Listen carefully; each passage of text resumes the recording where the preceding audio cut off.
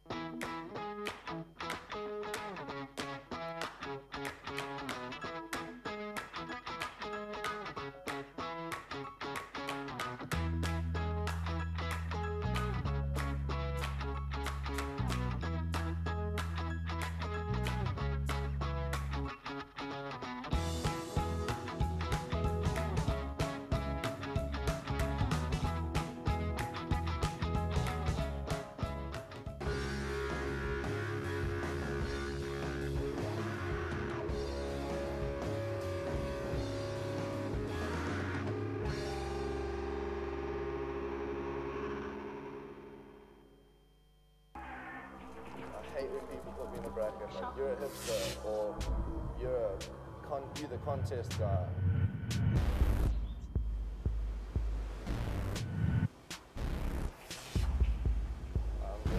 Barrack. Call it the Barrack bracket.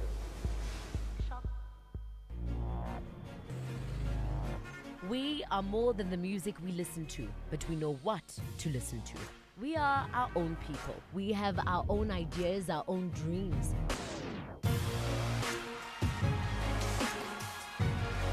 We We are dancers, singers, rule breakers, headbangers, freestylers, artists, students, desk job jockeys, and each day when the sun comes up, we are whatever we want to be. We are young because that's the way we feel. We want to be different. We build the world the way we see fit because it is ours. We wear our souls on our sleeves, and our unashamed love for life is pumped through the veins by our hearts. We aren't afraid to say what we mean, and we make sure we mean what we say. We don't care what people think. We don't we don't beat around the bush. We don't say things like, oh well, that's just the way it is, and I'm sure it'll work out. We do. We are the doers. We live well, live hard, live bright, live fast, live day to day, live the way we want, live by learning, live by what makes us happy. When it comes down to it, we do. And no one else tells us different because they know it wouldn't take. We live loud.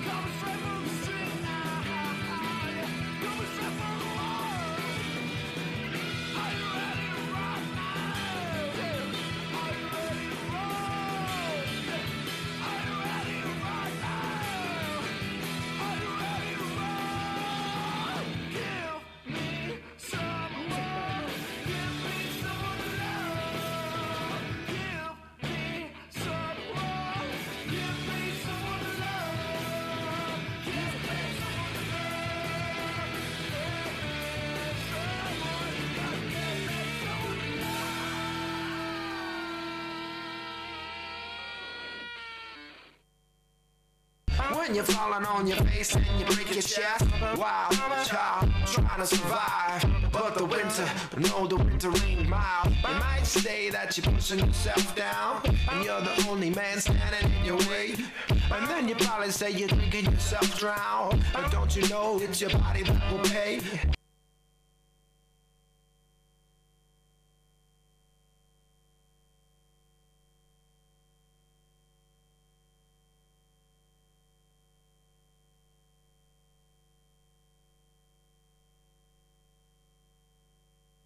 For potentially finals day here at the Ballito Pro, the first World Surf League QS 10,000 of the year.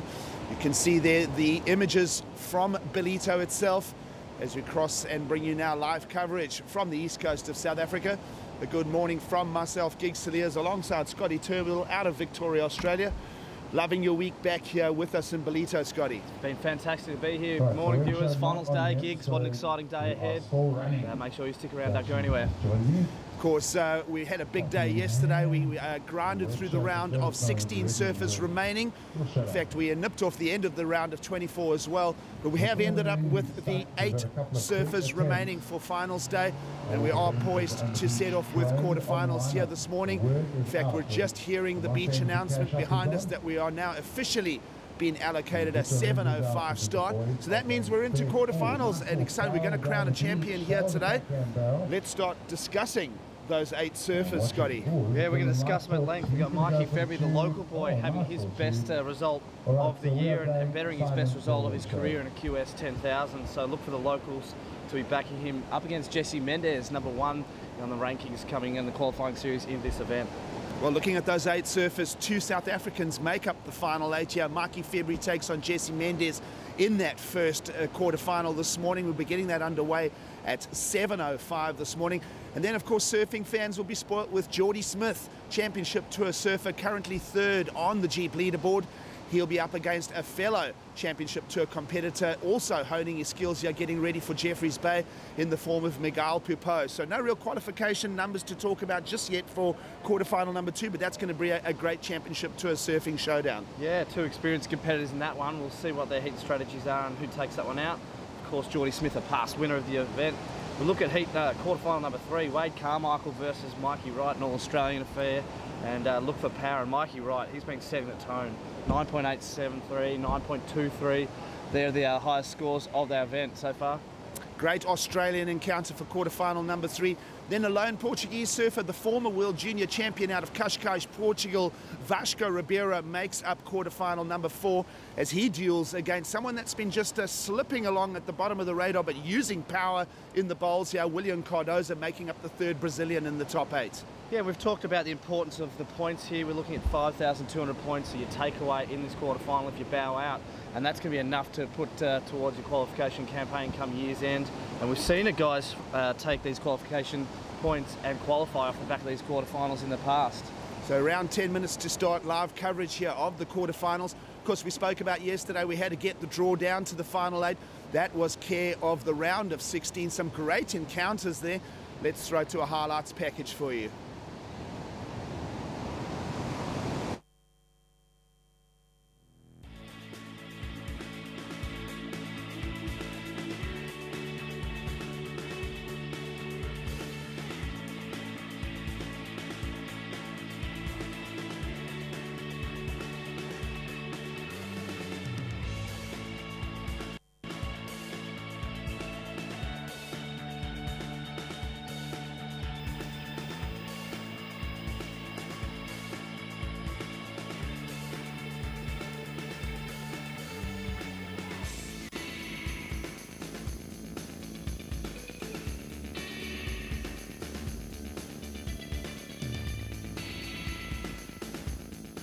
Yeah, I feel way better today. Yesterday was a true struggle for me.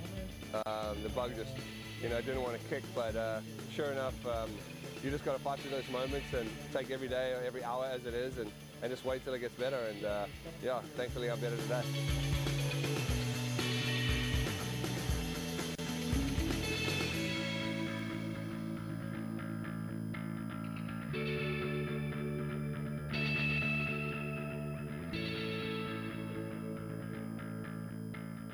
Yeah, it was pretty fun out there. The waves were pretty perfect for the airs, and it was pretty fun. Got a little barrel there at the end too, so it was yeah, had a fun heat. Oh, this morning was epic. The swells pick it up. It was almost offshore, onshore, and the waves are frothing. I was watching the heat before, and every wave super good, and everyone's matched the heat. And just go out there and try to do my job and be relaxed and try to do a free surfing, just to put the pressure on myself.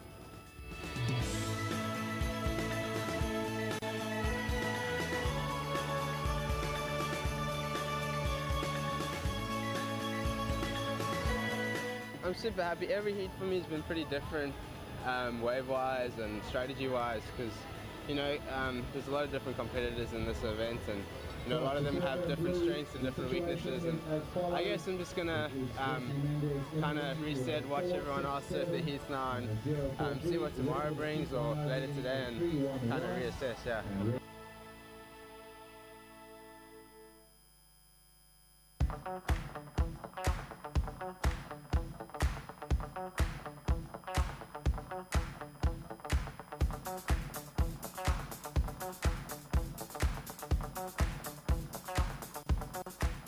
I think I'm like almost 22,000 with 4 events, and I have like not counting my fifth event, I already have 21 and something, and yeah, it's pretty much. I hope so. No one passes, like not 10 people passes me, and I qualify. Yeah, I think I'm in a good spot right now. Let's see how it goes to the end of the year, but it's looking good.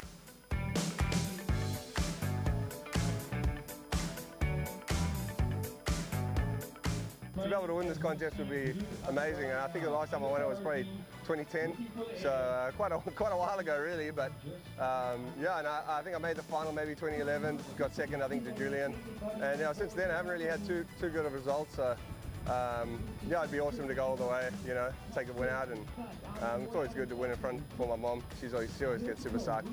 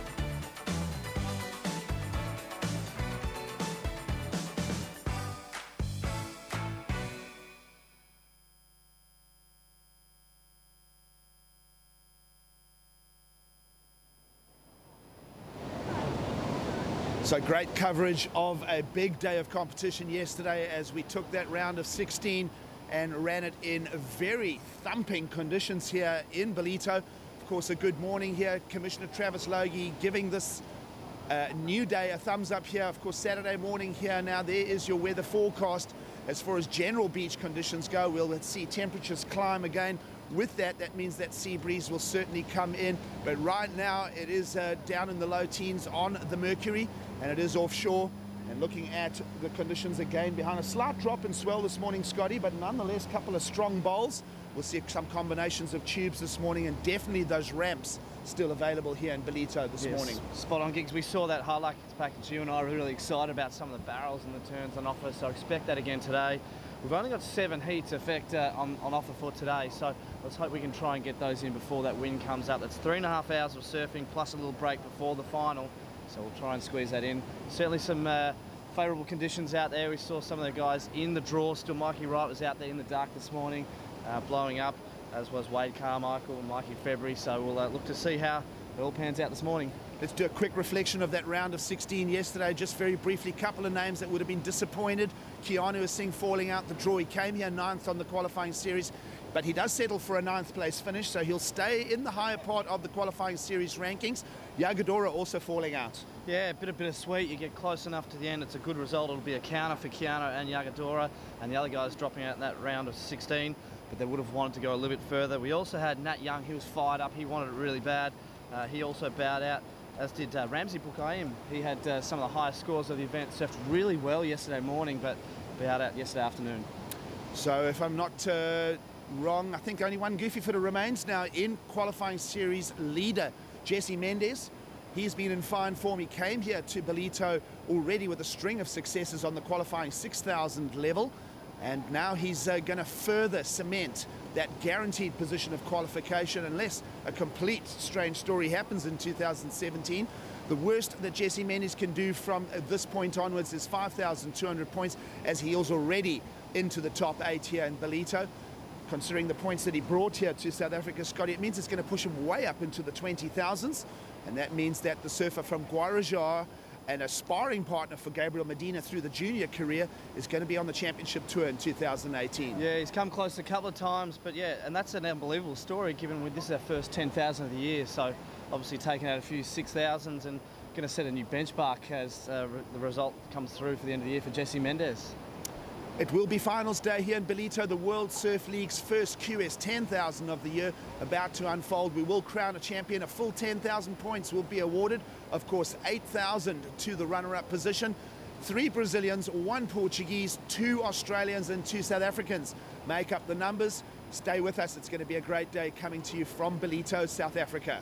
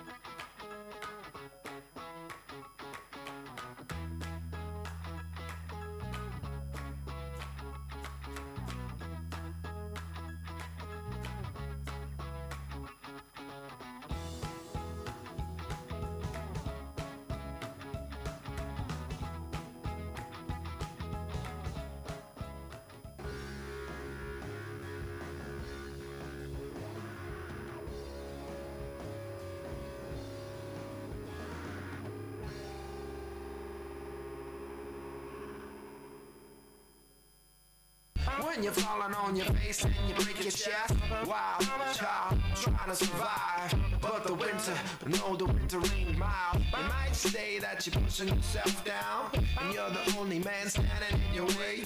And then you probably say you're drinking yourself drown. But don't you know it's your body that will pay?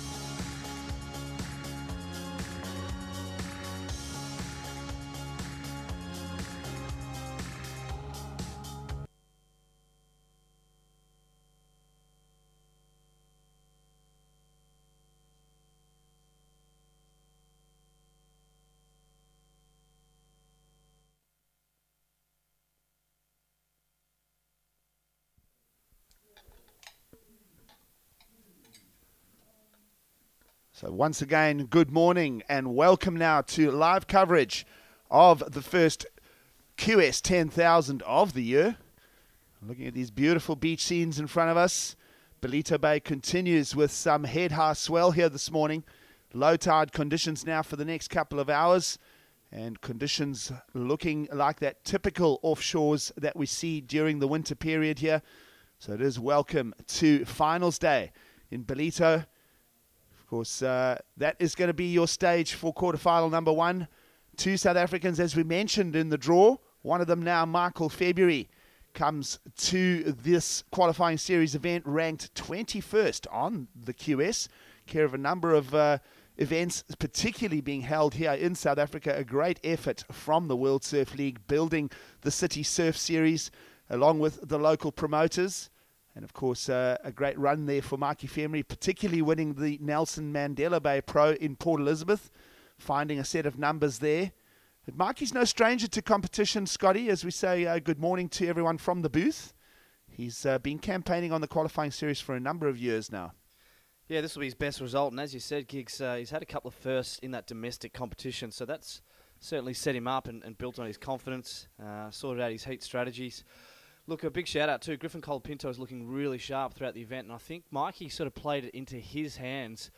Griffin normally keeps really busy, but Mikey February took him up the point and made him play his game. It was a little bit of a slower tactical heat forced to be played by Griffin Colapinto, and Mikey February, of course, taking that win, getting through to this quarterfinal. Well, it was a big round 16 yesterday, round of 16 surfers remaining as we teed up the quarterfinalists. And of course, looking back over that, there were some really sparky encounters. And as you mentioned, that Griffin Colapinto heat, there were a number of others that I thought were really highly entertaining. I thought that the Keanu Singh Jesse Mendez encounter also to tee up this first quarterfinal was worth good value. And I thought Keanu surfed particularly strong as well. Pockety waves really did suit his forehand style. But Jesse Mendez has just been absolutely superb again here in Ballito, showing that his string of results on the first half of the qualifying series in 2017 is no fluke or luck factor.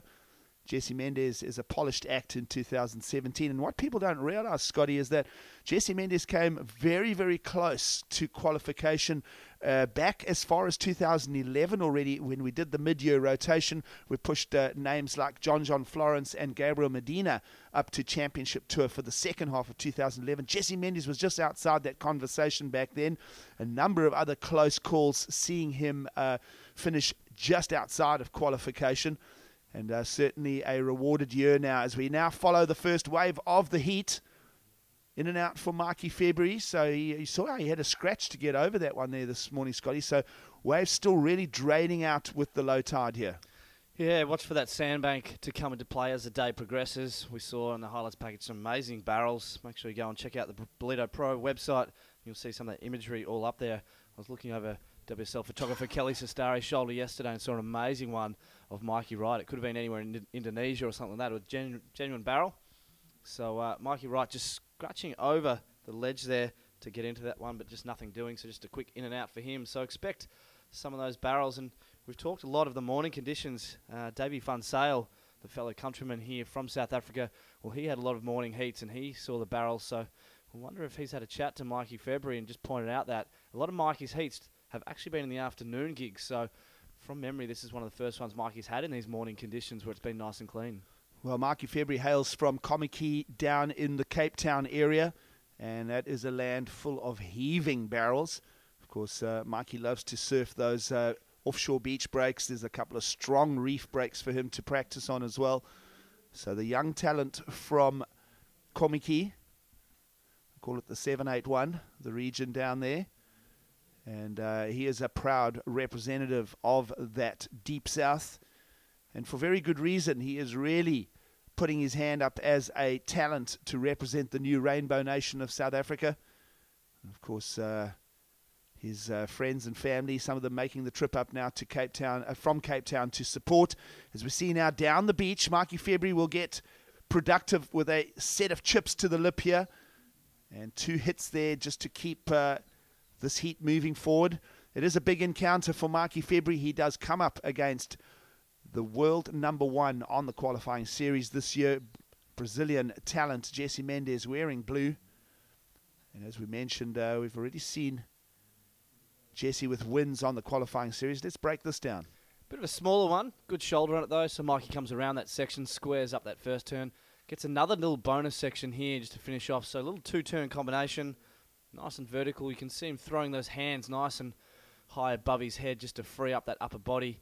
So his lower body there through his hips can do all that work and rotate that board. Not too steep and punchy there, so the judges will obviously hold back based on the size of the wave and the lack in power a little bit. But a good little opener there for the surf out of Komiki, as you said, Gigs. It's actually one of my favourite surfing spots here in South Africa. Here's the cold waters of Komiki there. Yeah, well, I mean, wetsuits are so good these days. You think of the neoprene that companies like Billabong make, these beautiful foil wetsuits, all of the different ranges. Of course, top-end wetsuits these days, super elasticated, highly heat retentive. Of course, a lot of titanium base in the neoprene these days. So that colder water down in Cape Town, not really a big issue these days. So you can do multiple hours of surfing now in colder conditions. And of course, we think of the wetsuit. We think of today, 9th of July, multiple paddle outs around the world to honor Jack O'Neill.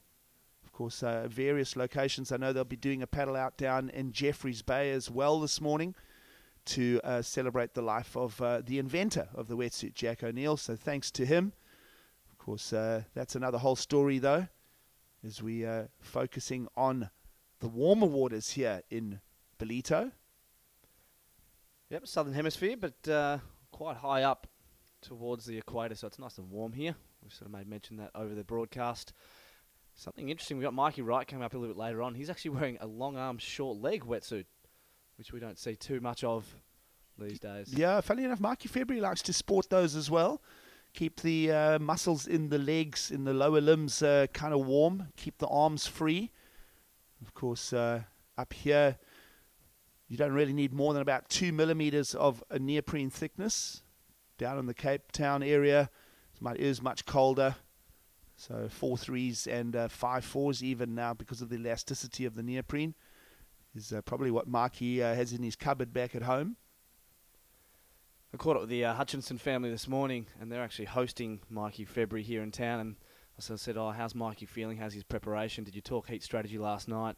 And they said, "No, we just played some traditional African games, and Mikey actually cooked them dinner." So just sticking to the things that have been working for him, not stressing too much. He's quite a relaxed young lad, quite a tall boy too. Well, you know, someone that really employs that formula and has for multiple, let me use the word decades, is Kelly Slater. Kelly has a number of families that he likes to plug in with around the world instead of staying in rented accommodation or in hotels or bed and breakfasts.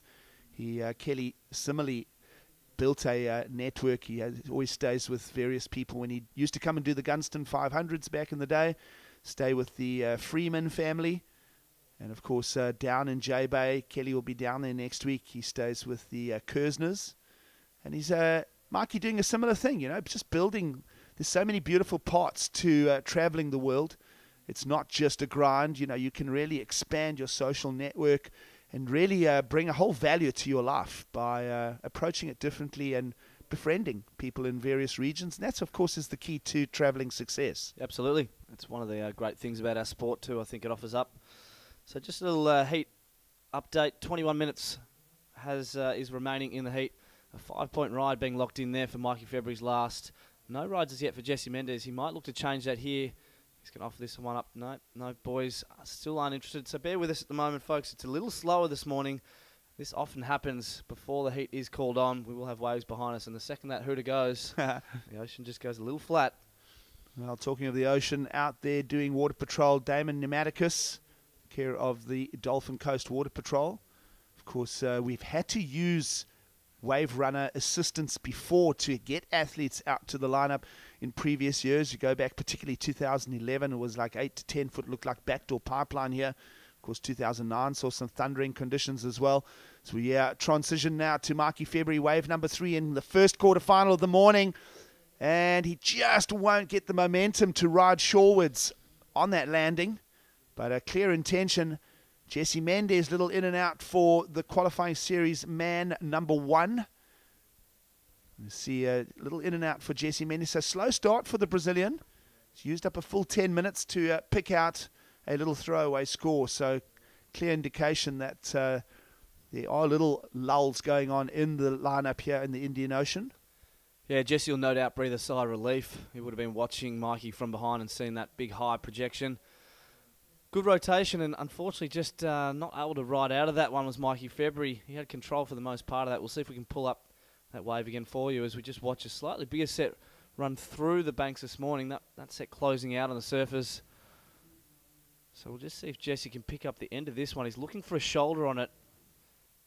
And not looking too interested in that there. It's a bit too much foam on the face. So now breaking away from Mikey February. We see he scratches in again that ledge to contend with. Just squares up this first turn around the section. Nice little jam in the pocket there.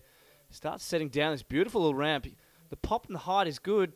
Just doesn't get the projection out in front to land. Oh, so close though. Yeah, he had it there. So that would have put the pressure on Jesse had he have landed that one.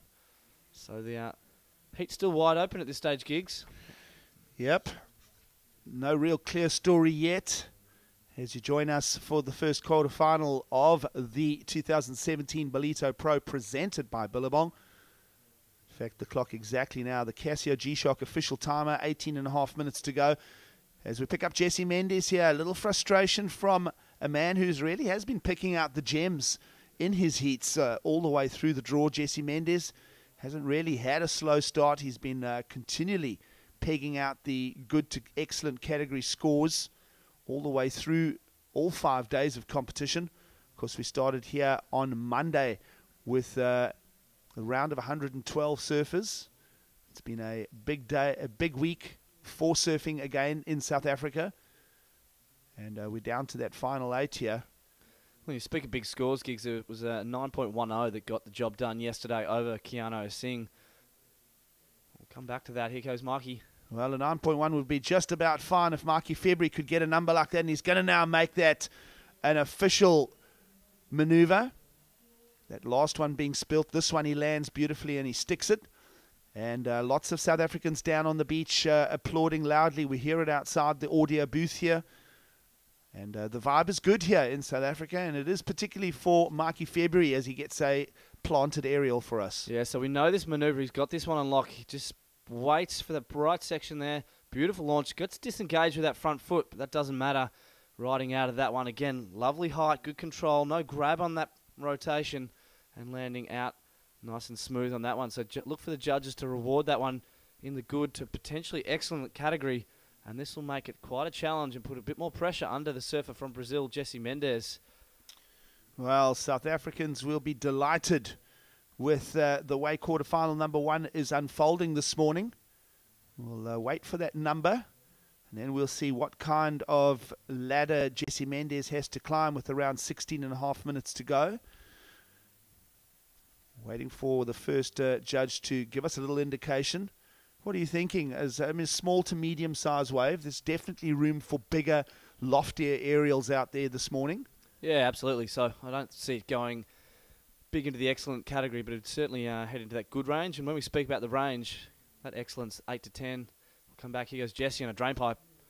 Jesse, hollowed out conditions. Great hit there on the backhand to get moving now. Second turn, beautifully linked now. Loads up again. Series of maneuvers down the line here. End section junction, and he'll hit it nice and square. So a functional wave for Jesse Mendes. Nothing's particularly scintillating with it, but it's going to be solid and efficient. And that's going to bring Jesse Mendes right into discussion here. And as Jesse Mendes paddles out, the beach announcers will be throwing that score now for Mikey February. And Surfer in Red from South Africa is going to be hearing that he's found a 7-point ride. But let's break this one. All right, you can see he got over the ledge here. Jesse Mendes, speed to burn and squares this one up. Look how vertical that is. And that's a critical hit there on that one. Only a small shoulder-high size wave and a nice little slashing turn there. The flow between the turns is what the judges are going to like. But as you said, Giggs, you called it well. The first turn was good. The rest was really workmanlike. Most of the points will be coming in that first turn. Jesse would have known that and known he just had to complete that with a few more turns.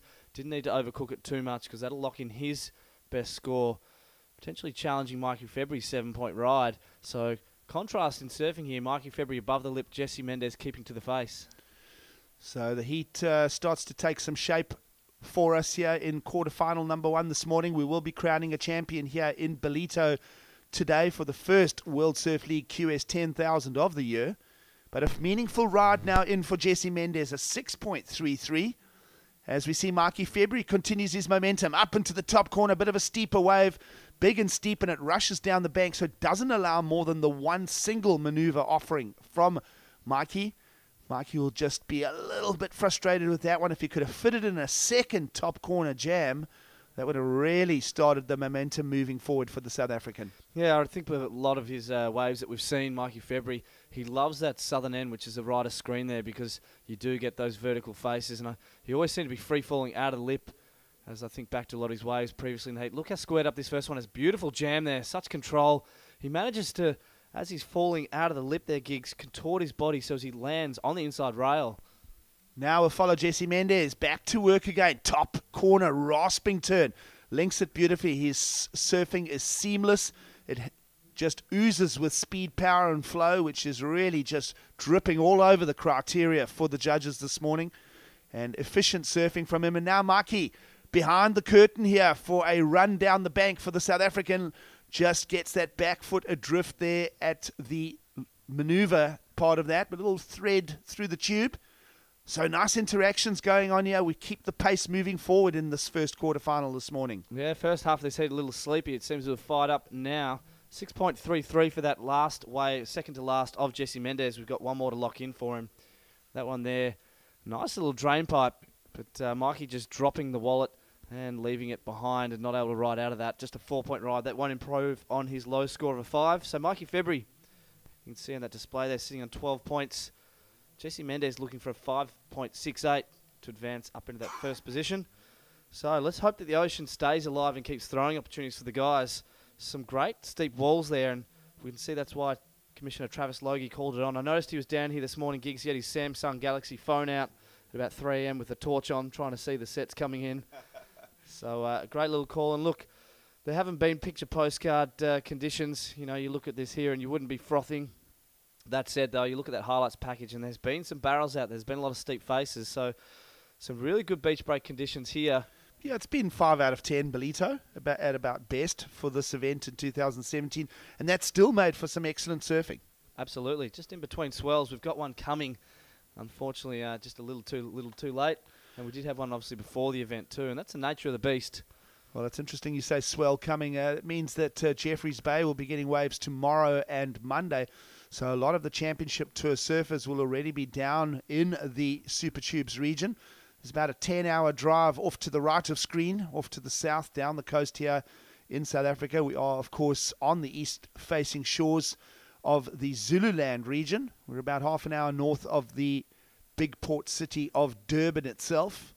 Of course, Durban originally playing home to the very first Gunston 500. In fact, it was called the Durban 500 back in 1969, which now makes this event the longest running professional surfing event continually to be staged in the world. 49th edition here this morning as we get Jesse Mendes in a much tighter coil up there.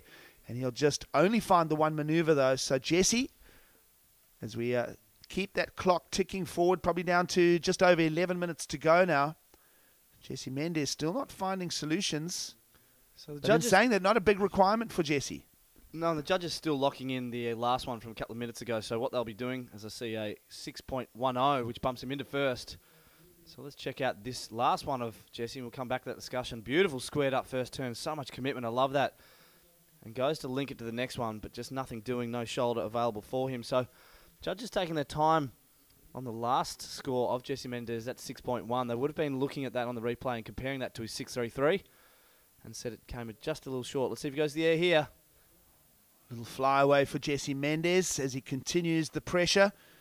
And now, second wave of the set, Mikey February, bigger wall. February, top corner rip. And now links it nicely. A little sideways jam to land there. He's going to bring it to completion, and the beach erupts down here in Ballito this morning. Yeah, surfed that one really well. He had to work quite hard to muscle himself back up into that second turn, but squeaking in that two-turn combo there.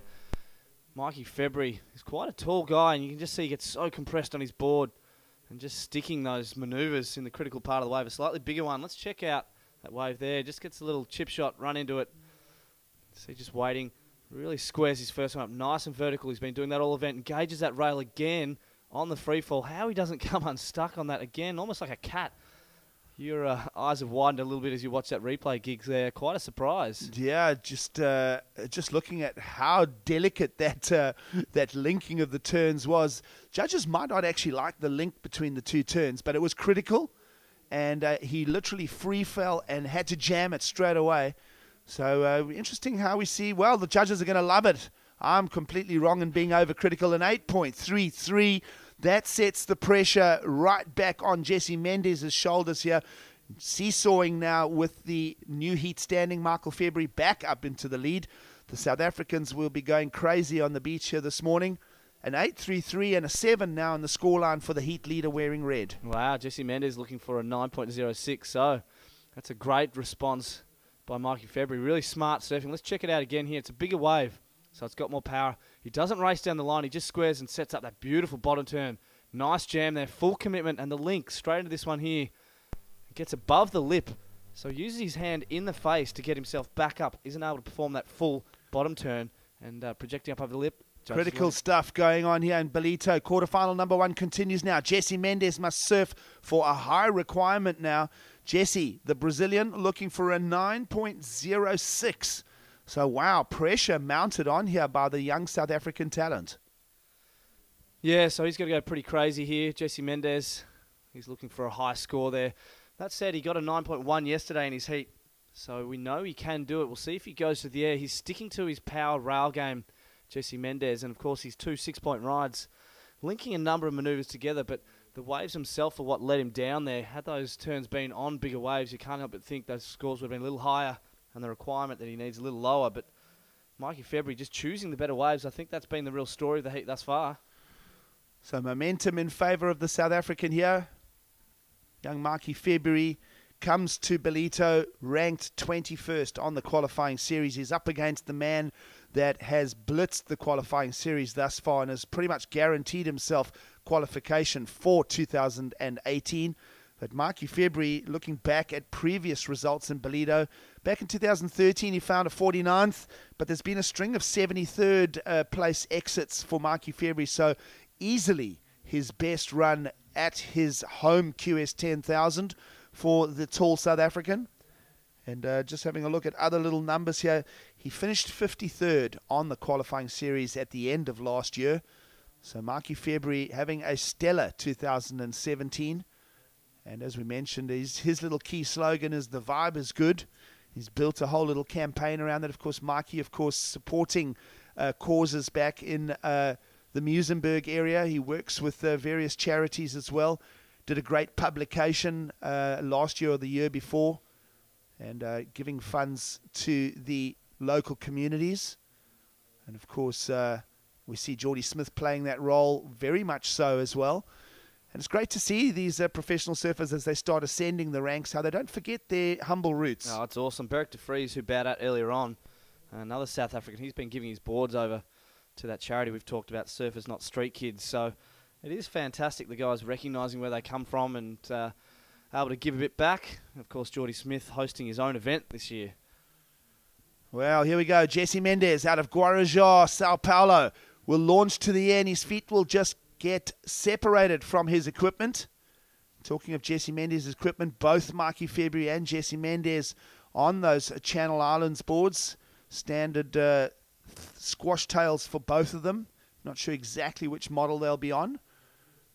Try and find out more of that, but certainly both of them surfing on those CRs. Yeah, and the bunny chow I saw is what Jordy Smith's riding, and for those people out there, particularly over in America, I know a lot of Australians might not necessarily know what a bunny chow is, Gigs. Perhaps you being the local can explain what a bunny chow is. Oh, that's a good one. Well, I mean, this region here is well, South Africa firstly is made up of a number of racial groups. I hate using the word racial, but it is true in that it's not only whites and blacks. There's a number of the coloured community. There's, of course, a big Indian component. Now, the Indians, originally having come here as the cane cutters, imported as slaves back in the 1800s, they used to take the loaves of bread, cut the entire loaf in half, and hollow it out and pour the curry inside. So that's a bunny chow. But we'll talk more about that because Jesse Mendes looks to launch to the sky. And he's not on a bunny chow. He'll be on a Rook 15 probably, or a similar model. But certainly that board giving him a lot of spark and drive off that double concave flow. And he gets a huge punt, but just not getting that landing in underfoot. So he sticks that, and he's back in the heat. So he knows that Jesse Mendes. We've got just under 5 minutes, looking for a 9-point ride here. So keeping busy, taking to the left. The first left we've seen today, and traditionally not a lot of those on offer, mainly rights here at the beach. And you can see just Mikey February there, just going to become his best friend. Of course, he's got first priority, which means he can exercise that and take whichever wave he wants. So watch that strategy to come into play in the back half of this heat. So everything pretty much stacking in the way of the South African here this morning. If you're just joining us, it's live coverage of finals day of the World Surf League's first QS 10,000 of the year, the Ballito Pro, presented by Billabong. And it is a big story unfolding here in quarterfinal number 1. South African Mikey February out of Cape Town is in the lead against the man leading the qualifying series, Jesse Mendes, down in second place looking for a 9-point ride. And he's going to have to find something special because it's a pair of sixes in the scoreline for the Brazilian wearing blue. And the beach will probably go absolutely berserk if Mikey gets this win. And it probably looks like he may, because he is holding, as you mentioned, Scotty, that first priority. And it's just under 3.5 minutes to go. Yeah, Jesse Mendes there. He's scouting the lineup. Is that a 9-point ride? No. Look, I think a really smart heat by Mikey February here. He's been surfing quite smart heats, hasn't been getting the highest heat score totals, but been getting through. But here an 8.33 and a 7. Different type of surfing, critical on the face, big turns, as well as going to the air too. So really showing his full repertoire and bag of tricks, but able to mix it up with the world's best here.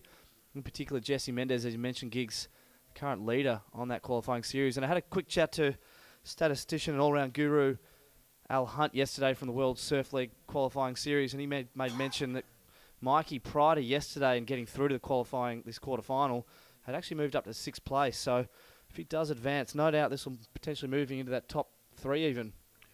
Wow, so big moments here for the country of South Africa, as Mikey February is now 2.5 minutes away from moving to the semi-finals here. Of course, don't underestimate Jesse Mendes at all. He's a high-caliber input to the world of professional surfing. As we mentioned, a sparring partner with a high success rate against former world champion in Gabriel Medina. They grew up just down the road from each other, both of them out of the Guarujá region. And of course, Jesse Mendes has a talented younger brother as well, young Vitor Mendes, having made the trip to South Africa and enjoying the spoils of the surf conditions, and of course competing in a few QS events here himself. Great that South Africa's managed to host a City Surf Series, a number of QS 1000s and even a QS 3000 already having been successfully run by Colin Fitch and the World Surf League Africa offices here. And it's great stuff to see the growth in the region. Of course, a huge attraction for the Brazilian competitors. Multiple numbers of them making the trip to South Africa. A little negotiation in the lineup here. 90 seconds to go here, Scotty. And Mikey February is all over Jesse Mendes like a wet blanket. Yeah, I've just been watching the boys paddling around, and certainly tough times here. The boys, you can see Jesse trying to break away from the stranglehold that Michael February has in that priority. But I think I really like the priority system, and we haven't seen it exercised too much. We haven't seen a whole lot of surfers sitting. We use that term, sitting on the other surfers. And we even saw he was going to give up a few waves there, Mikey February, but he knows a 9-point ride when he sees it. So he's going to let Jesse take anything else subpar. Only a minute remaining. Great shots there from the drone. We'll see if there's anything coming out in the ocean. Drone operator has to be careful because Jesse Mendes, we know, can go quite as high as the drone and might take it out if he finds the wave he's after. Well, that's what he's going for. He's looking for the 9-point ride, and he's got to get that out from under the first priority of Mikey February. And you see Mikey February here just continues to point his surfboard towards his opponent. 30 seconds to go now, and Jesse now tries to break away again. Little attention from Mikey February as well. And let's have a look and see where this moment goes here as the clock counts down now, down to 15 seconds remaining. And Mikey February will let him go. So here we go. Huge rotation, and it'll just get a little squirrely underfoot for Jesse Mendes for an incomplete. And that is how the story is going to unfold in the first quarterfinal of the morning. A huge success here for the South Africans as Mikey February finds the win over the much higher ranked Jesse Mendes. What a great story as we start bringing you the heat recap here. But this is Mikey February early on and straight into the good category scores. Yeah, beautiful aerial there by Mikey February. He missed out on sticking one of those earlier on the heat. He made that one here. Jesse Mendes This will be his best wave of the heat. Sorry, this is one of his sixes. Kept to the face, but just a small waves. Nice linking, flowing turns there, finishing all his manoeuvres off, but wouldn't have been enough because the waves weren't quite big enough and didn't offer the major manoeuvres that we'll see shortly. It was able to be dished up by Mikey February. Clean efficiency in surfing, but not enough to ditch, and this was the big power turn. Massive rip off the top, and 8.3 from Mikey February will stitch those two turns together, and it would have the Brazilian against the ropes. And an official result now, quarterfinal number 1 sees the South African for the win. And the South African momentum will be being shouted upon by the beach crowds here. As we join an all-championship tour type of heat here, Jordy Smith takes on Miguel Pupo in another exciting encounter. Miguel Pupo certainly coming through the draw here in Ballito with a lot of momentum, clean, efficient surfing from Miguel Pupo. He has that sneaky power, as often we hear his surfing described. But he's up against Jordy, and Jordy's no stranger to the lineups here, having grown up, and he'll force his way to the inside position. Burrows in the tube here to get going, and Jordy will rooftop float, and he'll just want to rip this one through with a little pocket drive as well. So, didn't like that pressure that Miguel Pupo was putting on Jordy early on, but Jordy will find the opening wave of quarterfinal number 2. Yeah, I'm sure Miguel won't like that Jordy got the wave, so bit of a fired-up competition here. Both Championship Tour surfers just using this as a warm-up, but you can see there from Jordy, obviously meaning a lot for both surfers at this stage. And, of course, at the start of the heat, no priority. So almost gentleman-like rules. You can see here, Jordy just not happy with the proximity there of Miguel Pupo, tucking straight into the barrel, off takeoff. Not a big one, nice clean exit. Just a little rooftop float there, and as you said, just jams that low road just to finish that off. So we'll see what the judges lock in. A bit different, that wave, to the ones we'd seen in the previous, and this is live action with Miguel Pupo on his backhand. Miguel Pupo, we pick up at the tail end of his wave there. Another strong backhand jam for Miguel Pupo. We'll bring both of those replays to you possibly again during the course of this quarterfinal number 2. You are joining us here on a Saturday morning on the east coast of South Africa. It's quarterfinals time in the first QS 10,000, and the action continues. Yeah, so we'll pick up a Miguel here. A little wobbly one, a beautiful slashing opening turn, and combos that with the second one. And the commitment in that second one, didn't quite control it 100%, but real commitment throwing the tail. A lot of power really comboing that one up. So something for the judges to think about as we see Jordy just trying to navigate these punchy beach break conditions here. Only 3, maybe 4 foot in height, but certainly what it lacks in height, it makes for on power. Well, of course, the World Surf League, part of the requirements for the Championship Tour surfers that they surf one qualifying series event during the year that they are serving on the Championship Tour. And, of course, easy decision for Jordy Smith to surf this particular event here. Having grown up just down the road in Durban, it's just about a half-an-hour drive here to Ballito. Jordy, we've done a lot of free surfing over the years here. Of course, back then, a semi-secret surf spot up here in the coves in Ballito. And Jordy, no stranger to making the trips to the KwaZulu-Natal North Coast region. And you think of the successes for Jordy Smith. Had a great run here on the qualifying series for himself back in 2007. Of course, Jordy, a record winner. He blitzed the qualifying series back in 2007 to go into the championship jersey in 2008. Of course, a few years later, Miguel Pupo in 2012 qualifying for the full-time Championship Tour role. And great to have 2 Championship Tour surfers in the final 8 here in Ballito, really bringing the pressure to the rising stars on the qualifying series. Talking about rising stars, let's hear from one of them from South Africa. Mikey February got the win in quarter number 1. He'll be down there with Jared Kelly-Smith.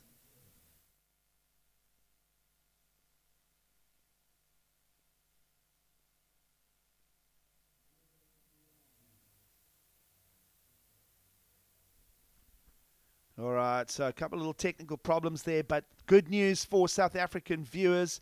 Mikey February is into the semi-finals here in Ballito. Yeah, you don't get too much from Mikey. He's pretty easy going, but I just noticed at the end of the heat, him splashing the water there, so you can see this obviously means a lot to him. No doubt he'll be telling Jared about that and how important this event is. We'll see how he handles the pressure. Not normally found at the pointy end of these big events. This is his best result, as you mentioned earlier, Gig, so we'll see how that plays out. Of course, the local people on the beach are going to be hoping for Jordy Smith to make it through for an all-South African semi-final. But I just want to talk on Jordy really quickly. Geordie definitely wears his heart on his sleeve. And I normally find when Geordie is fired up and passionate, that's when he gets scary in terms of his surfing. And I can't help but think back to the Samsung Galaxy Championship Tour event. We'll come back to that Miguel here. Miguel Pupo live action here as we follow the action in quarterfinal number 2. Yeah, so I was just going to say, 2 hits there for Pupo. At Bells, I remember he rung the bell halfway through that final there on one of his waves.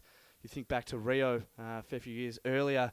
You know, he was doing a lot of the claims there, the Christ of the Redeemer claim on the waves. And when Geordie gets fired up like this, you know, that's normally when he does his best surfing. We saw it at the start of the heat. He's been really chilled out yesterday. That heat obviously meaning a lot to him. He was splashing the water, wasn't happy with Miguel Pupo. So we like when Geordie gets fired up. That's when we see his best surfing. So let's see if Geordie Smith is a little angry and peeved at his opponent here, Miguel Pupo, thinking that might serve him well and spark him into some action here. Of course, a great run. You're mentioning Bells Beach there for a 7th championship tour win for Geordie Smith. Of course, Miguel here on his backhand. Little 2-turn combo. Not overly big in terms of size there. So the boys just trying to stitch some scores together at this early stage as you continue on with that trainer discussion of Bell's gigs. Yeah, exactly. You would have been there doing the water patrol duty and, of course, watching from the water to see Geordie Smith really get those rail drives in, and a valued winner as well. I mean, we've been thinking for a while that there's certain events on tour that Geordie Smith can win. Certainly proved his mettle at J-Bay. But Bells Beach certainly suiting this man here as he's going to tuck behind the curtain. Deep barrel, and he'll muscle his way through it. So Geordie going back to barrel turn combinations here for wave number 2 this morning. And he'll just continue that momentum down the line there. So 2-turn hits on the backhand from Miguel Pupo is kind of his story in this second quarterfinal. Geordie going tube for carve combos. So let's see how this pans out. It's all pretty close at this stage. What I can tell you is Miguel Pupo did open with a 6-1-7. So I'm starting to think about what the judges are going to throw at that one. Geordie's first one, a similar sort of wave, 4.67. Have a look at this one. Just backdoors this little wedgie section here, sitting on the tail beautifully using the hand drag. Nice and throaty. Right behind that section there. Comes out the chandelier and just jams that turn here with a bit of variety. The next one he does exactly the same. Just huge man turns. Only a smaller wave though.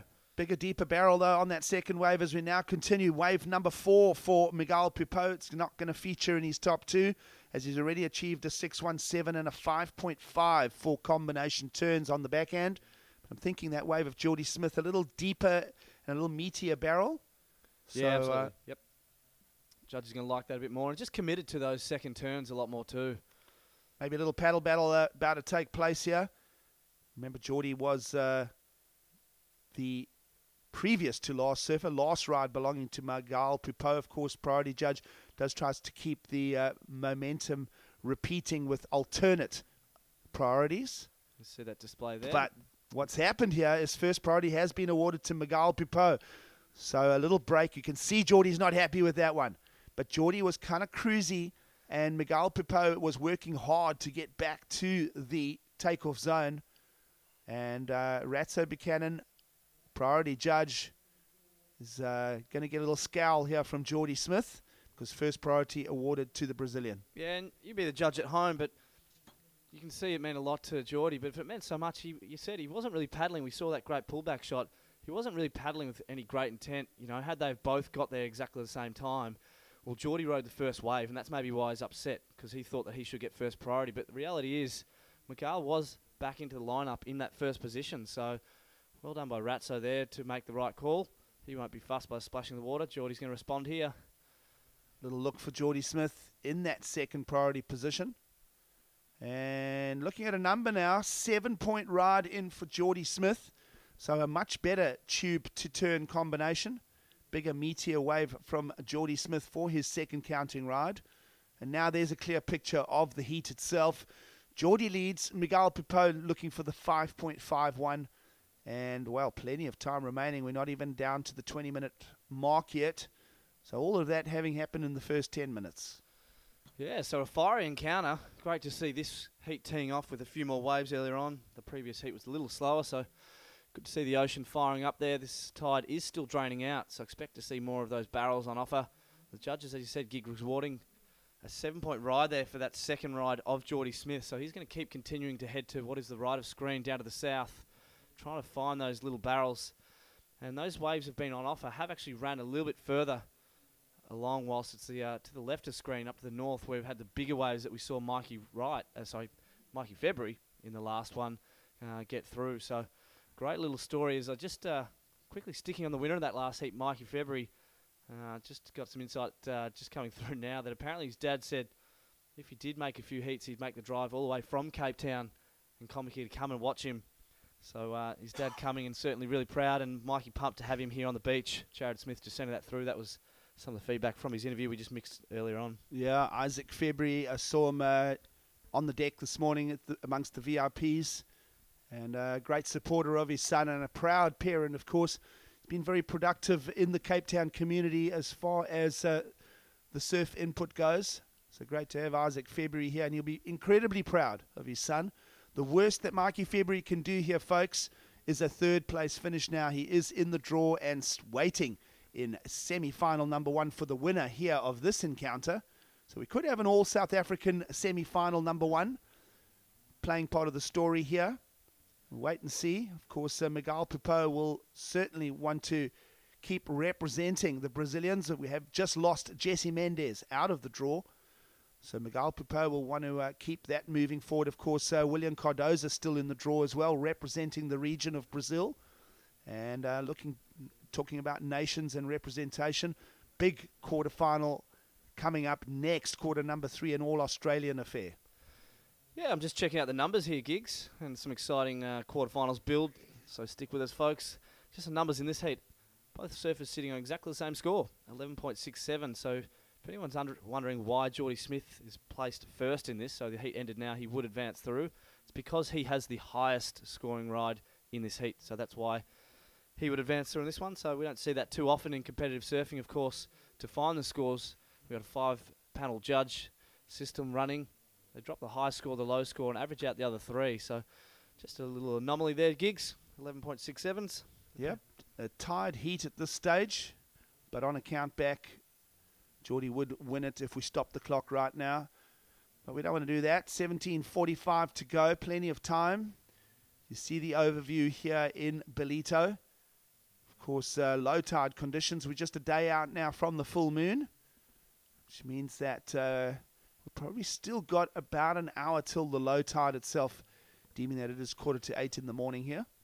Yeah, so you can see that with that tide ripping off the banks, it's particularly playing a little bit of havoc up this top end. I'm quite surprised the guys are up at this top point of the wave as opposed to down a bit further, because you can see what happens is the water just runs out by that rock just out at the top of screen. And you can see a little rip just filtering over the back of Geordie's shoulder there. So that will rip the faces up, but still some barrels on offer up there, Gigs. Well, what we have noticed, Scotty, we've spoken about a number of times that the waves tend to be a little less hollow and run a little bit more towards that rock in the back of picture there.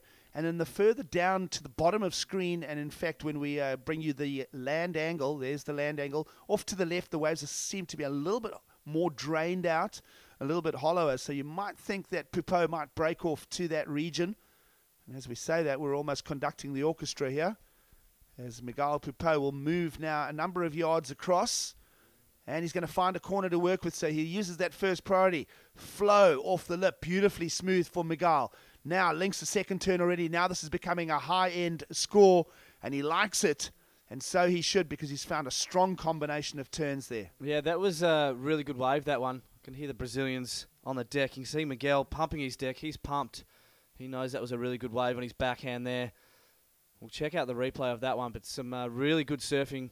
Good coaching by you two, Gigs, to send him down there. Let's check it out on his backhand here. We know this is Miguel's favourite manoeuvre, that backhand upside down on that little backhand float, straight into that little hook, and another one here. So flowing between all 3 of those turns, really jamming that extra run to punctuate and accentuate that last turn, showing the variety. Here's Geordie live responding, though. Geordie will just ramp it up over that lip in Ballito, and then he'll square out the tail. He'll just flare it for us.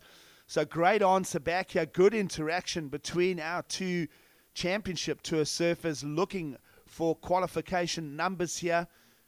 And Geordie flares it out. We look forward to that replay. But I love the way Miguel Pupo wound up that last turn. I'm loving this heat, Gigs. 15 minutes gone, so we're at the halfway point here. And the surf is really throwing a whole lot of different waves, putting them together to give the judges something to think about. Let's check out that last of Miguel again.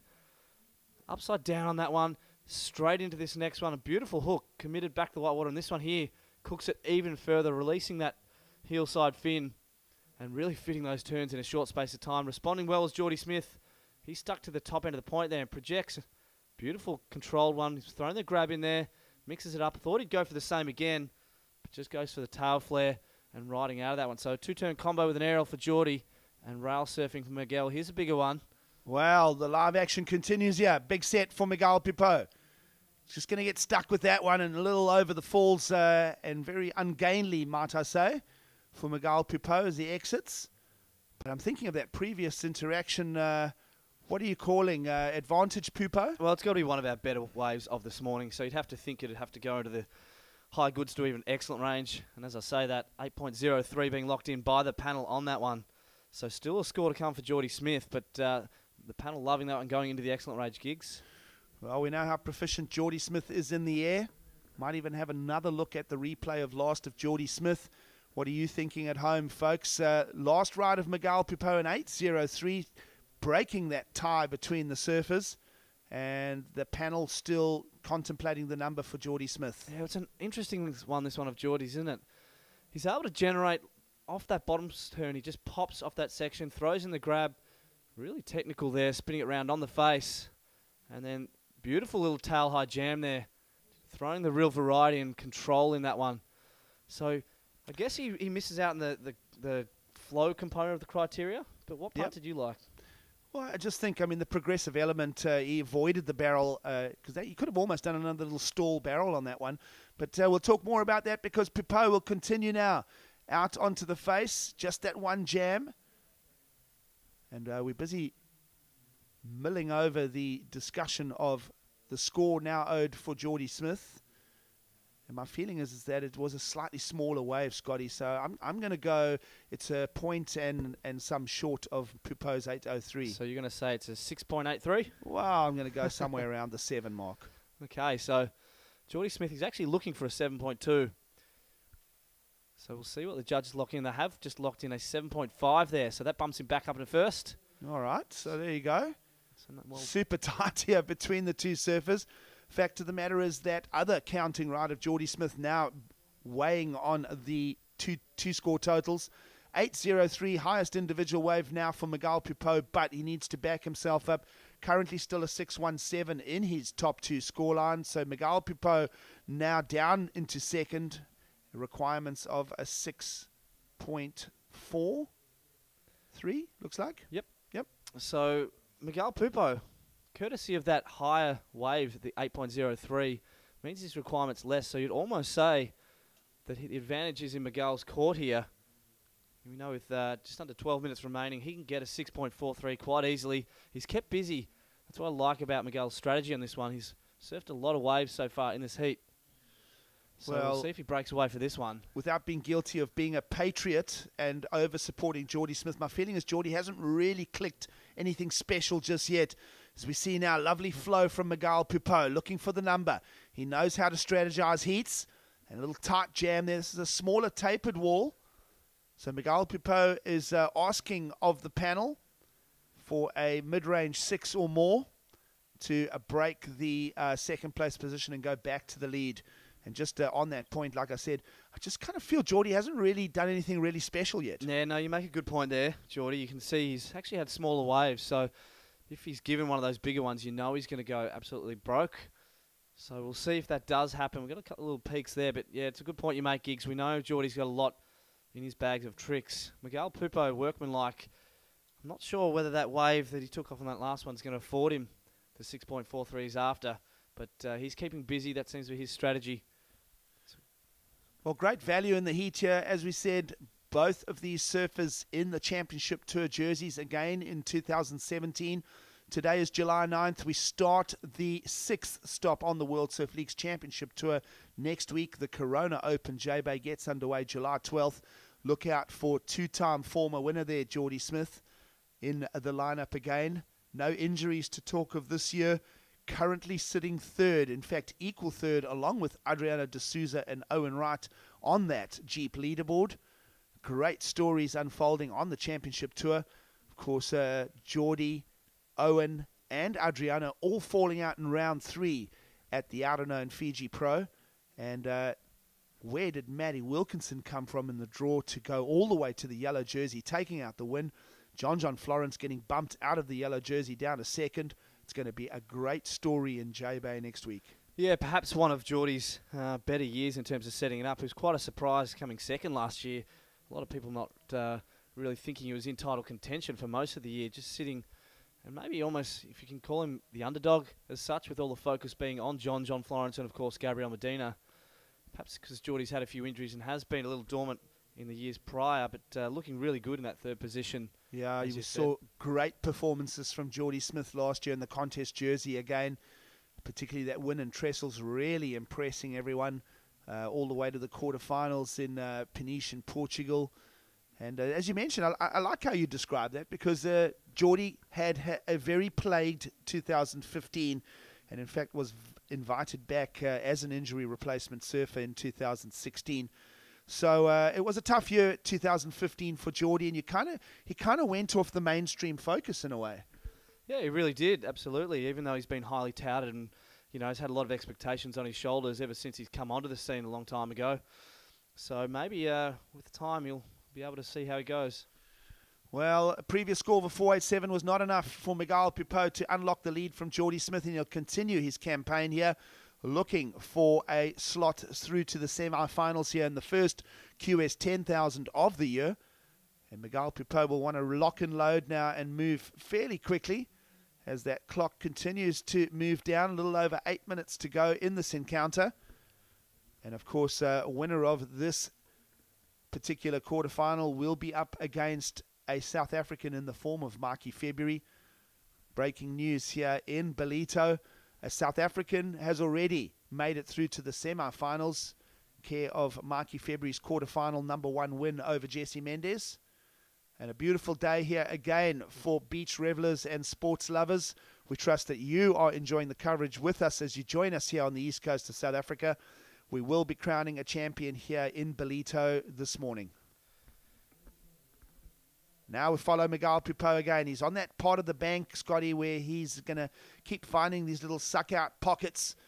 And a nice hit and a jam there. Kind of thinking, based on previous waves, that one might just very well equal his opener over 617. Yeah, I was just thinking the same things, Gigs. The judges will have that as their benchmark and be thinking, okay, how does this wave that Miguel Pipot's just surfed compare to that first one, 617?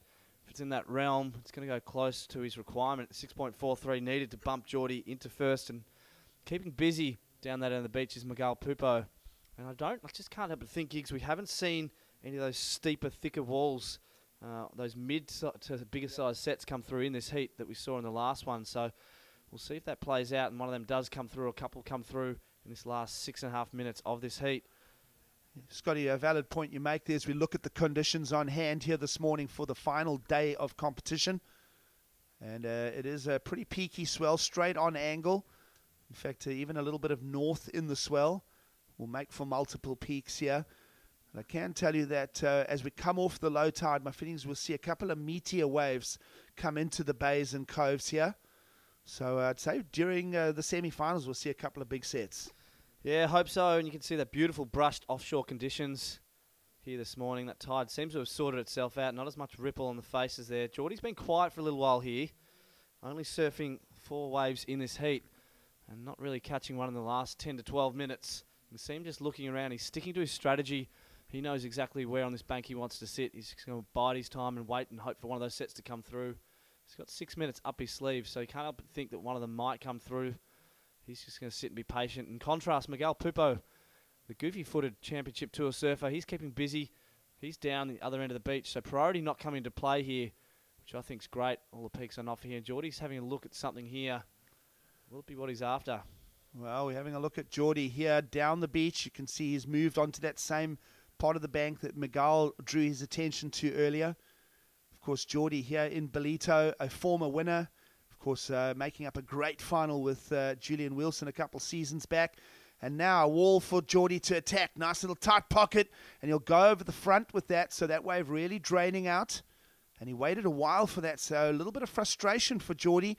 Mental advantage. Swinging to Miguel Pupo now. Yeah, agreed. Really good point there. So Miguel still looking for that 6.43. We're just waiting for the last one. For the judges looking at 4.97 for that last on Miguel. So not quite enough. And as he said, mental advantage to Miguel. He only needs that smaller score, and also priority advantage to Miguel here. So we'll watch and see what Geordie does. Of course, just under 5 minutes remaining here.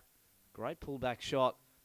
Geordie trying really hard there, but that wave just draining out on him and just struggling to engage the rail on that steeper face and going over the handlebars. Well, of course, Australian fans will be super pumped for quarterfinal number 3 coming up next. Wade Carmichael taking on Mikey Wright. That is a really difficult one on paper to predict. As I say, both surfers bringing rail and power to the game here in Ballito. And let's see if rail and power can unlock the requirements now for Miguel Pupo, as he will jump on the corner of this bowl here. Lovely, just flow to join the dots here. Second turn, kind of little cross the body action as he wraps and holds that turn together. Scotty's kind of scratches his chin next to me here. Remember, a 6.17 is in the scoreline and a mid-range 6 is the requirement for the Brazilian. And I'm not going to go with that one. I'm not convinced. Well, for the sake of argument, I'm going to go against you, Giggs. Let's have a look, and you would be the decision maker at home, folks. Squares his turn up. Slightly bigger wave. Beautiful hook under the pocket. Nice and committed. Really had to force that foam climb in there. There may be a little question mark as to whether he did complete this. Didn't ride out in front of it. Kind of caught up in the white water. So we'll see if the judges do deem that second manoeuvre a completion. That'll tell the tale whether he does get the score or not. Oh, I'm happy to be proved wrong, but I'm just feeling is that second manoeuvre kind of just was a little bit loose and wobbly, and wasn't a strong bolted turn at the end for Miguel Pupo. So let's have a look and see. Judges will work that number through. Yeah, watching that replay, Giggs, I'm not sold that he would have completed that last manoeuvre. The judges want to see them complete these turns, and that means they really want to be completely sold, 100% that they've ridden out of that manoeuvre. And I think the whitewater just taking a stranglehold on Miguel there. Let's take another look at it. He's looking for that mid-range 6. It is a hook under the pocket, nice and powerful.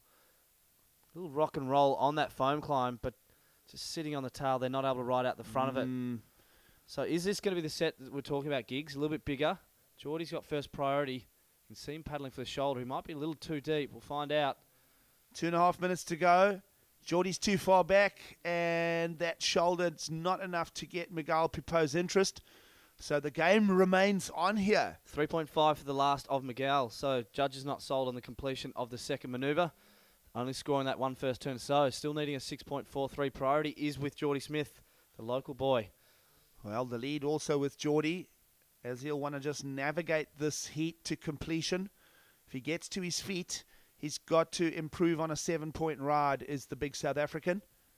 And we're talking about his previous successes here, of course, taking out a win, made a finals here against another South African talent in the name of Casey Grant, number of seasons back. Now Geordie will flare out the tail. Lovely, quick whip to really punctuate the landing, but it's just the one turn. Blocking strategy possibly. 90 seconds to go. Door open for Miguel Pupo now. Yeah, I was watching closely there. Geordie was looking down the line and seeing if that wave had something on offer. He knows Miguel Pupo is a fantastic surfer in his own right. He knew that he could have got the same score on his backhand. Let's check it out here. Just Geordie traversing down the line. Only the one manoeuvre. Nice tail high. Great rotation. No grab on that one. Rides out of that one smoothly. So his low score is a 7-point ride. Here's Miguel now. Sorry, this is a replay. Nice aerial replay of Geordie's aerial. And I was watching, there was a couple more waves in that set. It doesn't look as though Miguel picked one of those up. So Geordie still in the lead. Miguel just under a minute here to try and find that mid-range 6. So you see a little bit of water now. There'll be some water exiting out of the rock zones here with all of those big waves having moved in the bay. So we're going to have about a 40 seconds of bumpy water here as the ocean tries to settle down. The clock's down to 30 seconds to go. What are we looking at as a score for Geordie Smith? Remember that he was trying to block the potential of a midpoint 6 for Miguel Pupo by taking that wave. So think that he'd probably come in around the same value. Yeah, so no backup turn. So we think about it, his wave earlier on, that 7-point ride. He had the aerial, but that was followed up with the turn. So no backup there. He's let Miguel break away here. Can Miguel pick this one up down the beach? Can hear the beach announcer counting it in. Oh, well, the horn and Miguel to his feet at the same time. Either way, no completion. And Miguel Pipo, with that, will settle for a 5th place finish here in Ballito. So great heat there, great value. And Geordie keeps it together and is on his way to an all-South African semi-final. Yeah, here a bit in of Ballito. romanticism in that one, Giggs. Yeah, we spoke about it this morning and wondered if Huey would offer up the conditions, but it was all about this seesaw battle. All this heat, surfers equal for most of the heat here. It was all about the backup. Miguel Pupo surfing like that. That hit him in contention for the whole heat, but it was Geordie Smith backdooring barrels like this, Giggs. Well, nice. This was a 7.5 that Geordie constructed out of this. Wrapping at turn, quick adjustment of the wrist, and then back to the rail again. So that was Geordie's best effort for quarterfinal number 2. And then it was a little bit of a scrap here as Miguel Pipo continued to look for the numbers. This was a great one for him as he wrapped up a great, that was in fact the single highest wave of the heat. Yeah, 13 waves to his name, Miguel Pupo. Unfortunately not able to get it done. Geordie with a nice little pop air there and some massive man turns to finish this one off. So the judges took a while deliberating on that one. That was his mid-range 7. That was what put Miguel into 2nd place and Geordie through to the final. Some local fans there just taking in the action. With that said, Giggs, I'm going to take in the action of our All-Australian final from the beach and welcome in Steve Turner to the booth. Good call, Scotty. A big quarterfinal number 3 coming up next. Talented Australians from different regions of the east coast of Australia about to make up quarterfinal number 3. But it is the story of quarterfinal number 2 as Geordie Smith will make his way up the beach here. Of course, a former winner, a former finalist here in the Ballito jersey. And great to see Geordie just kind of cruising. I didn't think that he really went to his top-end efforts in that particular heat.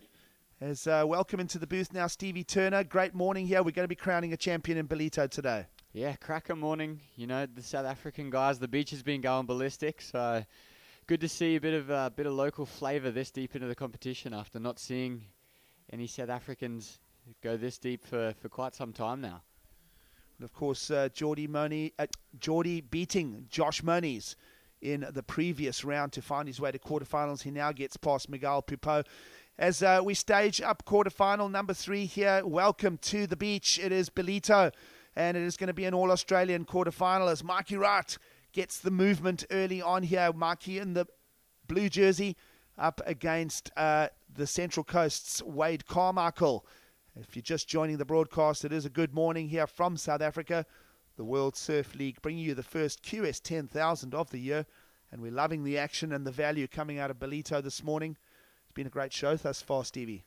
Yeah, really exciting, you know, and these sort of, I guess they're affairs where it's, you know, guys from the same countries. It's got a real mouth-watering sort of appeal to it. Here's we just see a little bit of yours, mine, I'll go. Mikey Wright taking off on that one. Got a lovely little floater over the top. Well, funny story, it was exactly the same tight attrition on the main peak between Geordie and Miguel Pupo to get quarterfinal number 2 underway. So advantage Mikey Wright there with that first little showdown. So the mental prowess going Mikey Wright's way. It did surf Geordie well for a win against Miguel. Let's see if that remains the theme here, as now Wade Carmichael will have a first priority out in the lineup. And plenty of time remaining here. Of course, Commissioner Travis Logie setting 30-minute heats for these man-on-man showdowns this morning here in competition. And Mikey Wright will make his way back into the lineup. In fact, a second wave already for Mikey Wright, having been stitched up. But they're all small numbers at this stage. No real rides for Wade Carmichael to talk of just yet. And with that, Jared is on the beach, ready for his interview. All right, thanks, guys. Down here with the big man, Geordie Smith, marching on. Brew, another one heat to go to the final. Yeah, I guess on the plus side of it, you know, one South African's going to be in the final, so that's great. And how does it feel out there this morning, getting that first win under the belt, as you know that you possibly got a long day ahead of you? Yeah, I don't know about too long of a day, but I think it'll just be a really intense morning, probably till around 12 or so. But it's the conditions are fun. There's definitely a lot of opportunities on this little bank here, and we can't really ask for much more. And obviously taking out Miguel Pupo, you know, a bit of a championship tour heat that. You got to be building up some serious amount of confidence going into the semis. Yeah, it's obviously confidence building every heat you make, and it's all just keeping me on my toes, you know, just staying sharp and just staying in that contest frame of mind. And having the family down here as well as a full beach supporting you. How's Mum's nerves watching you every one of these heats? Oh, they're shot. Yeah, I think she gets pretty nervous, but hopefully I can get good starts and that'll ease the nerves. All right, folks. Geordie, we're not going to keep you much longer. I know you're going to go and get dry and get rested up for the semi-final. Folks on the beach, Geordie Smith through to the semis. All the best, pal. Thanks, Jared. So great stuff there from the tall South African. Talking of tall South Africans, that is the theme and the story for semi-final number 1, as that is now an official result. Mikey February from Cape Town will take on Geordie Smith from all over the world. As Geordie lives in Cape Town, lives in Durban and in California these days. And let's follow Mikey right here as he keeps his efforts moving in quarterfinal number 3. Lovely set of rail turns for Mikey, younger brother of Owen Wright, and of course brother of sister world champion Tyler. And it'll be great to see Mikey Wright get up into that championship tour level of competition as a full-time surfer next year. And that's part of the plan here, as he looks for numbers in the quarterfinals here in Ballito. Yeah, great wave there for Mikey. That first crack off the top just really set him up for a nice little power gouge there. Gets really horizontal and then just finishes this one off the whitewater and then pets the cat on his way through. Mikey will be stoked with that to open his account. Obviously, these guys know each other quite well. Well, here we go with Wade Carmichael, so we'll follow him a quick in and out, and we'll welcome an in and out with me going out and Jared Kelly-Smith coming in as coverage of the quarterfinal number 3 continues. Yeah, it's a big day in Ballito.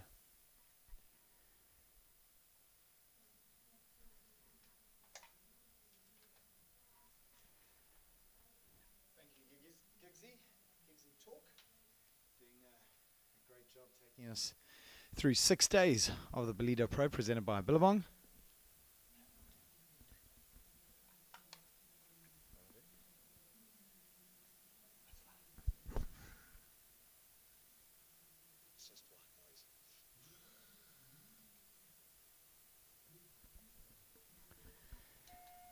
So bear with us, we're just having a couple of technical difficulties. So we just see our surfer in red there from Gosford, Wade Carmichael. He's really muscled his way through this competition so far. But Wade, one of those guys, he's just really stoked to get so deep in a 10-star so early in the year. 4 more, of course. So Jared's back in the booth after a great interview with his longtime mate, Geordie Smith. Yeah, stoked for Geordie. Doing another good job out there. I had a chat with his mum about half an hour before his heat, and she was on the ciggies and the coffee, just feeling super nervous. And just asked her, I said, obviously championship tour heats are always a big one. Every heat and every round is pretty hectic. How do you feel, going into watching the QS events? Is it a little bit easier as a parent? Do you feel a little bit less nervous? She said, no, every heat, whether it's a fun event or a QS, she's just super nervous watching him. Yeah, I can imagine, it's just one of those things. I guess these guys always want the best for their kids. They want to see them do as well as they know they can. And, if you are a parent out there with a kid getting involved in the surfing setup, the Geordie's one of those classic, almost a fairy tale story. Yeah, absolutely. We've been chatting about it that a lot of people don't know the humble beginnings of Geordie and the Smith family, and just what they've been through to build his career and get him to where he is today.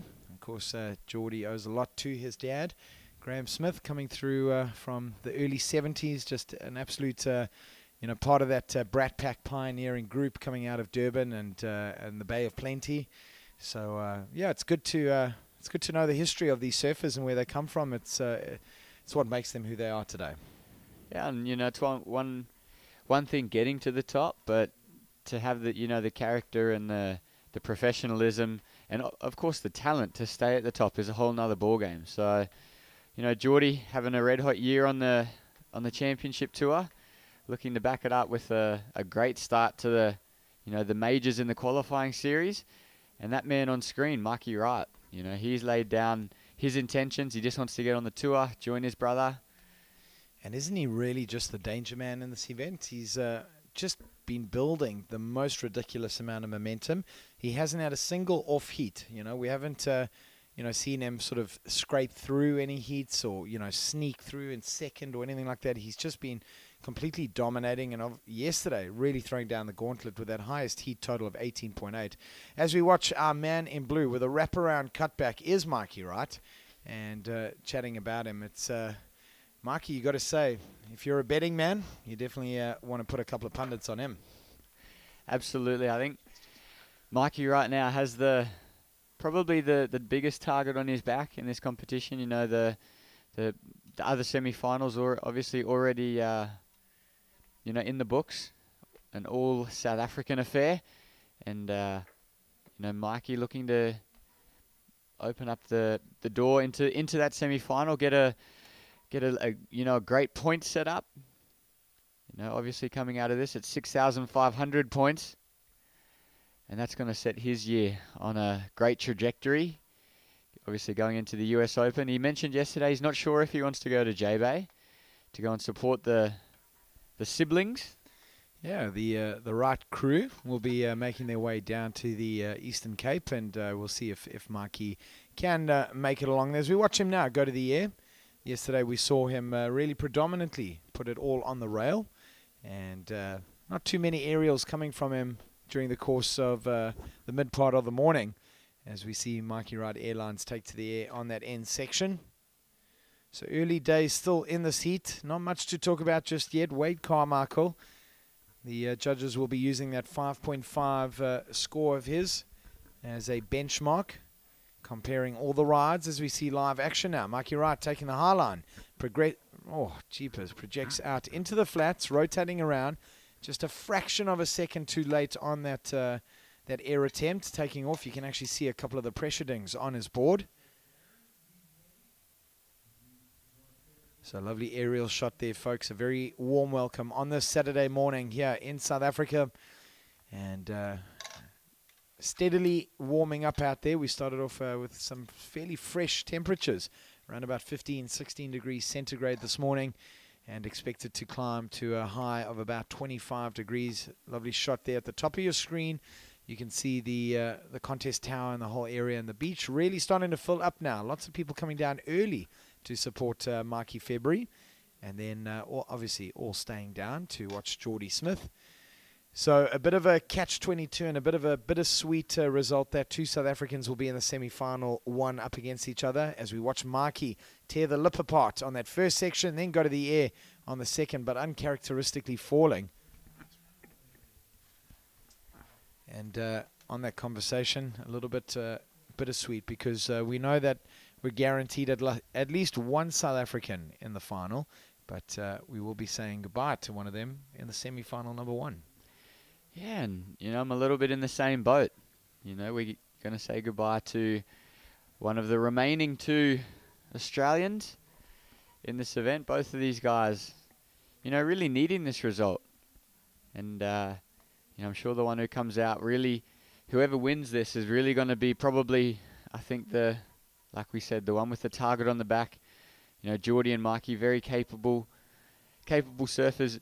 They can do the same things, but they do it from different points of view.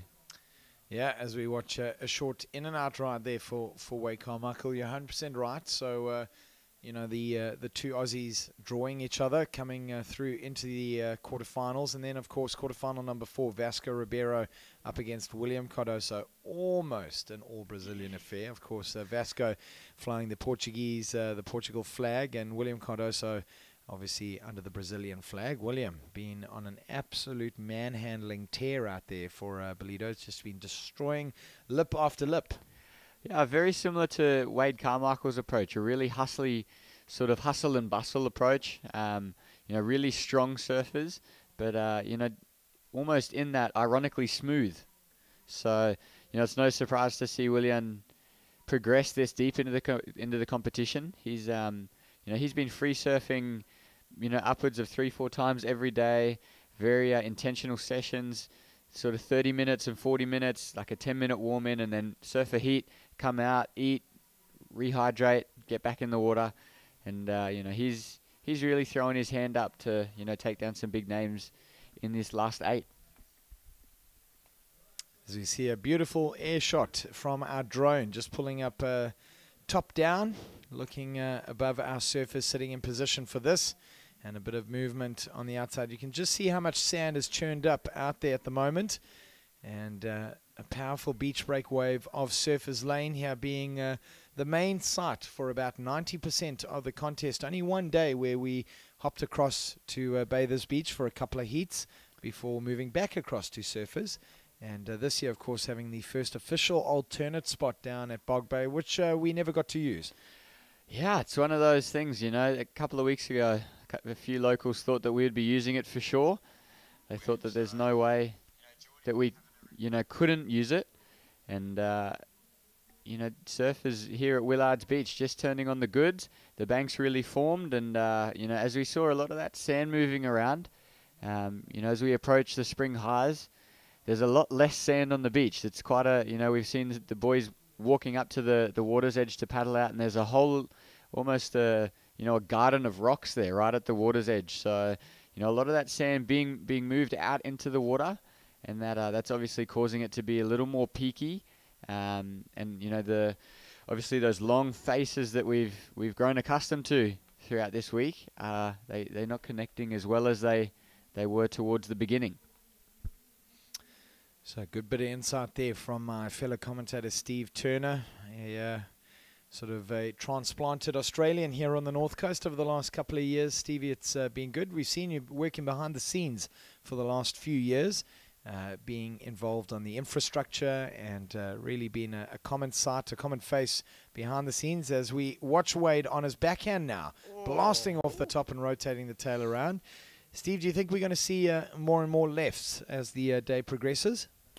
Yeah, I think a lot of that sand's moving out of the corners. So I think the lefts are going to begin to present an equal value opportunity as the rights. So, you know, we're going to see Mikey here take off on the forehand. It's just going to depend what side they want to employ. Yeah, of course, Mikey with a sweeping cutback off the top to get started. Now jams it off the lip into another beautiful squirt of the tail there on the last turn. So Mikey not getting any ramp sections on that, just really hammers the tail, and should drop in a counting score hopefully on that one. We see Mikey Wright leading with a 6.83. Needs to replace a 3.3. I'm pretty sure he's going to do it on this wave. Yeah, as we see him, not a huge wave, but that first turn, plenty of spray, whips it right around. He hasn't got that board as horizontal as we've seen him get it, but that one, super critical, vertical through the roof, brings down that re-entry nice and straight back in, and, you know, didn't lose any momentum. So Mikey, the 20-year-old out of Australia, is certainly surfing his first full committed QS campaign on the 2017 calendar.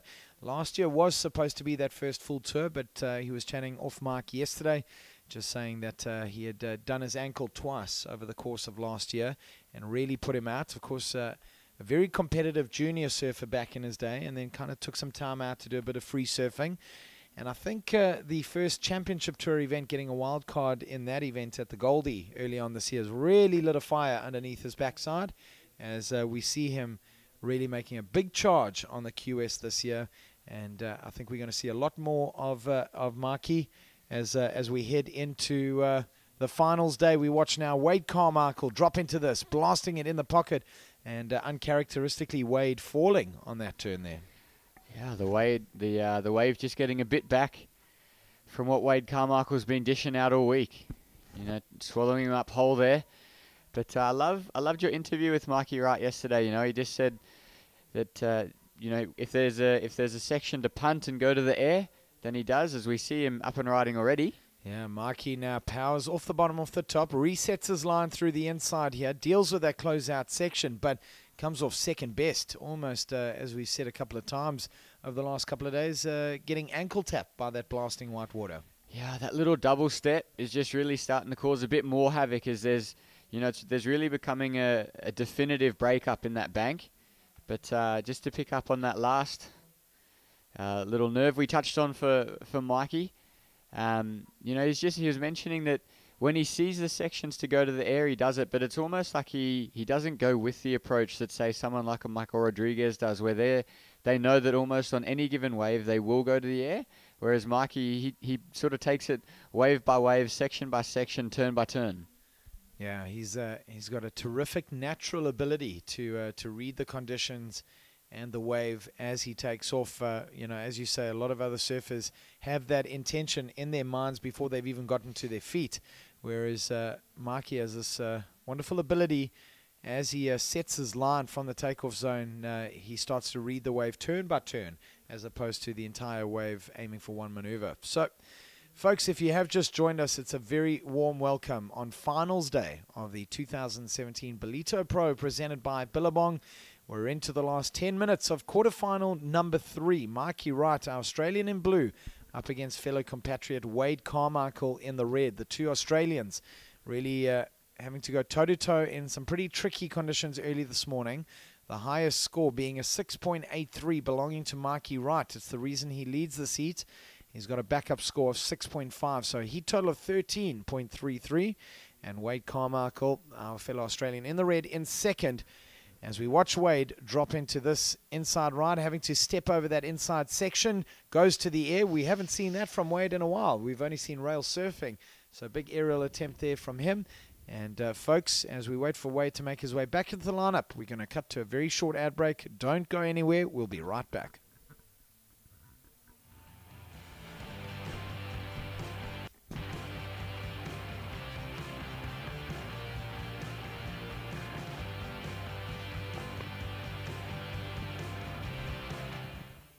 When you're falling on your face and you break your chest, wow, child, trying to survive. But the winter, no, the winter ain't mild. It might say that you're pushing you guys hear me? down, and you're the only man standing in your way.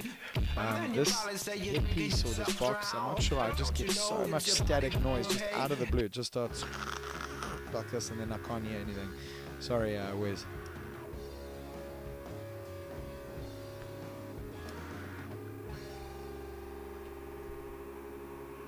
I can hear again. All right, so welcome back. Beautiful scenes on your live TV screens if you're watching via the World Surf League Facebook app, or page rather, or if you're watching via the WSL app or on your desktop, wherever you are in the world. A very warm welcome to you. Stunning conditions this morning. Perhaps not the cleanest of waves and surf that we've seen out there, Steve, but what have we got on the cards for the rest of the morning? Yeah, I think pretty similar to this. We're not expecting a whole lot of wind to come up. Very peaky, but you know, as we've seen this morning, very contestable conditions. I think the earlier heat with Mikey February and Jesse Mendez. You know, Mikey obviously on the forehand, just showing that the aerials, but also the big turns are going to present you with some big point scoring opportunities. But then Jesse Mendez on the backhand as well, just showing us that those big vertical cracks are going to get you, you know, a lovely amount of points.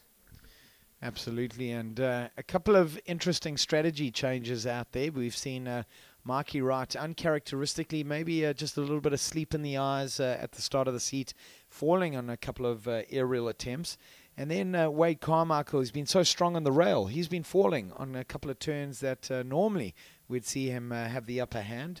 And just before that ad break, we saw him go to the air for the first time I've seen in the last 6 days. As we watch Wade Carmichael drop in on this one. Loads of speed, just bottom turns through the back of that wave. Yeah, that little break in the banks there that we've been talking about over the last 2 days, it's really presenting a nice little ramp for the guys to punt on. So I don't know if Wade's potentially eyeing that out, just because, you know, those really strong power gouges that he's been, you know, using and getting scored for so well so far in this event, they're not presenting themselves, and he's not allowing, you know, the waves aren't allowing him to get 3 and 4, you know, big cracks and, you know, sort of employ that side of his repertoire. So Wade potentially eyeing out the aerials now, as you know, that from the outset of the wave, that looks to be the, you know, the predominant opportunity.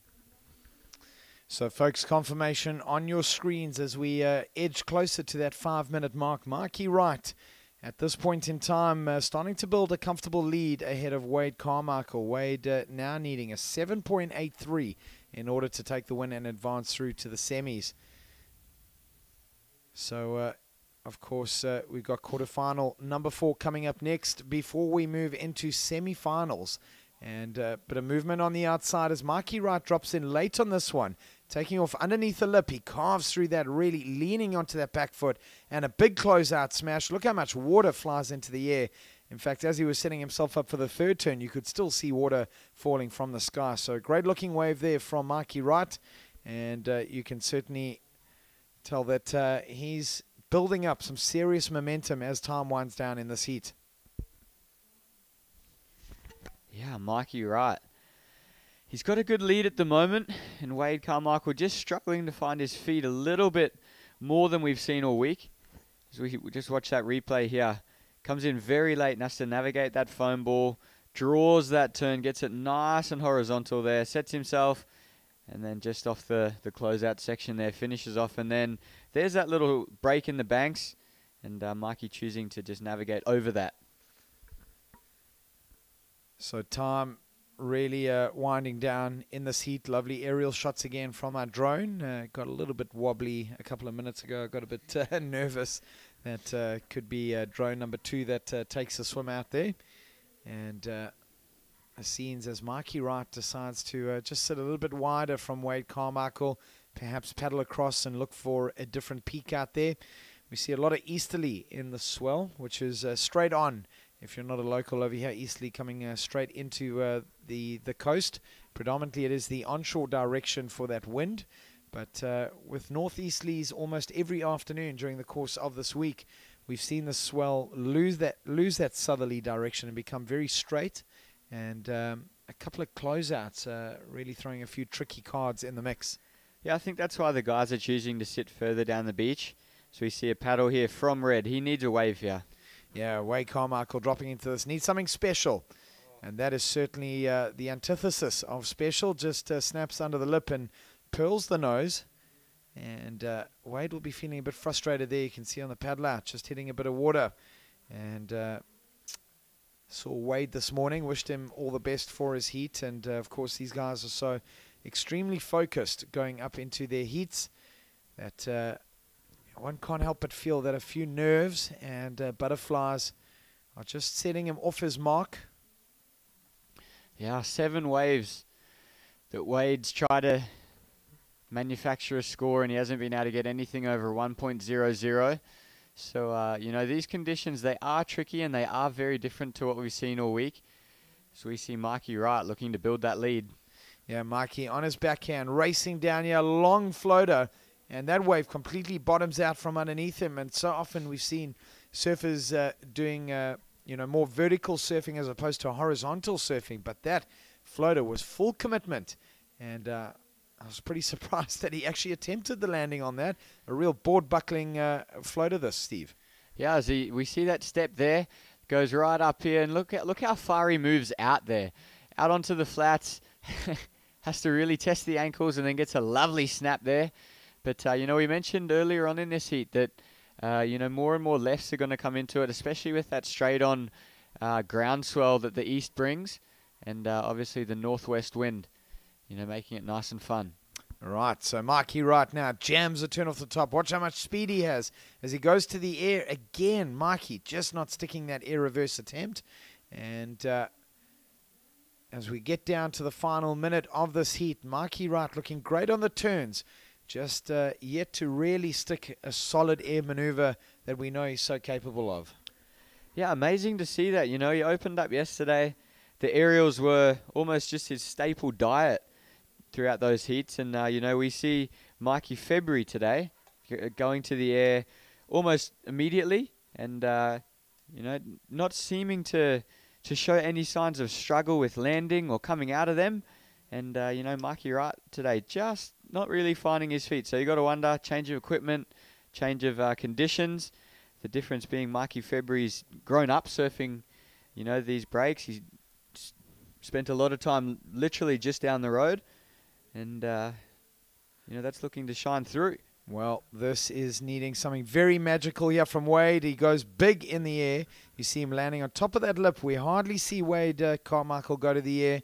And unfortunately for him, it's not going to work out in this quarterfinal. Wade is going to bow out as we hear the beach commentators get down to the last 10 seconds to count down. Mikey Wright, not the most amazing heat we've seen from these two guys. Perhaps a little bit of nerves and butterflies from the two of them as they make their way into the beach. I am going to duck out of the booth for a couple of minutes just to catch up with that man on your screen, Mikey Wright, winner of quarterfinal number 3.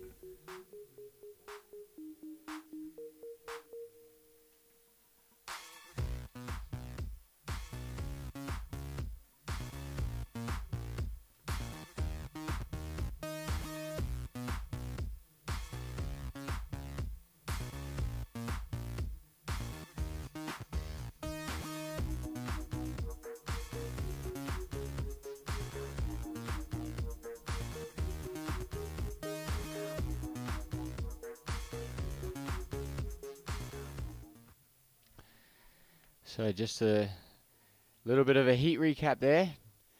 Not much action for our surfer in red, Wade Carmichael. But he'll be stoked with that result. You know, he mentioned yesterday getting through to these quarterfinals was a big thing for him. As we look at our heat sheet for our last quarterfinal of the morning, Vasco Ribeiro out of Portugal, and of course Willian Cardoso of Brazil, the man who has put so much hurt onto these waves in Ballito. We are here for the first 10,000 point event on the QS as we see that man in blue, Willian Cardoso, set himself on the forehand, really engage the rail there, gouges it back, and then decides that that wave isn't going to do much for him. You know, Willian's really muscled his way to this point in the competition. And he also needing a good result. And to go through to these to the semi-finals, you are guaranteed, beg your pardon, going out of these quarterfinals, you are guaranteed a 6,500 points on the QS rankings, which these guys, you know, it's almost better than the money. So we see surfer in red, former world junior champion Vasco Ribeiro, setting himself, and we know Vasco's really struggled with his boards. He's broken all his boards that he bought here. Yesterday, progressed out of round 5, riding Ramsey Bakheim's boards, and Vasco, of course, being quite a short man, Ramsey not being short at all. So, you know, these guys, they travel together all the time. As we see that surfer in blue, Brazilian Cardoso, so quick off that first hack, sets himself up for that second turn. And Willian just looking to get really busy early. Both these guys, really busy surfers, high energy, high octane.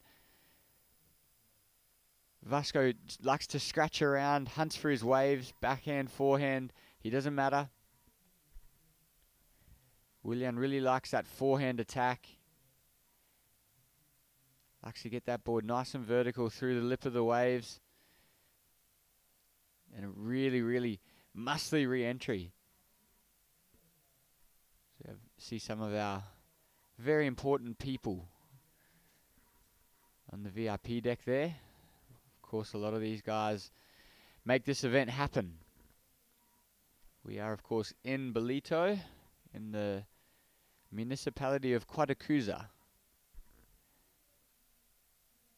the eastern coast of South Africa. About a 40-minute drive from Durban. We've got some great conditions, really contestable waves here. And we'll talk about that in a moment, but we're going to go down to the beach where Jared Smith is with a certain long-haired Australian, Mikey Wright. With Wonder Kid Mikey Wright going through into the semi-finals. Mikey, a bit more of a tougher heat than what you've had leading up to finals day. Yeah, that was a tricky heat. You know, the conditions there's still fun waves, but it's pretty quick. And yeah, I was pretty happy to go through that heat. Wade's a really good surfer, and yeah, I was stoked to get the win. Always tough coming up against a fellow compatriot. You know, Wade's also been on a tear throughout the event, but you've got to be stoked with the semi-final in the bag. Yeah, definitely happy to make it to a semi-final. You know, it's the first semi we've made in a long time, you know, since I was a kid surfing, and yes, pretty stoked. Any potential changes on the card for you as you prepare for your semi-final, or are you just going to stick to your guns? Yeah, just stick to the same thing, you know, go have a little relax before the next heat. All right, all the best. We won't keep you much longer. We'll see you in semi-final number 2. Yeah, thank you. Good luck. Yeah, so Mikey Wright really stoked to find his way into a semi-final in an event of this caliber. Love the fact that he's got a tractor. Lovely little decal on his board there. But he's for me, he's the danger man in this event. You know, he's never, at no point in his campaign as he looked like he wasn't going to qualify for the next round with ease. And you know, just a man who surfed a few events at the top level and never really looked out of place. And you know, Mikey stating yesterday that his intentions are to just get back on, you know, find his way onto the championship tour, you know, go and have a full crack at a QS. And I think it's exciting to see, you know, what he's capable of. So we see these waves, you know, Mikey, you're right saying they're super fun as Vasco Ribeiro goes to the air on a borrowed board. Doesn't ride out of that one, but Vasco staying really busy. And man, I feel for him. These guys, their boards, their specifications, their preferences, they're so intricate, and to not be able to have exactly what you want and what you feel you need to perform at your best, it's got to be tough on him. But he's making it look quite easy, even on a borrowed board.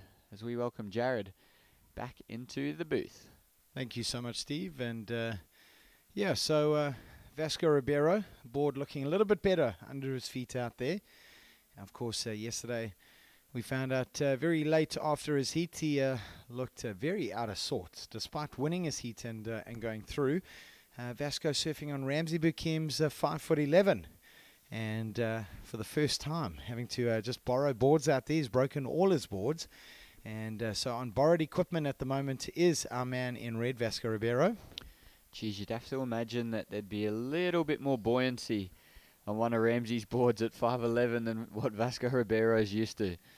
Yeah, and you know, folks, it's almost like going into the real business part of, say, a Masters golf competition and borrowing a mate's golf clubs. Yeah, it's not the first time, you know, guys have had to borrow boards. Of course, local legend Pia Tosti, it's a famous story of lending one of his boards to Parko, and Parko getting a famous ride on that one, Jared. Yeah, down at, I think it was Fiji, where he got a perfect 10 on that borrowed absolute dog of a board that Parko called it. I remember Pierre fondly telling me just how proud he was that Parko got a perfect 10 on his board, and then having to chat to Parko, and Parko was going, man, what a dog of a board that thing was. There was no thanks, despite getting that perfect 10. I think I still would have sent him an invoice for sure. So we see a bit of action here. Yeah, we see our man in blue, the big man, William Cardoso, dropping in on this one. Double pumps around the section. Powers through that rail turn. Just beautiful speed. And into the second turn. William, certainly no sleep in the eyes there. Absolutely not. How's the explosiveness and just the acceleration in and out of that second turn? I love that, you know, he double pumps to find himself around the section, takes off, and, you know, these waves are quite steep. That little double pump goes up, wraps it back around, board gets right past horizontal, and then in and out, just goes super fast, explodes onto the lip, sets himself, That's a great wave for Willian. That's not easy to do in these conditions. Yeah, folks, I wouldn't be surprised if we see a decent score dropping in for that one. And our judges will definitely be comparing to William Cardoso's previous ride, the 6.83. What are you thinking, Stevie? Up or down on that score? I think probably pretty similar. You know, the conditions not offering us the 3-4 maneuver waves that we've seen as Surfer in Red looks to build. This is also a good-looking wave. First cutback, burning off some speed. Now driving through the inside here, goes to the air. The former World Junior champion just getting some absolute hang time on that. Wouldn't be surprised if he nearly grabbed the drone out of the air there.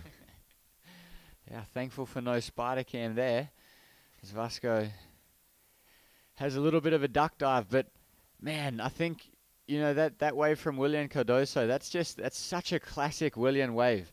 Sets himself, big power, you know, gouges the rail and just shows how powerful he is, but then also how much speed he's got just to be able to accelerate through and in and out of that last turn, finish well. I think with that, you know, these straight on eastern ground swells, so we just have a little replay of that one.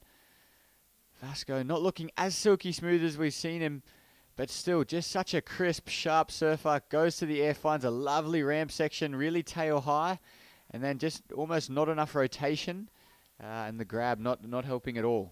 Yeah, you could just see that weight transitioning. I don't think he himself expected to go that high, and just kind of going a little bit too front foot heavy on that landing as he was coming down. But man, that was some magnificent height on that attempt.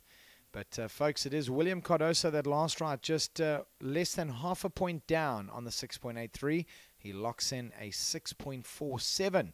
So now we see William Cardoso, the big man, sit in a comfortable position in the early parts of this last quarterfinal. And Vasco Ribeiro now needing a score in the region of 6.8 to move up into first. Remember, folks, in these man-on-man heats, it's do or die. Really got to, you know, take out compatriots, friends. There's no love lost in these heats, that's for sure. And we're looking for one more spot to be filled in semi-final number 2. That will winner of this heat will go up against Mikey Wright. Mikey just in that heat, feeling a little bit out of sorts, perhaps just kind of you know, easing up the joints a little bit, getting a little bit loose, as we see one of the Bissett twins eating a pack of chips there down there. Yeah, as athlete bodies don't come by accident. Yeah, that's probably the most packed we've seen the beach this early in the morning. Of course, it's 10 to 9 in the morning as we're down to 18 and a half minutes left in this quarterfinal number 4.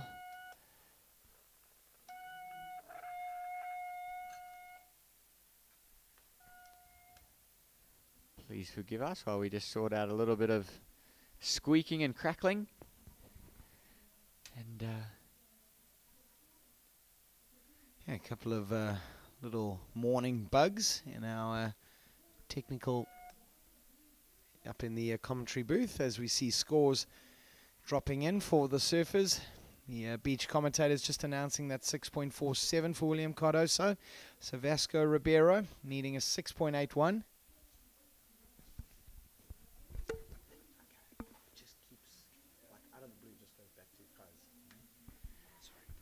So we see that surfer in red eyeing one out on his forehand.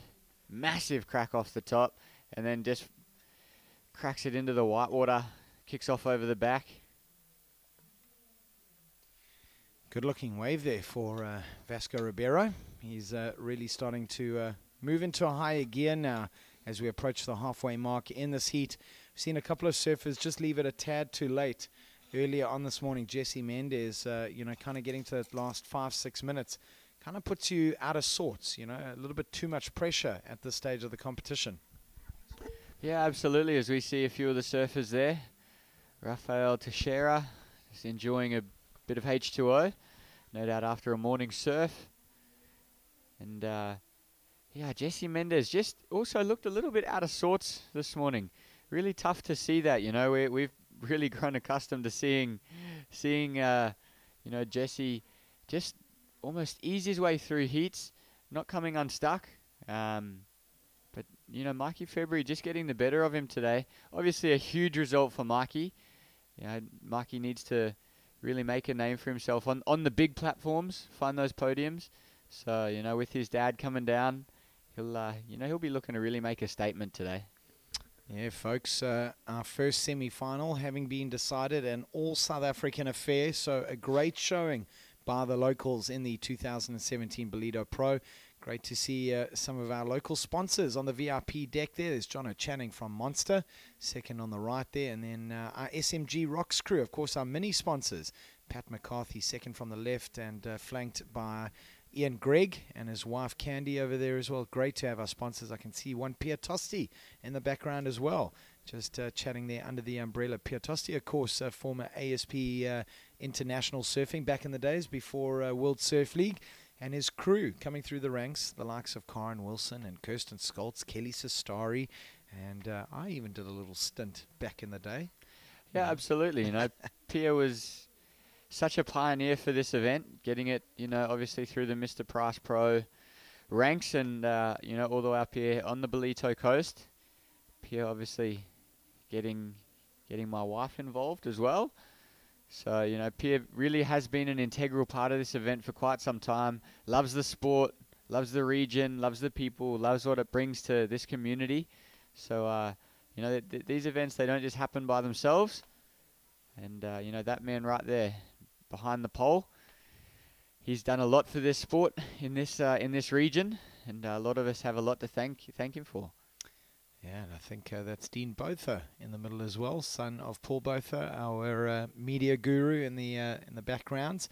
Paul, of course, a long-time writer for surfing in South Africa for all the events, doing a lot of the press releases and media. So good to see so many people coming down to the beach for finals day. Of course, the word getting out yesterday as we wrapped up the round of 16, leaving ourselves with just 7 heats remaining in the event. And plenty of people making the early trip up the north coast of KwaZulu-Natal here to Ballito. We watch this paddle now from Vasco Ribeiro, and has a little look at that one, folks. He is sitting in second place. That last ride of his coming in a tad short, a 6.27 by him, still leaving him needing that 6.81. So things exceptionally close in the seat. However, there is still plenty of time. 14 minutes remaining as we get into the back half of the last of the quarterfinals. And we will see our last 4 surfers after this. All intense, and it doesn't look too intense on the beach. No, not at all. But, you know, finals days, it's such an exciting time for the guys. Obviously, they're going to have a lot of adrenaline pumping, emotions flaring. But, you know, they've got to really switch on, switch off again. We heard, you know, Mikey Wright talk about that. We'll pick that up in a moment. Oh, William Cardoso. Man, absolutely muscles his way through here and just bullies that section. And I'll tell you what, he stands up tall. That wave humbles to the power of William Cardoso. Those 2 turns were absolutely brutal. And those hops across as well. He's almost, you know, skimming off the water there. He's putting so much effort and emphasis into every single thing he does on these waves. Yeah, what do you call it? Putting hurt on it. Puts a bit of hurt on the wave. Sets himself here, wraps around, gets right up through the lip. That opening turn is massive. And then just there, I mean, commitment to maneuvers. It's got to be almost 312%. That's unbelievable, Jared. That's a real specific stat there, Stevie. And 100% William Cardoso looking exceptionally strong. I would tell you what, if I was Mikey Wright watching this heat, I'd start to feel a little bit of the butterflies flying out of formation in my stomach, because William Cardoso's turning on the heat in this last of the quarterfinals. And already we see a first of the 5 judges' scores start to drop in, and certainly looking like the best wave of this quarterfinal so far. So William Cardoso really starting to tighten the screws in this heat. Vasco Ribeiro finds himself under a bit of building pressure now. Last of Blue comes in at 7.5, so indeed the best wave of the heat so far. And now that 6.83 becomes William Cardoso's backup score. So Vasco Ribeiro, folks, now needing a score close to the excellent mark. Needs a 7.81. So time just under a shade, under 12 minutes on the clock. And William Cardoso showing us that old school power surfing is still world class. Yeah, absolutely. And, you know, these guys, Mikey Wright, you mentioned, he'll be sitting, you know, somewhere watching this heat. You know, obviously Mikey's only going to have an an hour break between his surfs. So there's two trains of thought there. You know, obviously the conditions being so wishy-washy and a little bit all over the place. You know, time in the water and almost less time between your heats as Willian goes again on the forehand.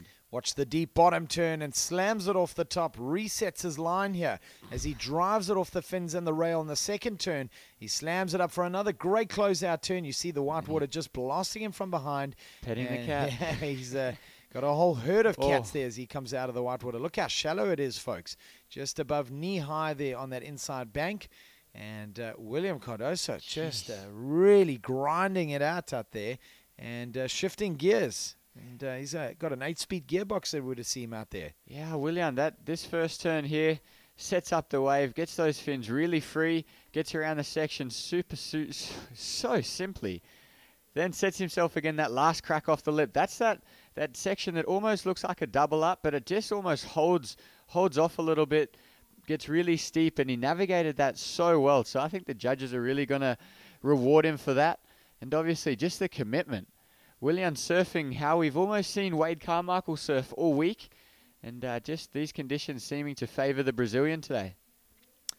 Yes, absolutely. Just plenty of juice coming in at a very straight easterly direction here at Surfers Lane on Ballito. Lovely aerial shot there as we see William Cardoso, your heat leader, making his way back into the lineup. The pressure beginning to mount on Portuguese surfer Vasco Ribeiro, former World Junior champ.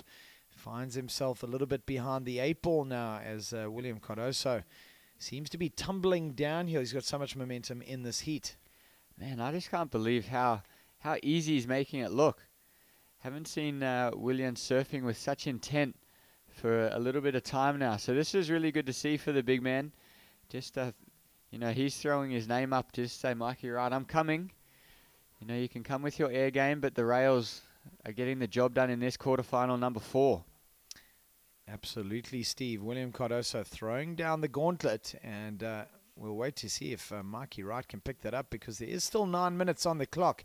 And will we see a last throw of the dice from Vasco? Time will tell as we see a big hack off the top here from William Cardoso. A couple of lefts coming through here.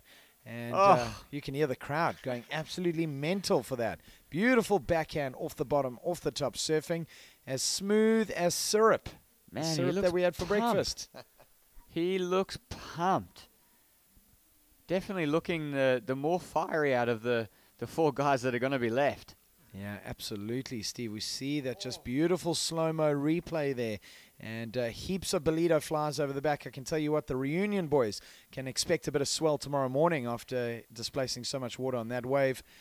And William Cardoso, folks, is really stepping it up. The last 4 rides prior to that wave was a 6.83, then a 6.47, then a 7.5, then a 6.27, and now that last ride, his best wave of the quarterfinal, confirmation on your screens, an 8.33.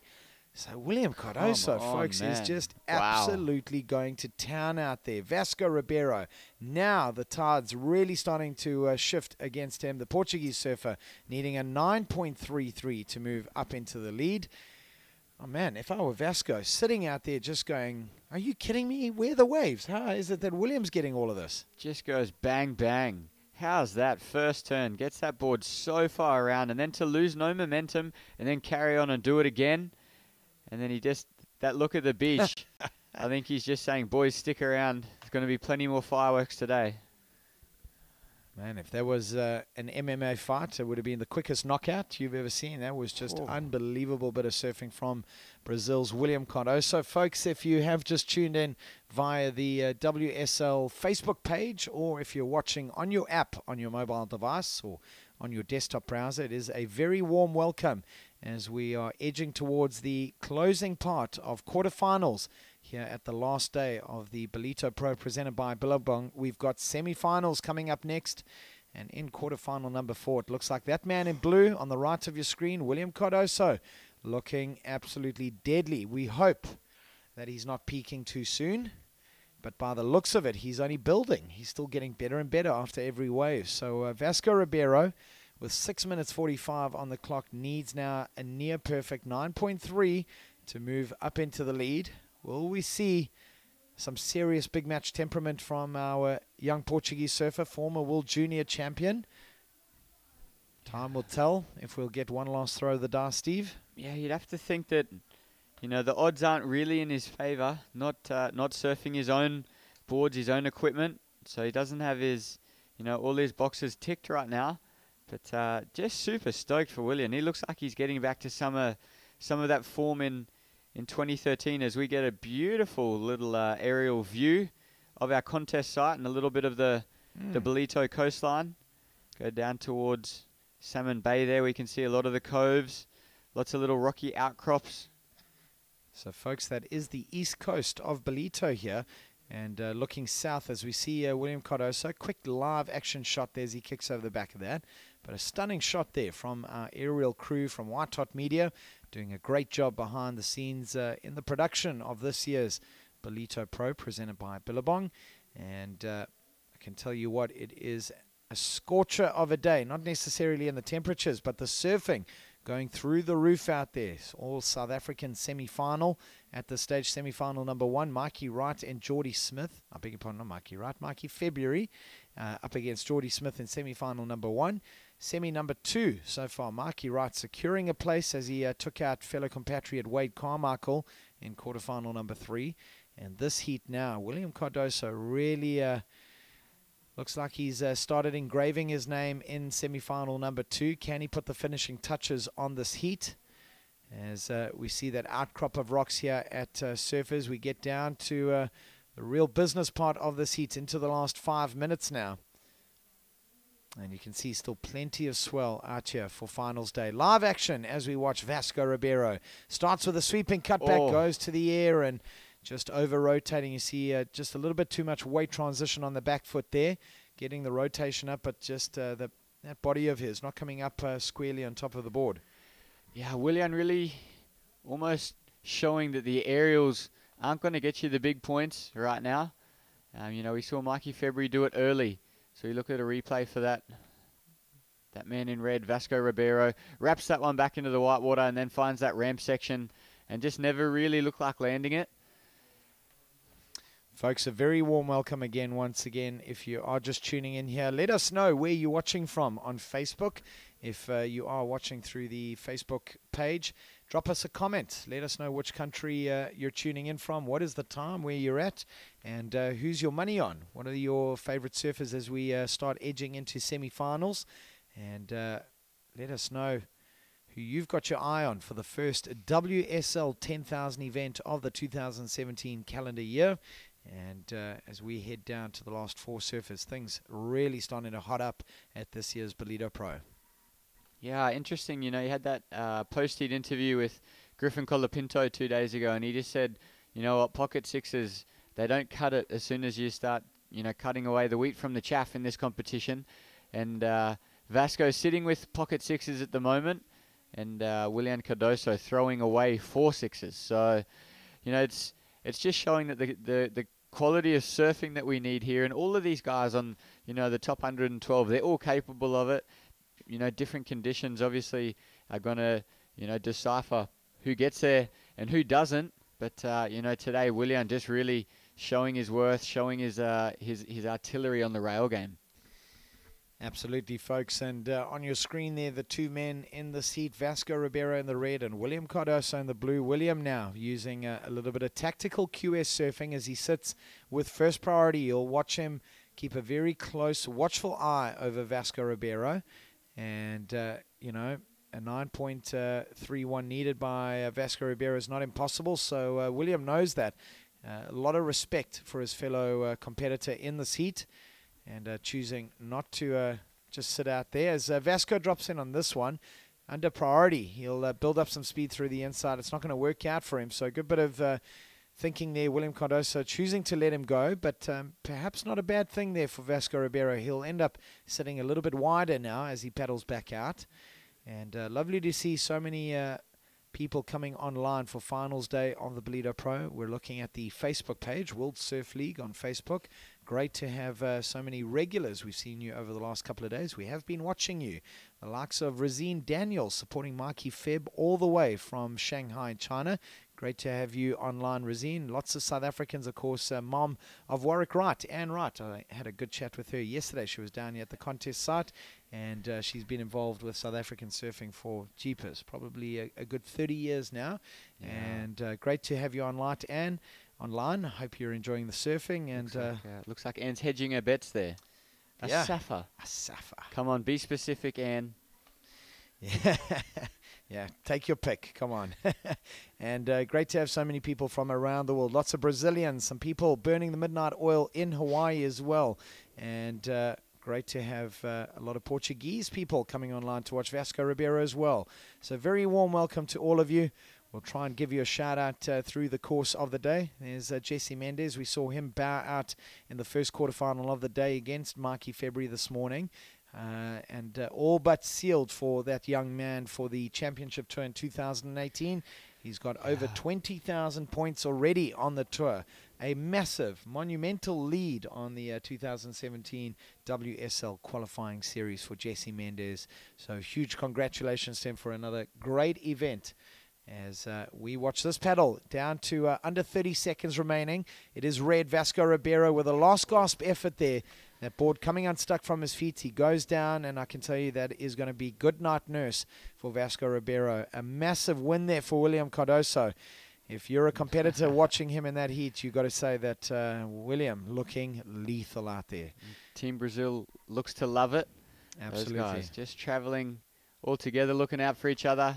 Great bit of sportsmanship between these two guys. They are mates out there, and lots of support from them on the competitors' deck. Folks, we're going to cut to a heat recap, and when we come back, you're going to have the dulcet tones of Scott Turnbull and Gig Cilliers taking you through semi-final number 1, that all-South African affair coming up next.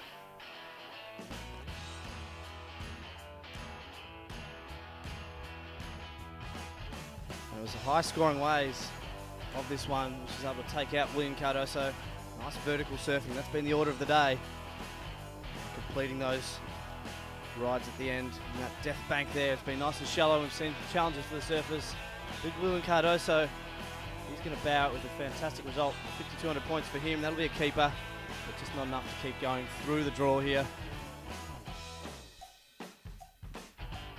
As a welcome back into the booth for what is no doubt going to be a massive showdown. Our first semi-final here. Gig Cilliers, welcome, mate. Thanks, Scotty Turnbull. Loving the show here in Ballito, of course, the 2017 edition, proving to be highly entertaining and, of course, very valuable to certain surfers. One of those surfers that will be wrapping his arms around the points is the man in red, Cape Town's Michael February, representing the Rainbow Nation, up against a man that would have inspired him to choose this professional career, Geordie Smith. Of course, Geordie needs no introduction. One of the big names of the sport, one of the big assets on the championship tour. Geordie currently 3rd on the Jeep leaderboard, heading to J-Bay next week. But he'll want to keep his momentum leaning forward here as we welcome you to semi-final number 1. An all-South African affair here at the World Surf League's first QS 10,000 of the calendar. The Ballito Pro presented by Billabong. Yeah, so the guys still just contending with the conditions here. We've got some nice steep faces on offer for the surfers, and if the previous morning's heats anything to go by, Gigs, the surfers are going to need scores beyond that 7-point range in order to advance. Of course, Geordie Smith with a couple of 7s in his quarterfinal to advance through to this one. And we saw last heat, Vasco Ribeiro. Well, his scores were just that little bit higher. He had an 8 and a 7 in his pockets. William Cardoso with a couple of 6s, not quite enough there. So that's the difference. It's just that real capitalising and really making the most of those waves, not just surfing them to the criteria, but that wow element is what the surfer's going to need. So following the action now this morning, it is around 9:10 local time. Thousands of people heading down to the beach. The beaches are packed, as you would expect on the weekend. It is a school vacation. Of course, thousands of people making their way down to Ballito. Let's make our way down to the beach there as we hear from the winner of that last heat. Right, thanks, guys. Here with William Cardoso. William, will keep this short as you need to prepare for your semi-final, but what a great heat that coming up against Vasco Ribeiro. Not once did you look to falter out there, just really strong surfing. Thanks. It was really beautiful morning today, and the wave is still here, and like Was super great to be in the water in the quarters with Vasco, and I stoked to find good waves and do the score I want to qualify for semi. One more heat to go to the final. Lots of support on the deck for you out there. You got to be feeling super pumped up. Yeah, that's for sure like my best result for last 2 years, and super stoked to be in the semis. All my friends are here supporting me. Last night, everyone like going crazy when I qualifying for the quarters, and I hope to advance one more. Coming up against Mikey Wright, are you focused on who you're surfing against, or are you really just focusing on your own surfing? Just me, just to find good waves. That's more important than he. Not just if you wanna gonna surf, but Mike was surfing very well yesterday. Did a good job this morning, and I just go out there and try to do my job. All right, we're not going to keep you much longer, William. All the best for the semi-finals. Lots of support down here on the beach for you. All the best, bud. Thanks, buddy. Well, congratulations, William Cardoza. A tight heat there and great power surfing on display as he puts Vasco Ribeiro into a 5th place finish. And rejoining the live action here, interaction between Mikey February wearing red, Geordie Smith wearing blue, and we get semi-final number 1 underway here. Both of these surfers tall and quite angular in their surfing. And of course, Mikey February, the young talent out of Komiki. So the young Cape Townian will get his movements early here. Yeah, a little grower there. He's been going vertical all morning as Mikey February. So a little 2-turn combo there. First turn he didn't go as 12 o'clock as he has been this morning. And again, Geordie Smith just relying on that carve and those big open face carves. And the thing with Geordie is you always see he very rarely puts together 2 of the same turns on a wave. He always flares things out, particularly once he's got that first turn in his pocket. The second turn he always seems to open up and really cook it a little bit more. And then that's an important part of the modern adjustments to the criteria, hey, Scott. Of course, variety. There's all those other maneuvers in the critical part of the section of the wave. Speed, power, flow. That's the word flow has been added back into the modern version of the criteria. But variety of maneuvers certainly is that little mix-up that's really brings a nice flair to the modern era of the sport. And of course, it takes away that repetitive copying of maneuvers down the line, so to speak, and it really has to, it induces the surfers to be a little bit more creative. Absolutely. We used to use the term 3 to the beach, and that's what got the points. But now, judges clearly rewarding high-risk surfing, and we've seen a lot of it thus far in the competition. Of course, Mikey Wright coming up in our next semi-final has shown big glimpses of that with many scores by himself and other surfers heading into that excellent 9-point ride for that critical surfing. And of course, both these surfers here, well, they've gone to the air in their previous heats.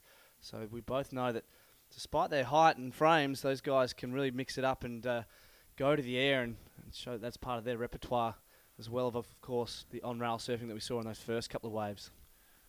So semi-final number 1, we move deeper into the time frame here. 30 minutes still the heat frames. And of course, Mikey February, second surf along with Geordie this morning. We kicked off with quarterfinals a couple hours back this morning for those of you who have been glued to the show from the very beginning. Mikey February, pretty much an upset result, I would say. I was looking at the quarterfinal number 1 on paper, February versus Mendes, and I was thinking, well, Jesse Mendes pretty much on his way here to at least a semi-final in the first QS 10,000 of the year based on the success of his QS 6000s. He's blitzed his way through the first part of the year to find himself way out on that qualifying series leaderboard. But Mikey February bucking the trend and representing the Rainbow Nation and getting that win in quarterfinal number 1 over Jesse. Yeah, of course, the romanticism of this, you wanted the all-South African heat. I think a lot of the people on the beach thinking the same. But yeah, you're right, Jesse Mendes has been on a tear on the qualifying series so far with a couple of 6,000 wins and a final in another one. So on paper, you'd think that, yeah, absolutely, Jesse Mendes should have taken that one out. But it's been some really smart surfing by Mikey February, which has been the thing that's kept him going through this draw. He's been really good with his wave selection. That's sort of been the thing that's got him over the line as well as critical surfing. Here's Geordie on his backhand here, a rare left. We haven't seen too many of them of Geordie in this event so far. Well, the one thing we did see in the previous heat, quarterfinal number 4, was an 8-point ride come out of the lineup for the winner there, in William Cardoza, and he got that massive two-turn combination on the backhand. So there are a couple of peaks out there, and that was an important point to note as we wrapped up that quarterfinal number 4. So Geordie picks on the left. He's got a great backhand of his own, of course. Stevie likes his backside, but he's got a great front side, and that's pretty much what's going to be getting the points here in Ballito this morning. Yeah, so a bit of a slower heat this one. The quarterfinal for both these guys was a bit of a wave festival, but Geordie Smith, well, he's sitting a little bit further to the south up the beach here. You can see a little peak coming towards him, some great shots there from the drone. And I can't help but think one of the challenges of a competitive surfer gigs is as a free surf, you probably want to catch every wave that's available, but you've got to be really smart and pick the ones that have got these kind of walls. You can see Mikey Febb having a look at this one here. It's a little grower. Well, it is the chess match situation. You take off, you then give priority to your opponent, and so it moves backwards and forwards. As moving down the line, Mikey February will bring it against his hero, Geordie Smith, as he climbs a succession of whitewater ramps there. A couple of jams in the pocket to boot as well to keep wave number 2 moving forward here in the first semi-finals in Ballito this morning. And a great result no matter what the outcome of this number 1 semi-final for Mikey February. Yeah, mid-sized wave here, sweeps around the section. Beautiful jam with a fin release, nearly overcooks it and goes over the handlebars. Tags that section. Have a look at that. Just I love the control that he showed in that foam climb in the end there. Only a moderate level risk maneuver, that one there, but showing a little bit of style in terms of holding that together. So 3 turns for Mikey February. That'll be his best wave of the heat. No doubt Geordie would have been watching that down the beach and seen buckets of spray and fins and board going through the roof. So he'll set himself up. He's got a 5.67 Geordie Smith in his pocket at the moment as we look to the Brazilian surfers there, all just strategizing with William Cardoso in preparation for his semi-final. Well, Ian Gouveia on screen. Of course, Michael Rodriguez, a couple of other talents. Great run. 3 Brazilians made up the last 8 this morning. We have lost Miguel Pipo in the draw. Of course, Miguel falling in quarterfinal number 2 to that man on screen, Geordie Smith. And, of course, great representation. We think of the previous Brazilian winners here. 2 years ago, we had Alejo Muniz with an important win and really banking those points. We peel back the history books a little bit for Brazilian winners here. We've got to go back quite a way, though, down to Neco Padaras and Beto Fernandes and Pedersen Rosas. They went to 3 wins in a row for Brazil back in the double O's. Of course, then the event was wearing a red cap called the Mr. Price Pro. And we'll talk more about previous winners, but as I go back to the year 2000, Taylor Knox was your winner of the very first Mr. Price Pro. Of course, the Gunston 500, the final event of that sponsorship deal that lasted a number of decades. Luke Hitchings out of Australia for the win for the last Gunston 500 ever. So great peel back of the history books here. But a number of South Africans have won. We go back to the Gunston 500 days, the very first one known as the Durban 500 back in 1969. A talented teenager then of the time, Gavin Rudolph, would get the win. And then a couple of years later, Sean Thompson would go on a 6-event winning streak through the 70s for Sean Thompson. Then Ricky Basnett would get a win. And this man in 2010, Geordie Smith, would take out the win here in Ballito. And we see him here actually grab his nose for the little pin drop there. Yeah, we don't see that too often. You don't see that too often. Like a kiddie plunge in the pool. Yeah. You obviously knew he was going to get a little trouble for his efforts. Absolutely.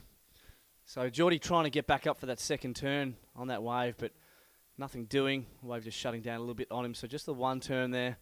He'll lock in a 2.17. That's his second highest scoring ride of the heat. We'll have another look at it. Comes from behind the section again. Squares it up. It's a beautiful turn. But just takes a little bit off it, as we see. Just gets a karate chop to the face. Does Geordie Smith for his trouble. Well, testimony to the power here in Ballito. Thumping waves now. It is on the low tide. We're 1 day away from the full moon. So we started the week on the neap tide, Scotty. You can see how low the tide is this morning. And here is heat leader, Mikey February. And he'll flare it away. He'll get incomplete. But previous ride, let's talk about that number, 5.83. He's got a bit of pressure on Geordie Smith here. It's not a lot of pressure, though. No, so 3-turn combo, 5.83. We saw in the last heat. Couple of 7s, some 8s and 6s. So both surfers, you know, you'd think based on the previous heats, they're going to want to put in still 2 new scores each if they really want to make sure they've got the stranglehold in that first place. We see Mikey February just paying attention to the moment there, having a look for an opportunity. Still plenty of time remaining for both Mikey February and Geordie Smith in the all-South African semi-final number 1. 16:45 still remaining on the clock. And those leading scores for Mikey February surfer on screen, a 5.83 and a 3.67. So both surfers in Mikey February and Geordie Smith have 5s in their scoreline. 5.67. See the overview here in Ballito. There's the numbers on screen. Clock on the right. First priority now belongs back with Geordie Smith. Geordie down in that second place position. No real numbers to speak of just yet, Scotty. Both of them with scores in the 5s. You can see him having a look at this one though, and nothing doing on that. So it's all about wave selection, I guess, is the reason behind that, Gigs. We haven't had a really good set, but you look at this little peak here, nice little A-frame. So it's been these ones that create a shoulder with the scoring potential. Geordie looking down the line. Not liking that one so much. So we saw Miguel Pupo, who he did beat in the last quarter-final. He kept busy. He had something in the region of 13 waves. Well, Geordie only had the 5 under his belt. So we'll see if he's already got 4 so far in this heat at the halfway point. So is he going to keep busy, or is he going to be looking for those quality ones? And, of course, been surfing for a very long time as Geordie Smith, so he knows exactly what the waves he's after are. As we look to the VIP deck there, some of the local South African royalty. Yeah, of course. Great support there as well. I see Pat McCarthy from SMG. Of course, SMG providing the vehicles. Pio Toasty in there as well. Yep, Pio Toasty. I see Seth Hulley from Oakley. And a bunch of other people enjoying the show here. Of course, Seth, brand manager of Oakley, will have keen interest on this heat with Geordie Smith out in the lineup. Geordie, of course, a great representative of all of his sponsors. And talking of sponsors, today a worldwide paddle out for the inventor of the wetsuit, Jack O'Neill. And I know they are doing a paddle out in Jeffreys Bay this morning for that.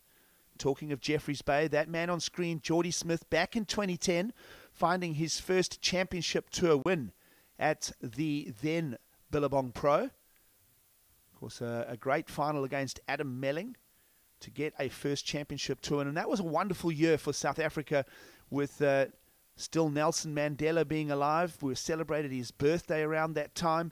Geordie getting the win. And in fact, it was a back-to-back win story with Geordie taking out the 2010 event here in Ballito and then going down the coast to J-Bay and repeating the success and taking that momentum. And it could be a similar story for Geordie Smith here, 2017. Geordie looking now for an opportunity to go into the finals here in Ballito. And, of course, Geordie focusing heavily on J-Bay next week, as we are now just 4 days away from the start of the Corona Open J-Bay. Looking very forward to the championship tour event next week. You'll be down there, Scotty, in the capacity of water safety. Yep, wearing a different hat. Yep. Making sure all the competitors are safe. Waterproof hat. Waterproof hat.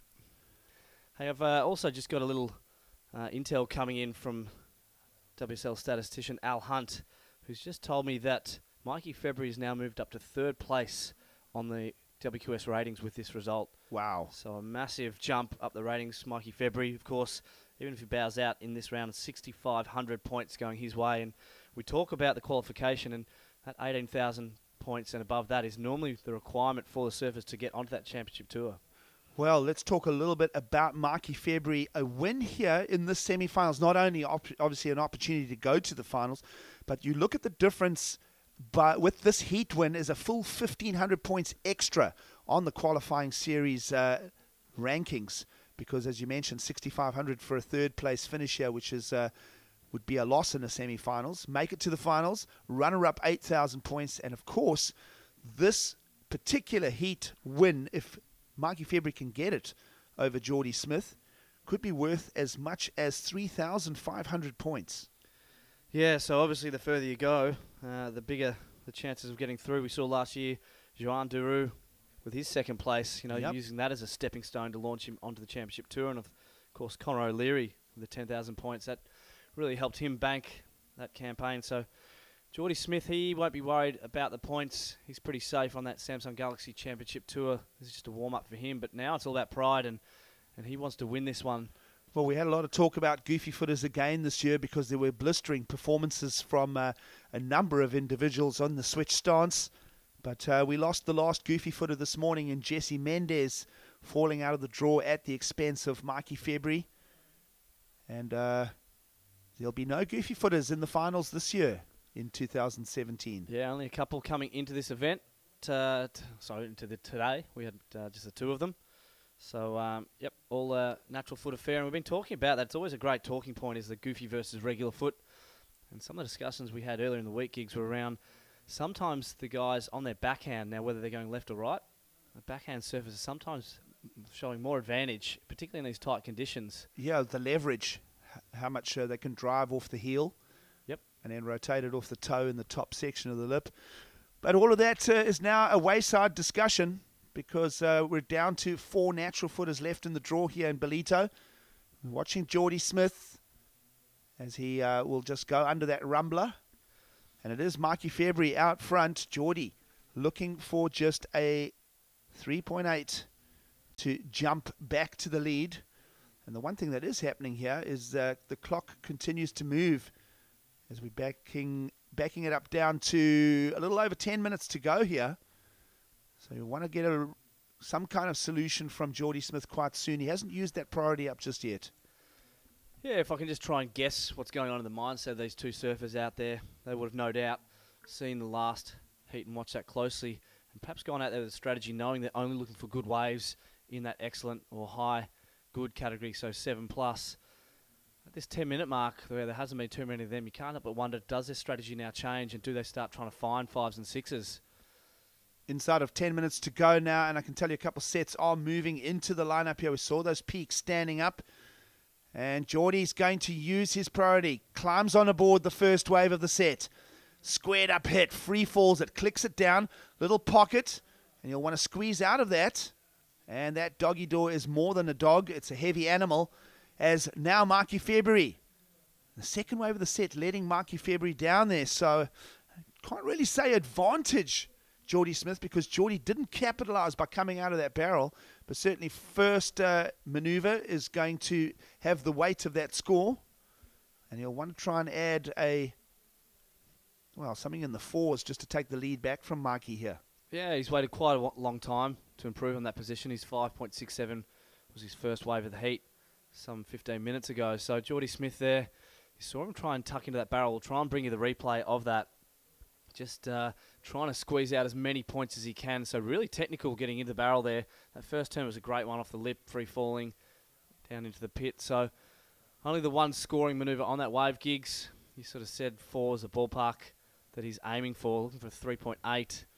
So probably just going north of the paw, not quite average will be the score coming in for Geordie Smith. Mikey February, he's in the lead, but by no means with a plum. He's got a 3.67 and a 5.83. So at this stage, it's almost a battle of the backups for the two surfers. And a little in and out means Mikey February got back to the primary zone way before Geordie. And he does hold that first priority again, even though he did surf the last wave. So that decision for priority now goes in favour of Mikey February. A couple of waves peppering into the scorecard now for Geordie Smith. Not a big requirement, 3.8 to take the lead, and it is enough. Last is just under the 4 marker, 3.93. But with the 3.93, Geordie Smith sneaks the lead back out from his fellow countryman. Yeah, so I'm just looking at the scores there, 9.6 to 9.5. Obviously nothing in it. Probably one of the lower heat score totals we've seen at this point of a heat for quite some time. So hoping that just some more waves will be able to come along. We saw the last couple of heats, lots of opportunities for the surfers. But just a bit of a quieter heat this one, and this is how the ocean does work. Well, Geordie will get aboard this one. Here he goes, pocket, little Superman. Nice variety, just kind of pulls those out without too much strain. Talent of Geordie with a little chop hop at the end as well. So Geordie goes to the progressive element now, and let's see what kind of number comes for that, because Mikey February didn't need much to answer back and take the lead with just a 3.7 as a requirement. That might be a bigger stretch of points now, but we'll watch Mikey February very closely here. Bigger, meteor peak moving into the lineup here. We're coming off the low tide conditions right about now here, local time in Ballito, 9:30. And nothing will come of that big peak, so let's have a look at this one. Wow, check this out. Geordie looks down the line, sees this beautiful ramp there, goes to the air. The Superman releases fully from the board. He had a lot of height there and landed really smoothly out on the flats, managed to tag that section, back it up with a little wrap around there on the inside. So that was, we know that's Geordie's go-to air. He's got that unlocked. You don't see that from too many other surfers, but that was a really technically challenging air. So the judges will look to reward that critical high-risk manoeuvres. Well, it was more like a little heel click Superman than a fully extended, stretched out Superman. Medium height on it.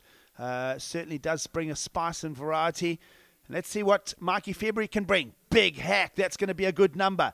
And he'll skid the fins there as he releases it off the lip. And I think that's going to be a high-value score for Mikey February as he shows us some skill and certainly goes into the variety aspect with those off-the-lip maneuvers. Right, heat is on now, and it's only going to be a 5-minute one by the looks of it. Let's check this one out. Mikey February, he'll look to lock in his best score of the heat. Squares this one up. He's been doing this all week. Nice jam in the pocket there. And here, the wave stands up on that death bank. Still manages to complete that under-the-lip manoeuvre there. His wiry, spindly frame able to maintain balance and ride out of that one. Smart navigation on that end section. We saw Geordie go behind the curtain on the end section for an incomplete. Mikey February could have possibly been deciding between pulling into that curtain, but response as he just sneaks it off the lip. And it's going to bring two great maneuvers to the value for Mikey February.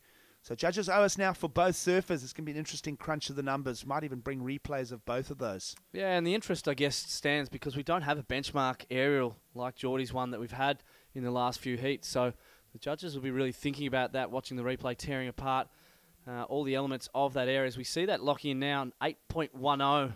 Wow, excellent category. And you can see the locals are happy with that one. Yeah, well, the locals, of course, with split interests here. It is an all-South African semi-final number one. If you're just joining us, it is the World Surf League's first QS 10,000 of the year. And let's go back and have a look at the replays that have really brought intensity the back part of semi-final number one. Yeah, so this one will look good. I like the height on this one. Beautiful projection. Covers a lot of distance too, and you're right. It wasn't the full Superman where he has his hands extended out in front, but still a very technically challenged maneuver there. High risk. Judges affording that an 8.10. I love that he didn't just ride out of that and continued surfing on it. And this was Mikey February's one. His response. We're still waiting to see from this one. Beautiful little tail jam there. Doesn't wash off too much speed and just does that beautiful turn under the lip there. So that'll be his best ride. It locks in at a 7.27, so less than Geordie's. So now the story stands. Geordie Smith, he's got first place with a 13.77 total. Mikey February in second. He's looking for a 7.9. I apologise. We just see a next one update. He needs a 6.5 as Michael February.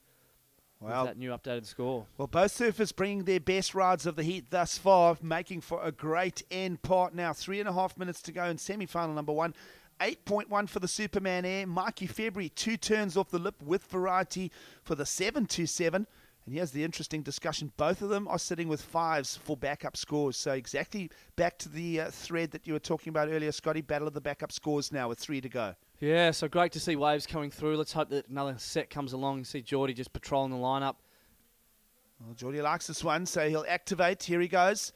Bottom turn to top turn combo, kind of like February's wave that we just saw, but a steeper end section.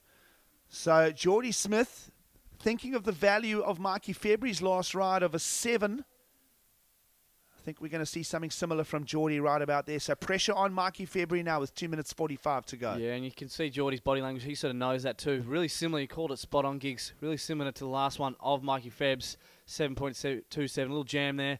This one here, I love the little grab rail there as he hit that section just to show the control.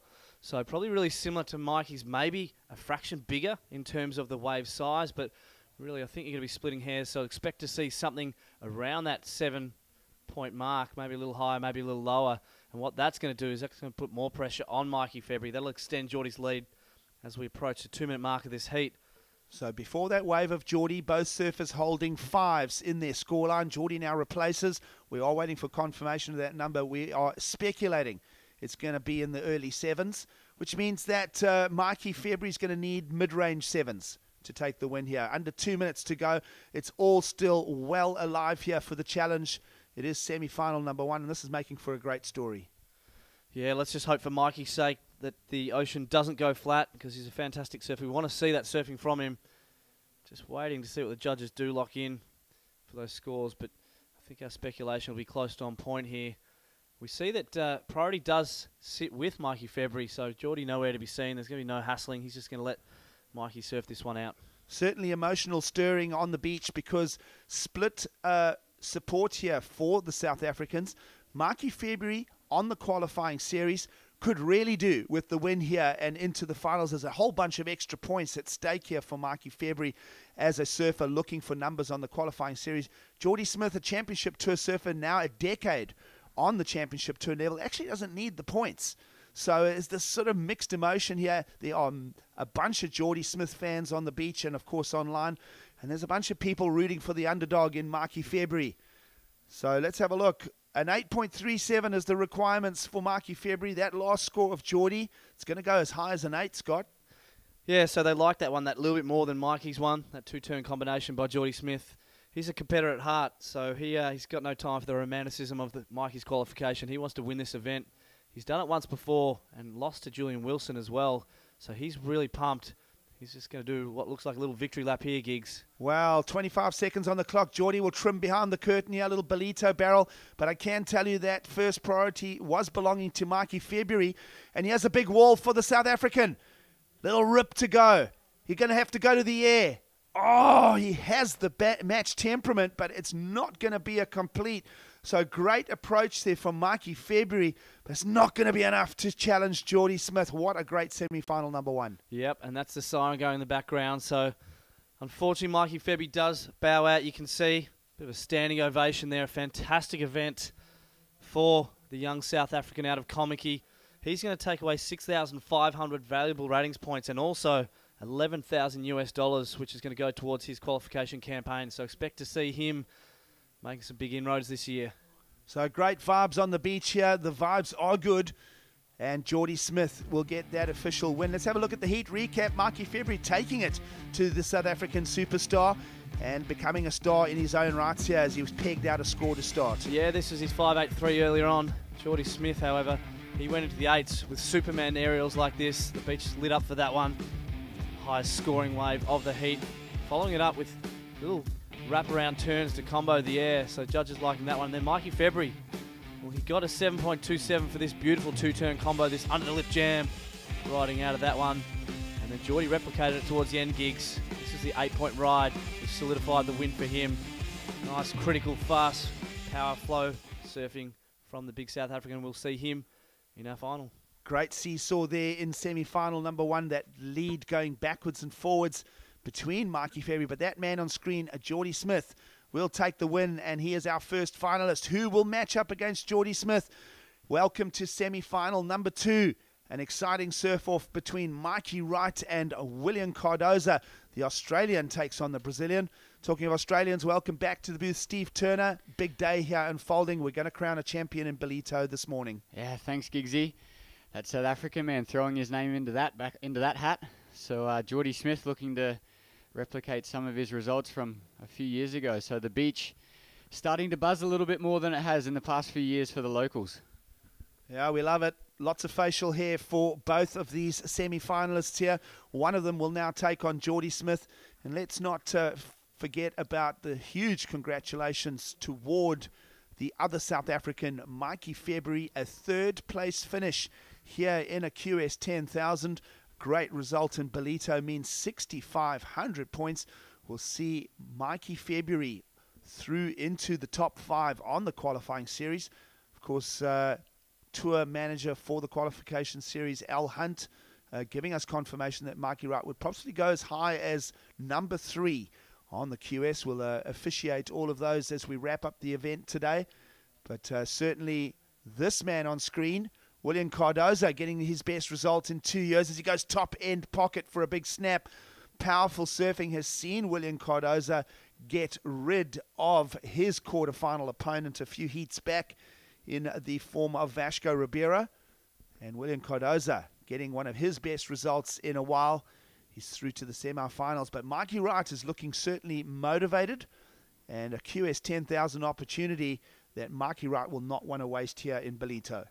Yeah, absolutely, Giggs. We heard Mikey lay down his intentions yesterday in a post-heat interview, just saying that he really wants to get on the tour, join his brother, and, you know, live that dream lifestyle, travel the world, surf the best waves with only a couple of other guys out. And I think he's pretty stoked to be where he is, and that's going to go a long way to his qualification. So, you know, Mikey no doubt will be looking to go one better, but that man on screen is standing well and truly in his way. Well, big William Cardoza. Seen him in the championship tour jersey a few seasons back. Quite a few years back, actually, now, probably back in 2010 era. And Mikey Wright we've seen as a wild card. As Mikey Wright will draw his attention now to the left hand. A nice combination, stitches it together beautifully. Comes around the corner. And it is low tide conditions, so you don't see a lot of those lefts on offer through the low tide. But Mikey, like William in his quarterfinal, has found a number on the backhand, so we'll see what kind of value comes for that. But certainly nice flow and form as he joined all of that together. And that'll set the pace for semi-final number 2 here. Yeah, Mikey went left towards the end of his quarterfinal. Got a couple of big scores on the rights, and then just looked to go left and maybe look for a certain little section, especially with that bank starting to break up a little bit more. These easterly ground swells really presenting a few, you know, ramp sections. As that man looks to answer back, William Cardoza. Well, here we go, activating a rod. Semi-final number 2 sees Cardoza attacking, and that is a weightless section there to float over. And considering that William Cardoza is probably in the 80 kilograms on the scale, that's a lot of power going both ways between the ocean and William to go weightless there. Yeah, absolutely. We see him, you know, take off. That section really crumbled early, but just gets so vertical, comes right in over the top, and then a second one really using the lip there. Well, I think about Geordie Smith's last ride in that semi-final to ditch and get the win over Mikey February. Of course, there's Isaac February, father, taking a drive all the way up the coast, 18 hours in the vehicle to come and support his son. And great stuff from Mikey February. Surfing South Africa, make big noise about that man. Of course, he represents the Rainbow Nation. What a great asset to the local surf scene is Mikey February. Of course, last year, MFeb was lower down on the qualifying series. Finished 53rd in 2016. But now he'll be right up in the top end of the qualifying series, care of this first QS 10,000 here. And you think of other successes for Mikey February. He was a wild card at the J-Bay event in 2015. That was the year that he got a second at the Martinique Surf Pro, a QS 3000. So Mikey's been knocking on the door for a while. He's been showing his potential. But this year, 2017, a huge congratulations to him. And right now, let's focus in on semi-final number 2. Another Mikey in the form of Mikey Wright. Down the line he goes. We've seen him do crazy stuff yesterday. And that one, he'll just fall in the trench. And a sign of how much this water's still drawing out over the bank on the low tide, Stevie. Yeah, as he looks at any damage to the board there. Came down really hard, but really, you know, committed to that float off the section. But Mikey knows that to take out William Cardoza, he's going to have to go hell for leather, leave nothing out there. And, you know, as we just see, you know, took it away from William. William had a look as well. Sets a high line, goes right up into the lip, floats around, and then just here, just can't really engage the core to hold himself steady, and that's quite a landing, Giggs. Yeah, that was a big thud for Mikey Wright. I'm sure he'll be okay, though. Of course, lots of core strength, sinews and muscles, very conditioned to taking wipeouts. And, of course, wiping out is as much of a skill as riding successfully. You've got to be able to navigate and deal with sections. And there are awkward ways to wipe out, which often cause injuries. But the professional surfers of today really have even that very subtle art of wiping out completely under control. Yeah, absolutely. Especially, you know, throwing the aerial game into the mix. You've got to land well. You've got to, you know, sort of shift your weight and adjust yourself to two-phase sorts of landings, you know, landing back foot, front foot, making sure you don't slip out and, you know, pop some of those connective tissues. Well, that quick pan with the camera there, going from William Cardoza in blue way up the beach down to Mikey Wright in red down the bottom here, shows about 70 yards between the two surfers. So different parts of the beach now being employed. Those white tents on the beach there with the black strip, that is the main contest area for the World Surf League here in Ballito. So a little bit of an oblique view from the judging panel towards Mikey Wright. There is, of course, that sunshine right behind as well. So the further down the beaches go, the little bit more of a silhouette they will become in the early morning light, though. So all things to consider here for our competitors. As Mikey Wright, you see the water really moving. We get the big sets that load up. They fill up these pockets in the bays. And then for about 30 to 45 seconds after a big set, you've got a lot of water that tends to move.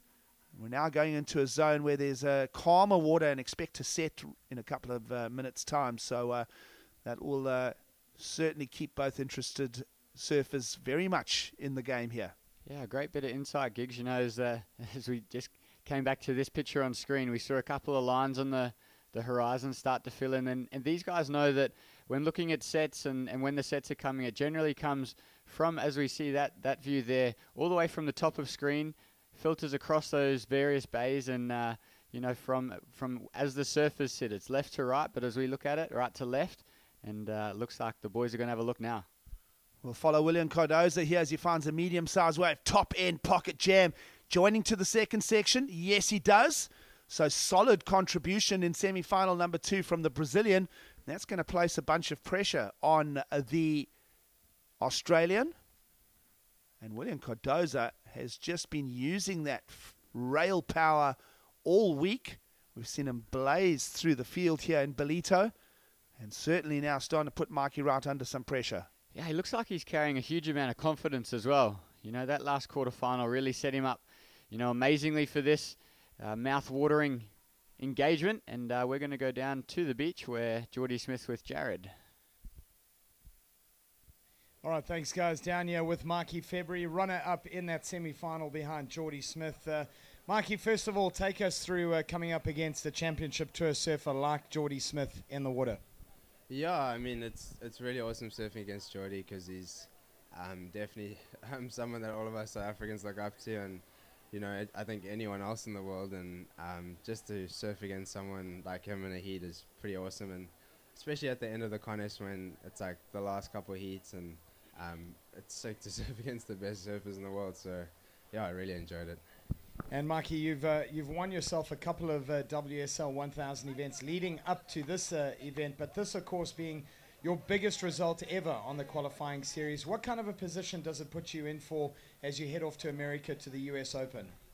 Yeah, just this result definitely gives me a lot of confidence, you know, and especially after all the 1000 events that we had in South Africa, and you know, just this is nice to get a good counting result after that, you know, like all the 1000 points and stuff, and yeah, just looking forward to going to the US Open, just super positive, and yeah, just so happy.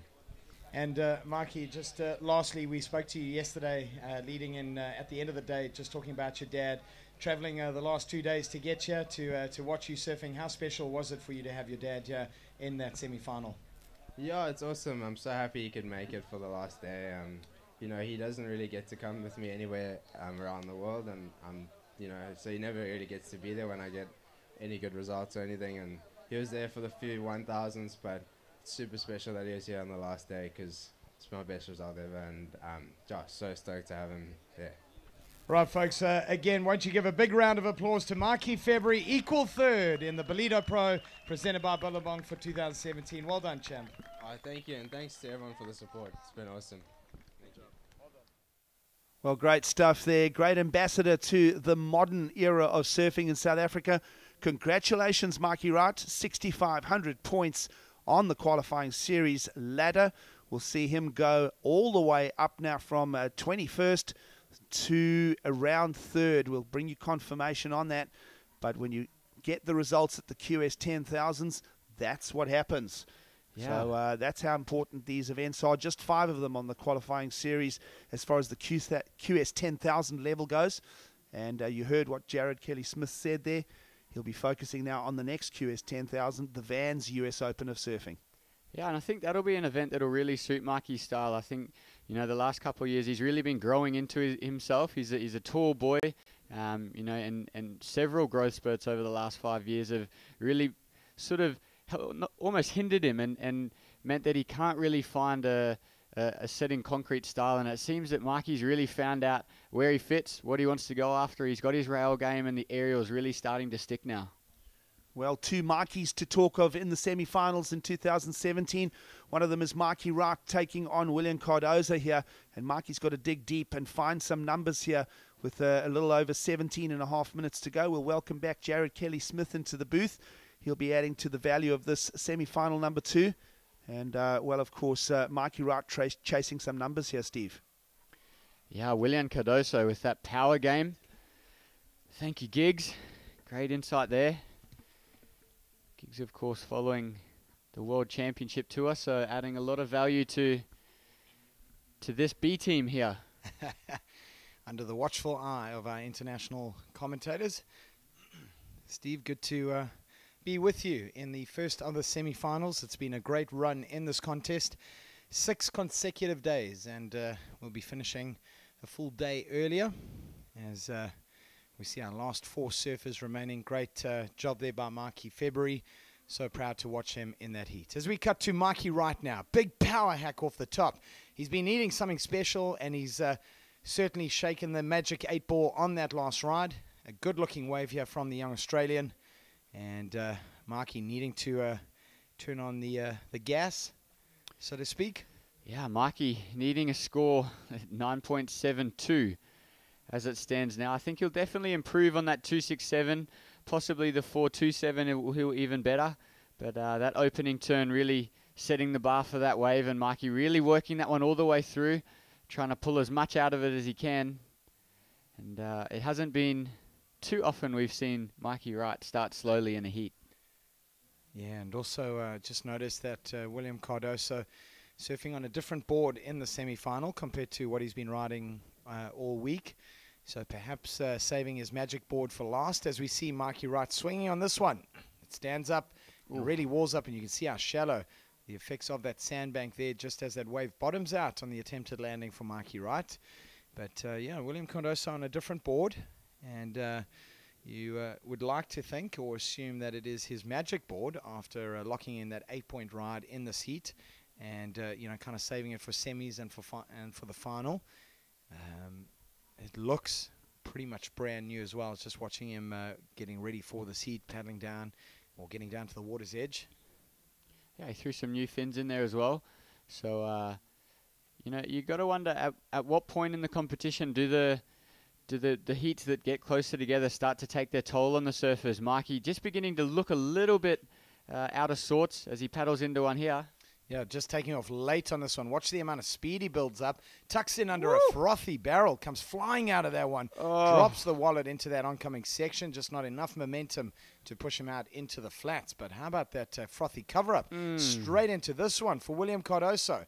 Powers through that turn before kicking over the back. But you loved the look of that little frothy cabin, didn't you? A great little exchange there. But Mikey Wright, I love his repertoire. I love that he's not the aerial guy. He's not, you know, the rail guy. He's someone who he reads each and every wave, and he almost, you know, for a cricketing term, plays each ball on its merits. So he waits, paddles in, and then he you know, judges it section by section, as we see him set a lovely line here, and then just stalling enough, pulling in right in close, and then just forces his way through the door there. And then here's that layback snap, just the whitewater from almost from every direction, swallowing up a little bit there.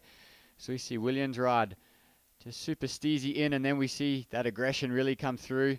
Plenty of spray, gets that board right around the horizontal, and William just deciding that's enough, going back out and keeping first priority. Yeah, well, I think those last 2 rides for Mikey Wright are certainly going to get the juices pumping in this heat. Really going to step it up for him.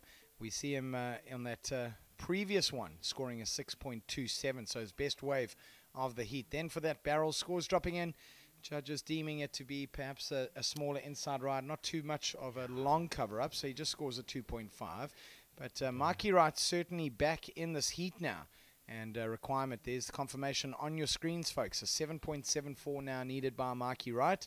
As we get into the back half of the semi-final, we're looking for one more surfer to make it through. One of these two men are going to advance through to the final up against the big man, Geordie Smith. You got to say, Geordie will certainly be going into the final feeling pretty confident after being well rested. They are going to have that expression session after this heat, so there is going to be a decent gap for whoever wins the semi-final. But Geordie looking really, really focused after exiting the water. There was no time for autographs or photos, the first time in the whole event, as we see William get around that section, slam it off the top, just a little bit too much of a punchy turn off the top there as he kicks the fins out. But Geordie certainly had his game face on that I haven't really seen in the build-up to the final day. He's been really chilled and relaxed, but exiting after that semi-final, it was all go for Geordie Smith, just running up the water's edge, back into the tower, get dry, get warm, and prepare yourself for the final. So Geordie, that's now his third final in this event. Yeah, and you know, just talking to a guys, couple of the finalists over the years. You know, Matty Wilkinson in 2014 had the lesser break. Timmy Reyes, of course, having the longer break. Timmy being victorious there. Similar situation for Davey Cathles in his final with the Laomi Nez. Shorter break, and unfortunately, you know, both those guys, Matty and Davey, the young Australians from the New South Wales coast, both losing out there. So you do have to wonder, you know, how the respective breaks take their toll. Geordie getting the longer bit of the break, but you know, Geordie having to surf closer heats this morning. So there's both sides of the coin, as we see Matty McGillivray up there just warming up for the expression session, getting that neck nice and limbered up. Yeah, whopping 30,000 Rand in prize money for the winner of that expression session. Not bad, because it is a all South African affair in that expression session, and pretty decent little prize pot for whoever takes out that expression session. Yeah, absolutely. And you know, we've just seen Mikey February bow out now, and of course the other South Africans who were in the event earlier, Matty McGillivray, Dylan Lightfoot, Davey Van Zyl, they'll all be competing. And you know, these boys who tour the world on the Rand, they'll be looking for that prize pool to potentially add to, you know, getting themselves into a couple more QS events, potentially getting some more points, and you know, great little activation there by Monster and Zigzag. So, folks, confirmation on your screens as we knock on the door of the last 10 minutes of the semi-final in the water. William Cardoso sitting with an 8 and a 6, giving him a heat total of 14 points. Mikey Wright, the Australian, a little bit behind the 8 ball, but we've seen him chip away now at that lead by William, and leaving himself needing a near excellent ride. He needs a 7.74. He is carrying a throwaway ride of 4.27 in his top two. So that is a roundup of the situation in the semi-final. We'll see if Mikey Wright can deliver the goods. BMT is needed by him in the next couple of minutes. And we've seen William Cardoso do this so often coming into the finals day, just setting the bar and really building a huge lead and strong surfing early on the heat. And we've seen a lot of competitors fall to the pressure that William Cardoso puts on early on in the heat. Yeah, it just gets really busy, and I don't know if it's his style. He's so aggressive when he, you know, goes to that rail game. It's almost, you know, a little bit intimidating potentially as he generally finishes his rides. He looks to the beach, and the Brazilian Storm, who, of course, we've mentioned them all week. They travel together, they surf together, they spend a lot of time, and even after they're knocked out, they hang around, they support each other. Yeah, they've actually got a TV program that they film called The Brazilian Storm, and they've got their videographer that travels around with them, documenting every competition. As we watch Mikey on this one, good snap off the top there. Love the fins flying out the back. Good recovery on the second turn. This wave running into a little bit of flatter water over there, so just a little pet the kitty section there. Gets over the shallow sandbar, as you see him just pushing through, trying to get back out into the lineup as quick as possible. Only really one turn of consequence on that wave. It was a beautiful turn as our producers line up the replay. Yeah, so Mikey using his priority. There's that turn there. Super critical. Really floats the fins on the, out the back of the section. Using the lip there, and then just, that's a really tricky section to navigate. You can see water moving in 3 different directions. And it's almost like, we're seeing a little bit of a different Mikey Wright to the one we saw in yesterday's slightly bigger conditions. Was able to engage with his power a lot more. Quite a tall guy, so he can get around those sections really easily. But just looks to be struggling a little bit now. Yeah, I want to see Mikey, do what he's good at, which is almost that free surfing approach, and go to the air and just be a little bit more relaxed. He does seem to, have a little bit of nerves. We did speak about that last quarterfinal where, if you were Mikey sitting on the beach watching William Cardoso just destroy quarterfinal number 4, you got to think that, it starts getting into your head a little bit, watching potentially the guy that you're going to surf up against in a semi-final just go ham out there.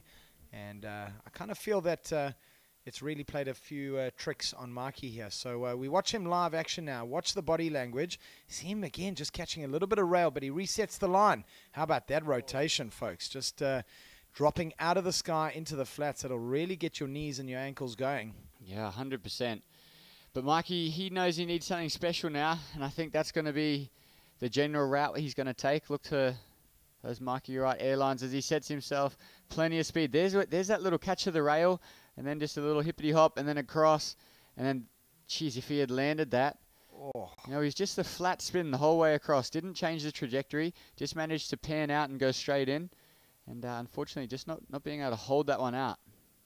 Hey guys, so for you just tuning in online for finals day in semi-final number 2, my name is Jared Smith, joined alongside me by Stephen Turner, a displaced Aussie, really upgrading his residency status, being in South Africa now, Stevie.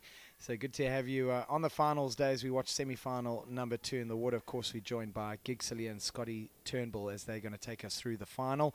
And lots going through over the course of the last 5.5 days leading up to this final day, finishing a full 24 hours earlier. And WSL Commissioner Travis Logie doing a fantastic job calling the conditions each day. As we see red paddle for this one late in on this section and kicks up and over the back of that one.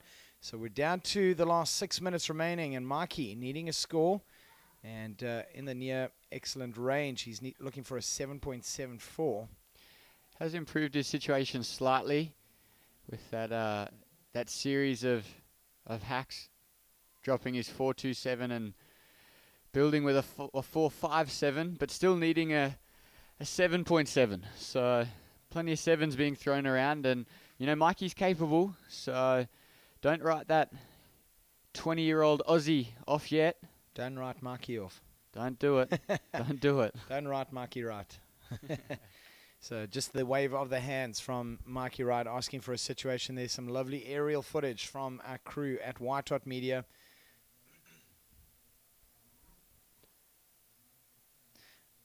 Right, so folks, we are now down into the business part of the second semi-final. Just 5 minutes remaining. And so far, William Cardoso doing enough to hold off the charge of the 20-year-old Australian wonder kid looking to join brother and sister on the respective championship tours. And Mikey's had a phenomenal run. We did talk about possibly peaking a little bit too early yesterday, getting the highest heat total of the event, 18.8. Will we see a last throw of the dice? Both these surfers scratching to get into position out there, just unable to get onto that one. But Mikey has had a phenomenal run up to the semi-finals. You hate to see him throw in the towel here. I don't think Mikey has that ability to really give up, but he'll just look to reposition himself out there. Lots of whitewater on that set, one of the biggest sets coming through in the semi. Yeah, it's a sign of a good competitor, isn't it, Jade? The conditions not entirely benefiting you, not holding priority, but he's still scratching. He's still trying to, feed his situation, get all the information required. That's Mikey's just obviously looking for a time check there or a situation update. And, Giggs mentioned earlier, as these sets come through, there's a lot of water moving around. We've had a lot of sand being washed into the bay. So there's the banks have broken up a little bit. So these conditions really being tricky with that straight on eastern swell. Guys are, having to choose, re-choose, and then re-choose again which waves to go for. And, William Cardoso just holding that priority now. And he's going to make it really tough for Mikey to get anything of consequence. But Mikey, I think, is going to ride him the whole way into the final siren. Right, so here we go. Mikey just has a quick little look at that one and pulls back with 3 minutes remaining. Of course, folks, Geordie Smith, our first finalist, having been decided. William Cardoso, that man in blue, is going to commit to this one. Uses his priority, taking off, flying down the wave. He jams it off the top. Lovely power turn as that wave closes out. It's a priority wave, that one, Jared. Yeah, William looking really strong to join the big South African Championship Tour surfer in the final. Of course, Sean Thompson, who could forget, 5-time winner of the Gunston 500 back in the 70s. Geordie now would be surfing his third final. He's already won one. And he'll be looking to take out a second title. It'll be good to see Geordie's name along with the greatest South African competitive surfer that we had up until Geordie's time. Really, Sean Thompson, just the only world champ SA's ever had on the international scene. Here we go with Mikey now as he drops the hammer on this one. Turns it off the top and rail sliding at that turn. Just catches that inside rail. Can you just feel the pain in that second turn? He hits the water as he paddles back out. And, Stevie, a little bit of heartbreak there from Mikey. You'd hate to think had he had stuck that second turn, we could possibly be knocking on maybe even an excellent score. Yeah, you took the words right out of my mouth there, Jared. A little bit of heartbreak. Mikey really, had to fight for that wave. William Cardoso taking that wave before it, exercising his priority. But Mikey's still with a minute and a half, and we've mentioned he's not going to go down without a fight. He's going to, really go after everything until that final siren goes. And the boy's giving himself a nice little shoulder check there. So it just shows how much it means to these guys. That extra allocation of points really going to come in handy towards the back end of this year. Mikey, I think, sitting in 85th at the moment. So this will improve his position phenomenally, but everyone's eyeing out that 10,000 number. Yeah, of course, just coming so close. One heat in it, and you can see Mikey just not giving up at all. William Cardoso putting years of qualifying experience to good use here. And sticking on top of Mikey Wright like glue out there, not letting him go at all. As William Cardoso, priority on your screens there. Confirmation as William holding first priority. Mikey Wright second priority with a handful of seconds remaining in the semi-final. It looks like it's going to be enough. This is going to be a priority wave for William. It does look like a good wave as he blasts through that top section. A real rooster tail of spray flies over the back of the wave. He doesn't land it, so it does go down as incomplete. William, hands on head as he waits for the countdown timer to go. It looks like it's going to be enough for that man, the Brazilian surfer, eyeing out a spot in the final. Is this a last throw of the dice? It isn't. There goes the siren. The Brazilians go absolutely wild on the deck. Wow, Steve, how about that one? William is looking unstoppable. Yeah, how's that for an enticing final? Geordie Smith, the man who has almost just gracefully eased his way into the final, and William Cardoso, the Brazilian who's muscled his way through every heat. Really a lot of aggression coming from William. So that's an exciting contest that we've got waiting for us. And folks, I'm going to step out of the booth for a couple of minutes to go and catch up with Mikey Wright down on the beach. I know they are interviewing the runner-ups positions there. So we had Mikey February in the last, Mikey Wright in this one. And William Cardoso will go and get himself ready for the final. Coming up in about half an hour's time, we are going to be having the Monster Energy Zigzag Expression session with 10 local South African surfers in the water competing for 30,000 Rand. As that man, William Cardoso for Brazil, up against Geordie Smith in the final for 2017, the Ballito Pro, presented by Billabong. Here we have that heat recap. William went to town early on the forehand. A couple of big cracks off the top. Showed the beach he liked it. Mikey Wright started well. Lovely jag off the top. Filled it out through that lip there. And then really having to manufacture scores. A little bit of uncharacteristic surfing from Mikey in this event. Then William backed himself up, Plenty of spray on that opening turn. Great bit of flow. And Mikey was really chasing the whole heat. Just really showing a huge repertoire of skills. A lot of water moving, tough conditions for Mikey, but Willian doing the damage. And that's it for me as I hand over to Gig Saliers and Scotty Turnbull. And they are going to lead you in. Well, thanks, Stevie Turner. So we see on screen the delighted and satisfied face of big, powerful Brazilian Willian Cardoza. Welcome back in, Scotty Turnbull. And a little bit of a disappointment there for the Australian support base.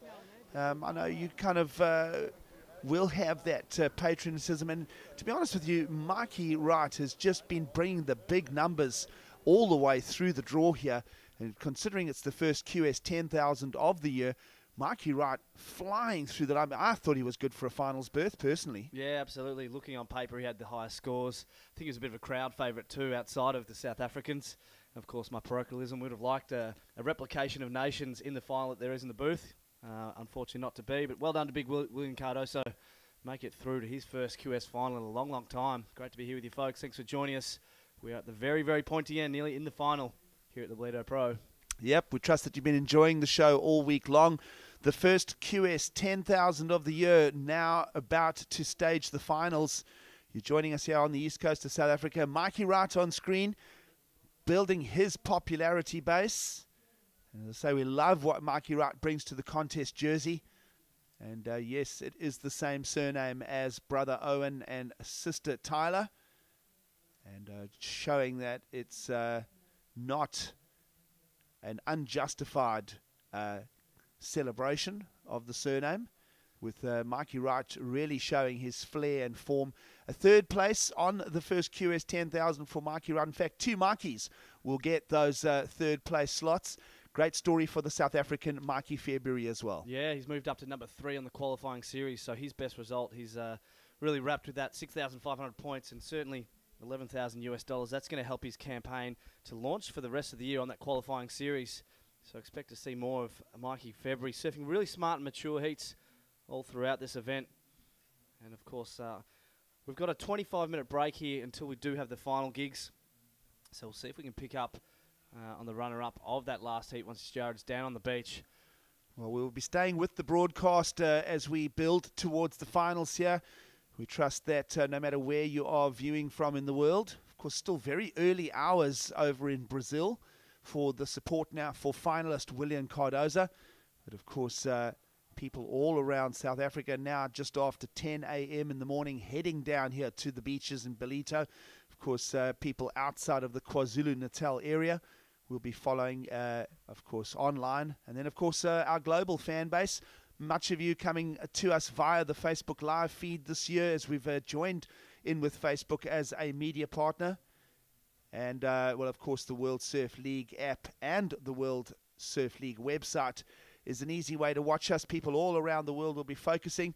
And a chance to charge your beverages and get ready. We'll take a quick break and we'll be back for more of the broadcast here from South Africa.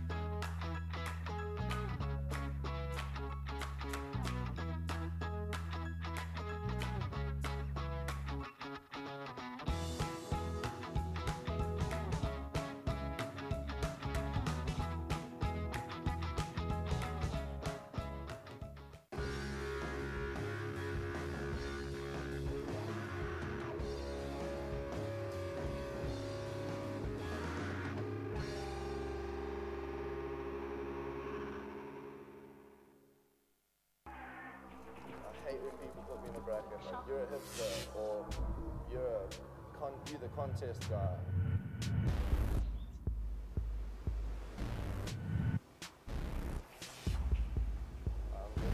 Fair. Beautiful. Ballito plays host to the world's best here. It is now finals day here in South Africa. As you join us for the QS 10,000 final, it will be coming underway to us shortly. Of course, a man that's been doing a lot of work here at the Ballito Pro is Jared Kelly-Smith. He's been conducting the booth and, of course, down at beach interviews. Let's go down and hear from him at the sand. All right, guys, thanks. Here with Mikey Wright. Mikey, you've been on a great contest for 5 days running, coming into the final day, knocking on the door of the final, but it just wasn't to be. Yeah, you know, I fell on a few waves I probably shouldn't have, and I fell in that air where I, should have landed it. But, Mikey, I mean, taking out the positives of this result, it's your first real major event of the year, and at the halfway mark before you head off to the US Open, certainly putting you into a good position. Yeah, you know, I'm first semi-final or even quarterfinals or, last day of the event I've made through too. So, yeah, I'm pretty stoked on that. And, William's such a really good surfer, and it was I knew it was going to be a tough heat, and, yeah, well done. I hope he wins it. So a lot of comments coming through online, and the sort of profounding words have been the World Tour needs Mikey Wright on the tour. So we wish you all the best. We're looking for another big result as the second half goes on in the year, pal. You've put on a great show for everyone down on the beach. Thanks for coming out. Yeah, no worries. Thank you. Thanks for all the fans and everything. All right, folks, another round of applause for Mikey Wright, the highest heat score of the event so far, an 18.8. We say goodbye to him, but William Cardoso through to the final against Jordy Smith. Well, blistering performances there from Mikey Wright through the entire duration of the first QS 10,000 of the year. Sees him well rewarded with 6,500 points towards his campaign. Of course, Mikey Wright came to Ballito here, the stop down at 30. Well, he'd be down in the 38th, I think it was, on the qualifying series, but certainly a big bump up the ladder now for the talented Australian. We'll wait for confirmation of where he'll end up on the qualifying series now as we wrap up Ballito, but 6,500 points, a great step towards getting Mikey Wright into the championship tour jersey. Yeah, as he made mention in that interview, he hasn't gone this far in a major event in quite a long time. He had quite a good junior career and then took some time off, had some injuries the last couple of years, so this is his first real crack at the qualifying series. He did some events last year, but this is his first full tilt, and of course, this being the first 10,000 of the year, certainly set himself up for that qualification with a result there, 6,500 valuable points going in the bank. And of course, last year we keep talking about those qualifying points gigs. Of course, the top 10 guys from our qualifying series do get eliminated onto that Samsung Galaxy Championship Tour. And last year we saw the last person qualifying, Zeke Lau, with just over 18,000 points. So that's kind of the benchmark we've been talking about all week. And of course, Jesse Mendez, we've talked about him. He's already around the 24,000 point mark with his result. So he's almost a lock, you'd say, to be on that championship tour. And I'll just pose the question. I don't know the answer. We will find out. You wonder if he will get potentially the wild card for J-Bay, because the WSL still have a wild card to come. You wonder if it will be Jesse Mendez who will get that. We'll find out hopefully before the final for you folks. Well, that'll be a good decision and a well-worthy reward. I'm wondering, based on the performances here in South Africa, Mikey February would love to put his hand up. I'm not sure how that qualification process works. We already had the Monster Energy J-Bay Super Trials down there, held a few weeks back. Dale Staples is now confirmation that he will be in the Corona Open J-Bay, coming at us starting next Wednesday. Of course, all the focus here on Ballito today. And we'll shift it over to Jeffreys Bay as we keep the World Surf League's focus in South Africa. The upcoming stop number 6, the Corona Open J-Bay, just a few days away now. And that's, of course, is where we will see Jordy Smith looking potentially for a third win of his career in Jeffreys Bay. But before that, he's got a finals to deal with here right now on the qualifying series. The finals has been established. Probably around 15 minutes to start now for The South African Jordy Smith taking on big William Cardoza out of Brazil. It's going to be a great QS 10,000 final when we get that underway shortly. Yeah, and you think of Brazilians, you think of electrifying, fast surfing, you think of small frame, compact, short little guys. William Cardoso doesn't quite fit that bill, and his surfing certainly hasn't fitted that bill. He's done all of his work on the face with massive man turns and rail work. That's got him all the way through. We've had 67 heats go down in this event so far, Gigs. Just under 34 hours of surfing, and we find our two finalists here at the pointy end. Of course, Jordy, no stranger to a final. This is third here at the Ballito Pro, of course, taking one and losing the other in the dying seconds to Julian Wilson with a Hail Mary, massive frontside air. So he's pumped up. He really wants to win this. He wasn't giving an easy qualification to Mikey February, who could have used those bonus points. He's hungry. He wants to take this one down, the big South African. But William Cardoso, well, he wants to get back on that big championship tour too. So this super important. 6,000 points available, 8,000 points available for second and 10,000 for the first place getter. So big numbers available for William Cardoza in his qualifying series campaign. Of course, Jordy Smith using this as a tune-up now for J-Bay. You mentioned that Jordy's made finals before, and you're 100% correct in saying that back in 2010, Jordy Smith would take out the win here in an all-South African final against young Casey Grant from down the KwaZulu-Natal coast. And then he'd continue that momentum for his first championship tour win. So 2010, we think fondly back to a great run in South Africa for the star himself, Jordy Smith. And we are waiting for the finals to get underway here. You're watching live coverage. We're getting closer to that finals to get underway. We'll take a quick ad break. Stay with us. It's all happening here at the Ballito Pro, presented by Billabong. We are more than the music we listen to, but we know what to listen to. We are our own people. We have our own ideas, our own dreams.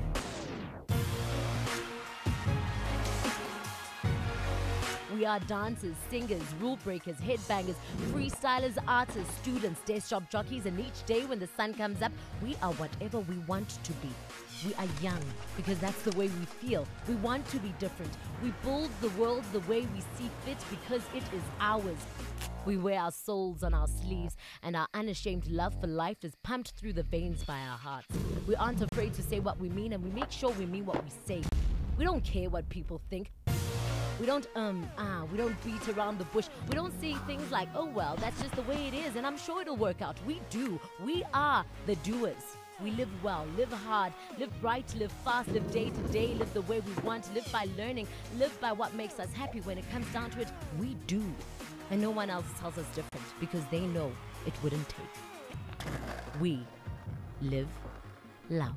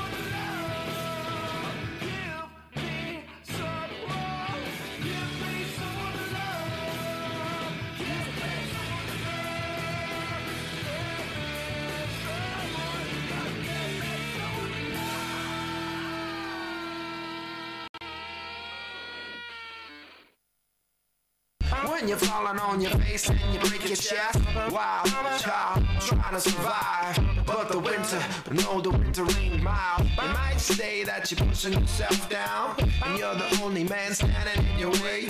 And then you probably say you're drinking yourself drown. But don't you know it's your body? Well, welcome back to live coverage of the Ballito Pro presented by Billabong, the first World Surf League QS 10,000 of the calendar year. And Ballito Bay has a couple of thundering peaks running through. We're allowing our athletes just to gear up now for the finals. In fact, probably around 8 minutes now to the start of the finals here. That will feature Jordy Smith out of South Africa taking on Big William Cardoza, the Brazilian powerhouse, in a all-natural foot final here. And it is a good morning from myself, Gig Saliers, alongside Scotty Turnbull, as we continue to pensively wait for those finals to get underway. Of course, we're talking of those two finalists out in the lineup shortly. Jordy Smith, a great run through the draw. We'll have a look back at the road to the finals for Jordy Smith. That will be your finals on deck coming up shortly. As I say, fans around the world, enjoy it with us. It is the first QS 10,000. Jordy Smith doesn't necessarily need these qualifying series points, but I'm sure William Cardoza will welcome 10,000 of them if he can get the win here over Jordy. Yeah, and I think this speaks volumes of where Jordy's head's at this year, Gigs. He has a lot of pressure on him coming down here, you know, obviously being one of the highest rated surfers on that championship tour this year. He's showing real form and poise. As we just check out how important the points and dollars are here in this event. Of course, 10,000 valuable qualifier series points available for the win, and we saw Conor O'Leary take them last year. $40,000 US, and that's significantly more in the rand if Jordy does take it out. In second place, 8,000 QS points and $20,000 there. So certainly some valuable points, and far more than, you know, the 6,500 we saw in the semi-finals. So quite a big increase. Well, of course, 6,500 points is what Mikey Wright and Mikey February have attained, but it is those big points on offer in the finals. Can Jordy Smith take a win here and for a second time win the event here in Ballito? Let's have a look at Jordy Smith's road to the final. Classic surfing from Jordy early on. So we look back to conditions earlier this week. It's pretty much been a steady canvas all week long here in Ballito. Yeah, the same sort of conditions all week. You can see Jordy here. This was earlier in the week in his round of 48, I think this one was, and looking really sharp. Here he was. This was in the round 4 against Ramsey Buchheim, where he'd actually qualify in second position with a pair of 8 scoring rides. And here we had Jordy Smith. This was early this morning, going to the air. That was his 7-point ride there in the quarterfinal up against Miguel Pupo, where he took that one down. And then, of course, in the semi-finals, it was Superman aerials like that, which scored him more 8-point rides to get him through to this final.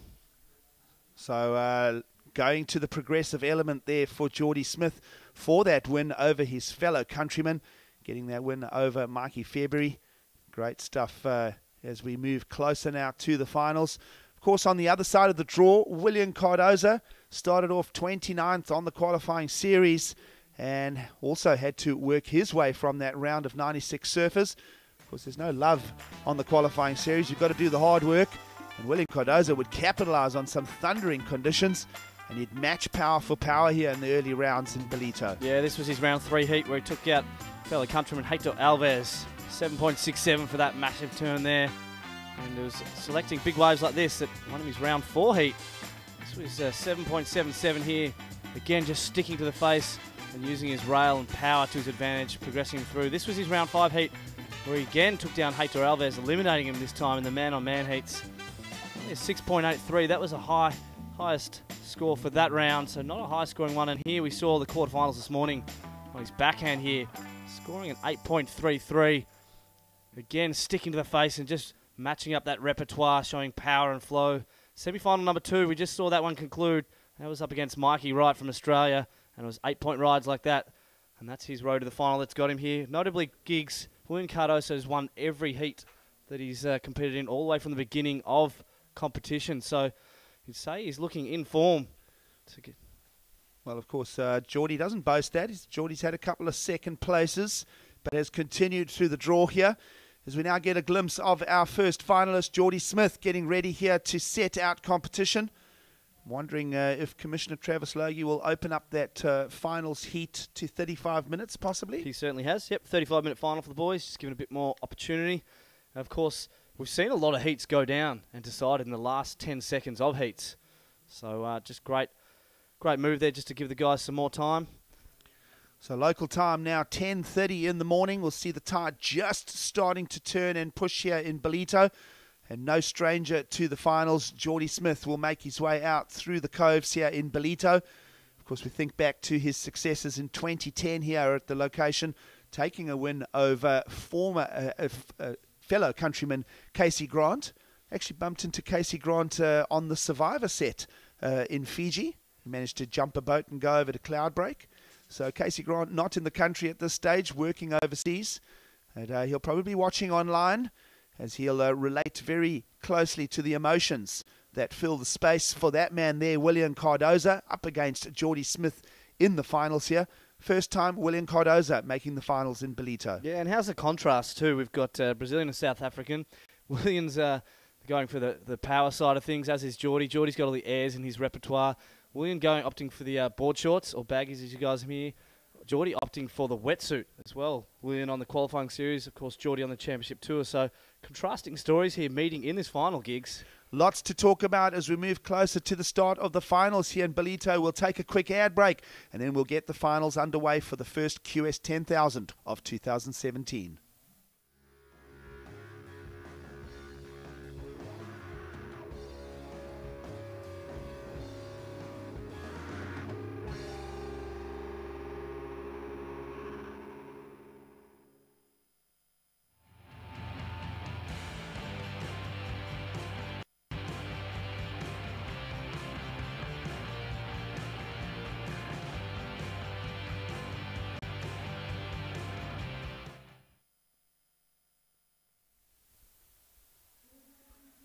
Well, you're joining us here in Ballito, and thanks very much for being with us for the first World Surf League QS 10,000 of the year. Gigs Hilliers alongside Scotty Turnbull as we now get ready to get the finals underway here. A big showdown between former winner Geordie Smith taking on big William Cardoza. Just having a look back in that break quickly on my World Surf League app, Scotty. 65th on the qualifying series last year. No big results on the QS 10,000s. 49th in Cascais, 73rd here in Brazil. So this is a big achievement for William Cardoza. Absolutely, a massive achievement by the Brazilian. So he said how happy he was at the start of today just to make finals day. But he's kept that charge rolling through, as I said before, winning every single heat. So just before we kick this one off, maybe we'll go to, you've been on your World Surf League app. I've been on the World Surf League page on Facebook. I'll come back to that because this is the start of the final. Geordie Smith.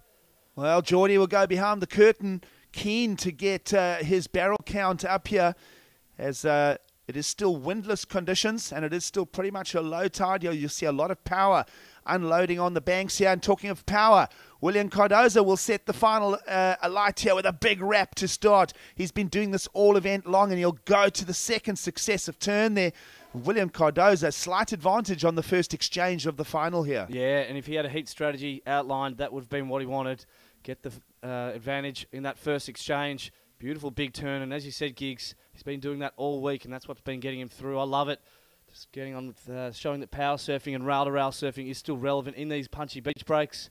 Great little set there to open up the heat, the final, which is great. Geordie trying to tuck in. He's been doing this all morning. He loves getting the barrel.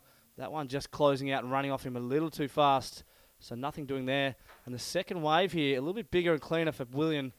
Just bides his time here, comes around the section, squares this up. Nice jam in the pocket, opening up those shoulders, really extending through that turn, and deals with this nice little soupy foam section in the end, making sure he rides out that one, punctuating what was going to be a good opening ride for the surfer in blue out of Brazil.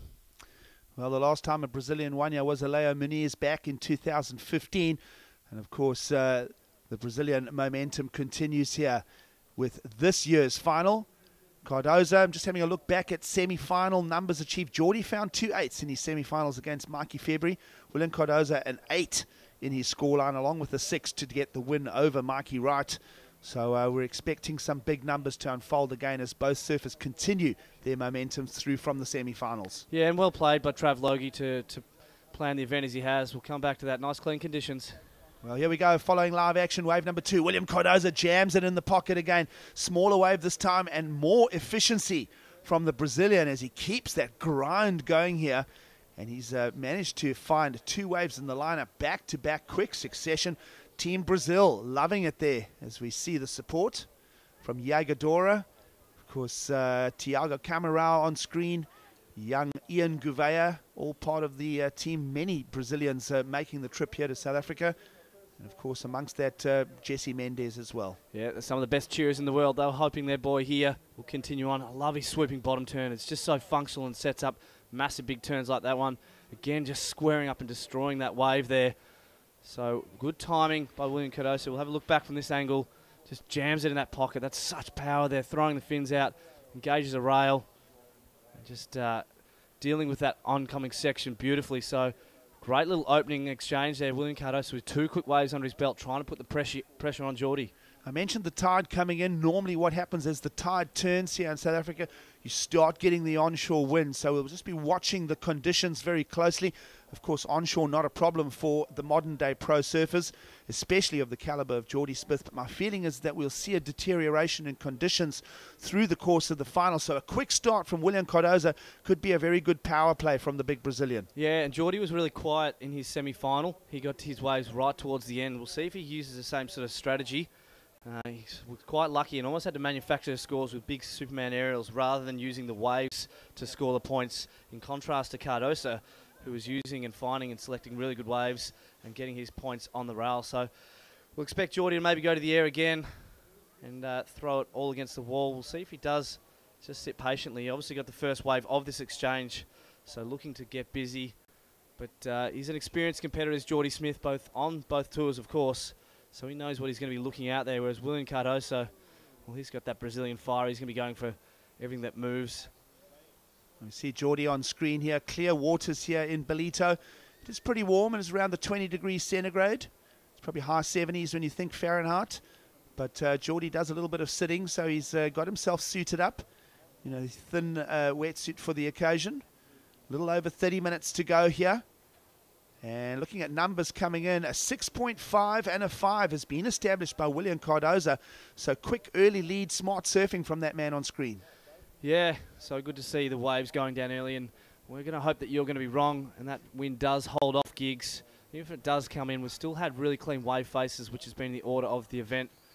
As we see Geordie Smith versus William Cardoza. So had you have gone back in the draw and said that the conditions were going to be all week, 3 to 4 foot with some afternoon onshore, you would have picked perhaps the likes of Seth, Josh Moniz, even Yagadora, and these kind of guys with aerials maybe pushing it through. But I love the fact that it's a rail game that's got someone like William Cardoza all the way through, showing the relevance to that part of the surfing. The judges still rewarding that. See if Geordie exercises priority here and takes this one. He does. Here goes Geordie down the line. Couple of pocket bowls will invite him to the air, and there he goes. Huge rotation, just lands on the coping for an incomplete. I was almost thinking that one had been stitched and done for Geordie, but a little tweak on the landing will see Geordie immediately move back through the sandbar area here in Ballito. You can see he's getting a bit thundered upon there, still some power. And Geordie will go back to the drawing board here with 29 minutes to go. Yeah, one thing I like about Geordie, and I notice he's got so many aerials in his bag of tricks, and some of these qualifying series guys, they've got, you know, a move that they've got on lock, and they'll always go to that, and we'll see a lot of those aerials. Geordie's a smart competitor, and what he does, he always tries to keep things fresh for the judges, and he's always throwing up different aerials. That's the first inverted one we've seen from him. We saw the last heat he threw down a Superman. So I think that's just a subtle nuance, is one of the reasons why he's on that championship tour, because of that ability to mix things up and keep things fresh. So the talent of Geordie Smith sees him to the finals here in Ballito, now making the finals for the 3rd time. Of course, 2013 exciting surf-off with Julian Wilson. Julian getting a win on this platform. And we'll see where Geordie Smith goes with his 3rd final appearance here at the event in Ballito. Of course, this event does boast as the longest running professional surfing event around the world. Back in 1969, the first start, making this now the 49th edition of the event. And Geordie, you can see now, looking for answers. William probably is holding first priority. And medium insider William will let Geordie go, and Geordie will go straight to the air. Love the rotation. Medium-sized wave, though. The beach absolutely behind their South African athlete here. But what are you thinking with that first completed rotation? I'm thinking that's a really smart manoeuvre. Obviously, Geordie did not have priority there. Only a smaller wave, as you said, but Geordie able to manufacture turns like that at will. I wonder if the judges will be thinking he did a similar turn back in his semi-final. Let's check it out again. It's a little grower, just looking down the line, just waits here. Beautiful projection, throws the grab in, just a little slob grab.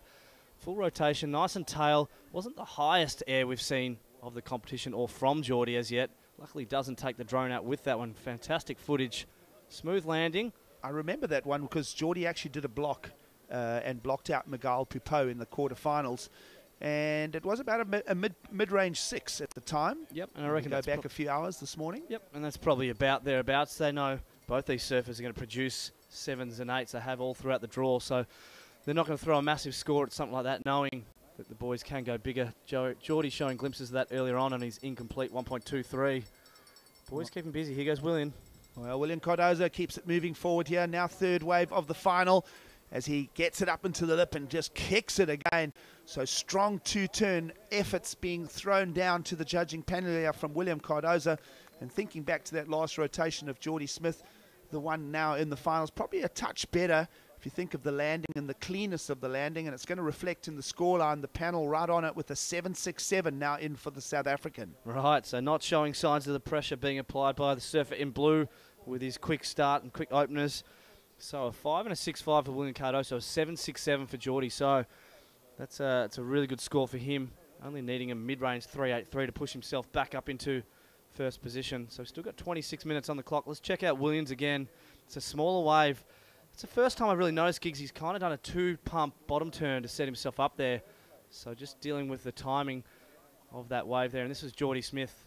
Let's check out that aerial again. This is his 7.67. Beautiful tail high. Just rides out of that with complete ease. Does the big South African local boy. The fans on the beach were going crazy. Judges liked it, a 7.67. So now following William Cardozo in the lineup here in Ballito. His first QS 10,000 final. As he goes up and over the white water, that one just going to unload on the bank. William can't gear up a second turn. So a smaller number for that last particular ride. Judges working on a previous one as well. Won't enter into his top 2.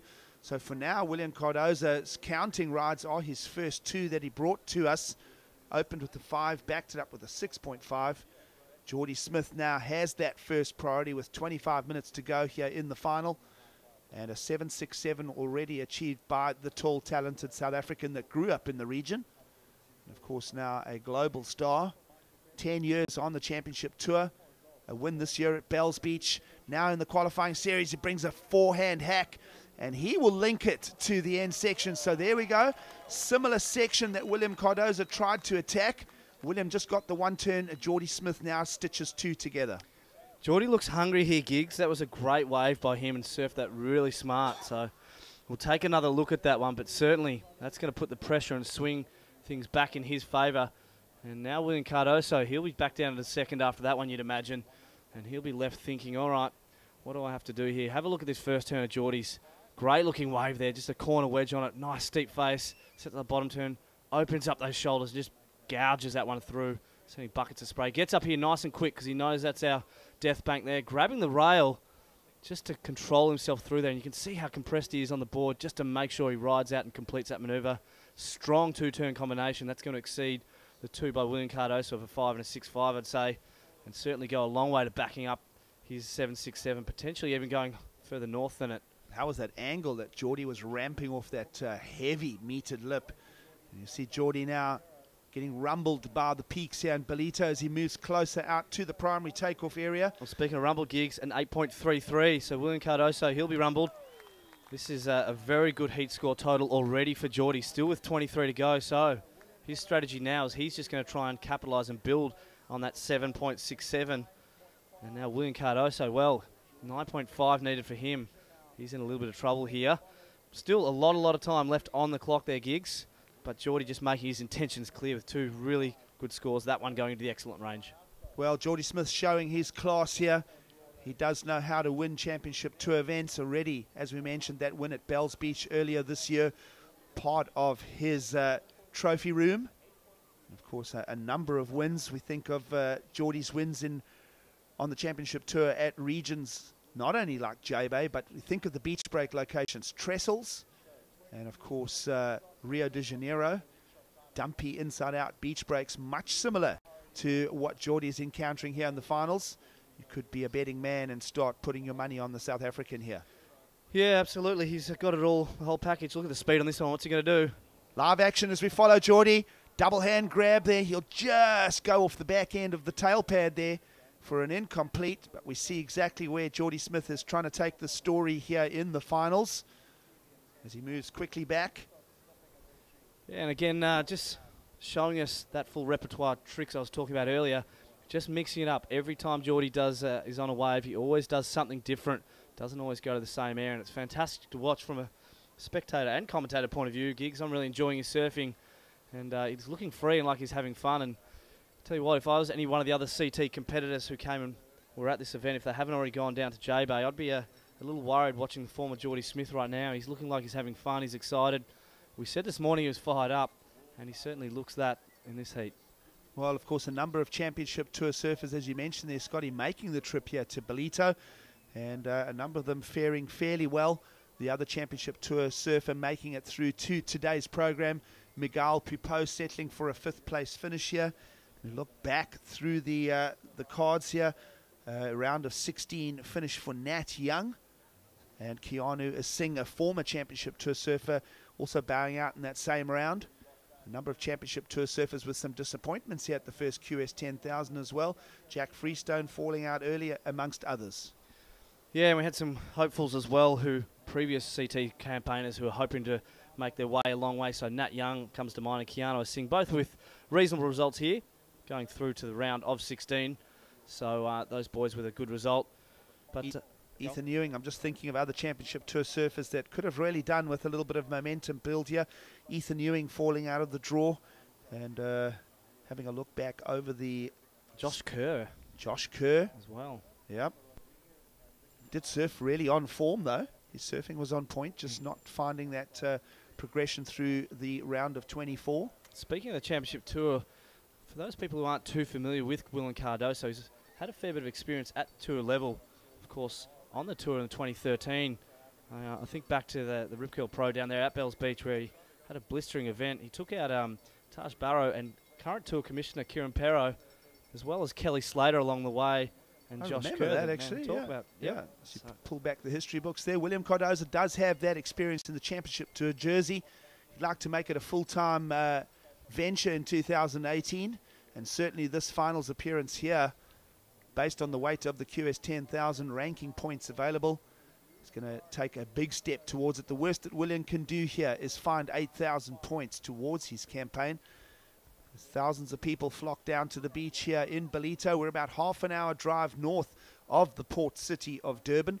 Of course, Durban playing host originally to the event back in the 60s and 70s and 80s and into the 90s, as we see the Brazilian powerhouse, medium-sized wave, and as I say that, he'll just sink in a little hole there. So a couple of buckles on the sandbar. Geordie now dominating the wave selection, and a section ahead for him. Just will square it up. Efficient beach break surfing from the South African star as he continues to build the pressure on his opponent here. Yep, good little exchange, and it seems as though that same theme we've seen over the last couple of days with the second wave of the set being the better one, that theme is re-emerging here in the final. It hasn't been the case all this morning, but seems to be the case here this morning in this final. So William Cardoso, well, he won't get the 9.5 he was after on this wave. We'll check it out anyway. Traversing down the line. It's a bit of a wobbly one, this one. He gets a little caught up on that turn. Bit of an open face one there. Looks good, but judges wanting more critical surfing, and the board just disappearing into a hole, as you said. And this one here, a little bit bigger, a little bit cleaner. Geordie squares up this first turn. A little bauble on his bottom turn around. He wanted to go to the air. You could see the body language, but settling just for a little tag finish at the end. That won't improve on his 7.67 low score. So good little exchange by the boys, but not enough for William Cardoso at this stage, so back to the drawing board. So temperatures are up in the mid-20s here. It is winter, and this is the beauty of the region of Ballito. It offers amazing beach weather most every winter's day. We are down in the southern hemisphere here. Of course, about a 10-hour drive north of Jeffreys Bay. As you see our finalists on screen here, windless conditions. That wind is holding off. You can see a little bit of a line of it on the horizon there, but for now, we'll pretty much be unaffected for the next 17 and a half minutes of this final. And conditions will continue to play their part. Let's see if William Cardoza can up his momentum here. He's still holding on to his opening 2 scores at this stage. Just watching him there, he's not dealing with the local insect problem, folks. If you're wondering what the little hand jive was, it's actually just going through sort of his turns in his mind and actually then replicating that with his hand. And he recognising that last one. He didn't square that first turn up as much as he has throughout the rest of this event. So he's just reflecting back on what went wrong in that last one, making a mental note on what he needs to do for the next one, and that's more squared up surfing. We talk about the benefit William Cardoza is going to take from this, not only valuable money and points, but I notice there's a fair bit of real estate on that border here. There's not a whole lot of sponsorship stickers. So showing the importance of that money that he's going to take away from this heat, this will probably set him up for his campaign and maybe even open the eyes to some of the industry. Maybe some Billabong, I believe, is a great sponsor out there. I wonder if they'll have a look at William and have some discussions with him, showing that he's definitely worthy of being back in the discussion. Well, I do remember when he was in that championship tour appearances a few seasons back, he was with Rusty. Yeah, so not sure what equipment he's on these days. Of course, we see a number of surfers moving between shapers as well. Not everybody just riding one particular brand. That is, of course, not the story for Geordie Smith. Geordie with contract with Channel Islands. And he is probably on a model very similar to a Bunny Chow. We'll bring that up as a discussion again. Is the tall South African with that model. Geordie is on a bit of a square tail though, so he's probably on a Rook 15 or a semi-pro or one of those. Yeah, I saw a T-Low down there as well. Yeah, I'd say it probably is one of those ones. Of course, the Bunny Chow, his model, his signature model, and we won't give you the full history of what Bunny Chow is. If you want, you can go back and check out that discussion as part of our... Oh, give an abbreviated one. It's a loaf of bread cut in half, and you hollow it out and you pour the curry inside. That's delicious. a Bunny Chow. Absolutely. How good is they for a lunch here in the region? Of course, a Bunny Chow, the traditional meal of the working class in the area here. We are in Quarterfinal region. This is the original Zululand. Of course, go and research some of that history of the Zulu nation. And of course, here is the modern day Zulu in the form of Geordie Smith, and you know where this is going. And he'll bring war to the table. And as I say that, just about to bring completion. And you see the shake of the heads there. Nope, he didn't make that. Judging panel will recognize that as well as all the folks and the supporters of professional surfing. And still plenty of time. We pretty much still have a full 15 minutes remaining. So into the second half here. 17 and a half minutes would have represented halfway in the heat. And Geordie Smith still keeping the pressure on his opponent nonetheless. Yeah, not sure what happened there. We'll pull that one up again. It was a 96% completion, but something just going a little awry at the end. But Geordie just looks so comfortable doing those. Those manoeuvres are almost functional, but don't be fooled, folks. Very high risk. Saw from the beginning, traversing down the line, his eyes eyeing off this section. Sets that back foot up nice and high, goes the grab, full rote, a little higher than his other one. And he's got it around and somehow just... perhaps too much weight forward. Spot on, Gigs. That's exactly what it is. Yep, too much weight in that front foot as he tries to really sell the ride out on that one and just losing it. I noticed as he came out of the heat from his last one, some significant pressure dings on the deck of his board, and these guys with some really thin glass, maybe only 4 ounce on the top deck, and just how they trash the equipment so much, and those sort of aerials are going to continue to do that. It amazes me that we don't see more snap boards from those kind of manoeuvres. Of course, over the course of the week here, we did see damage to equipment, and a number of surfers breaking boards apart on the banks here in Ballito.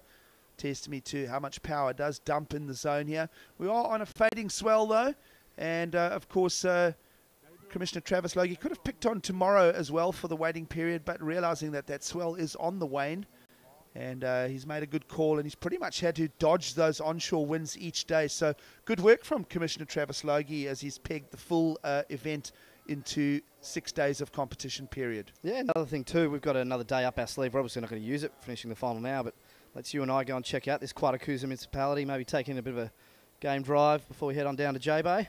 So another great outcome of that. And of course, swells Well, generally, if you do get a swell gigs, for those people who aren't fully across oceanography, they'll generally last 2 to 3 days. And our waiting period that we need to get through, so we had 5 days of surfing that we've run here. Championship Tour events take about 3.5 days, and so that's why you can't always see these fantastic conditions. We didn't actually have a proper swell here, so I think we're quite lucky to have got what we have got, particularly yesterday morning. Some great waves on offer. Yeah, 2 semi-swells in the window of this week sees us bringing the first QS 10,000 of the year to completion. Great job with the World Surf League. I know that there's strong discussions between the World Surf League and the Quarterfinal municipality to continue to extend the contract here. So great input to the region from the Quarterfinal municipality. A huge thank you to the mayor and to all of the dignitaries in the area for their positive inputs. Of course, building a strong economic upswing in the region here north of Durban. And of course, increasing the social tapestry of the area as well.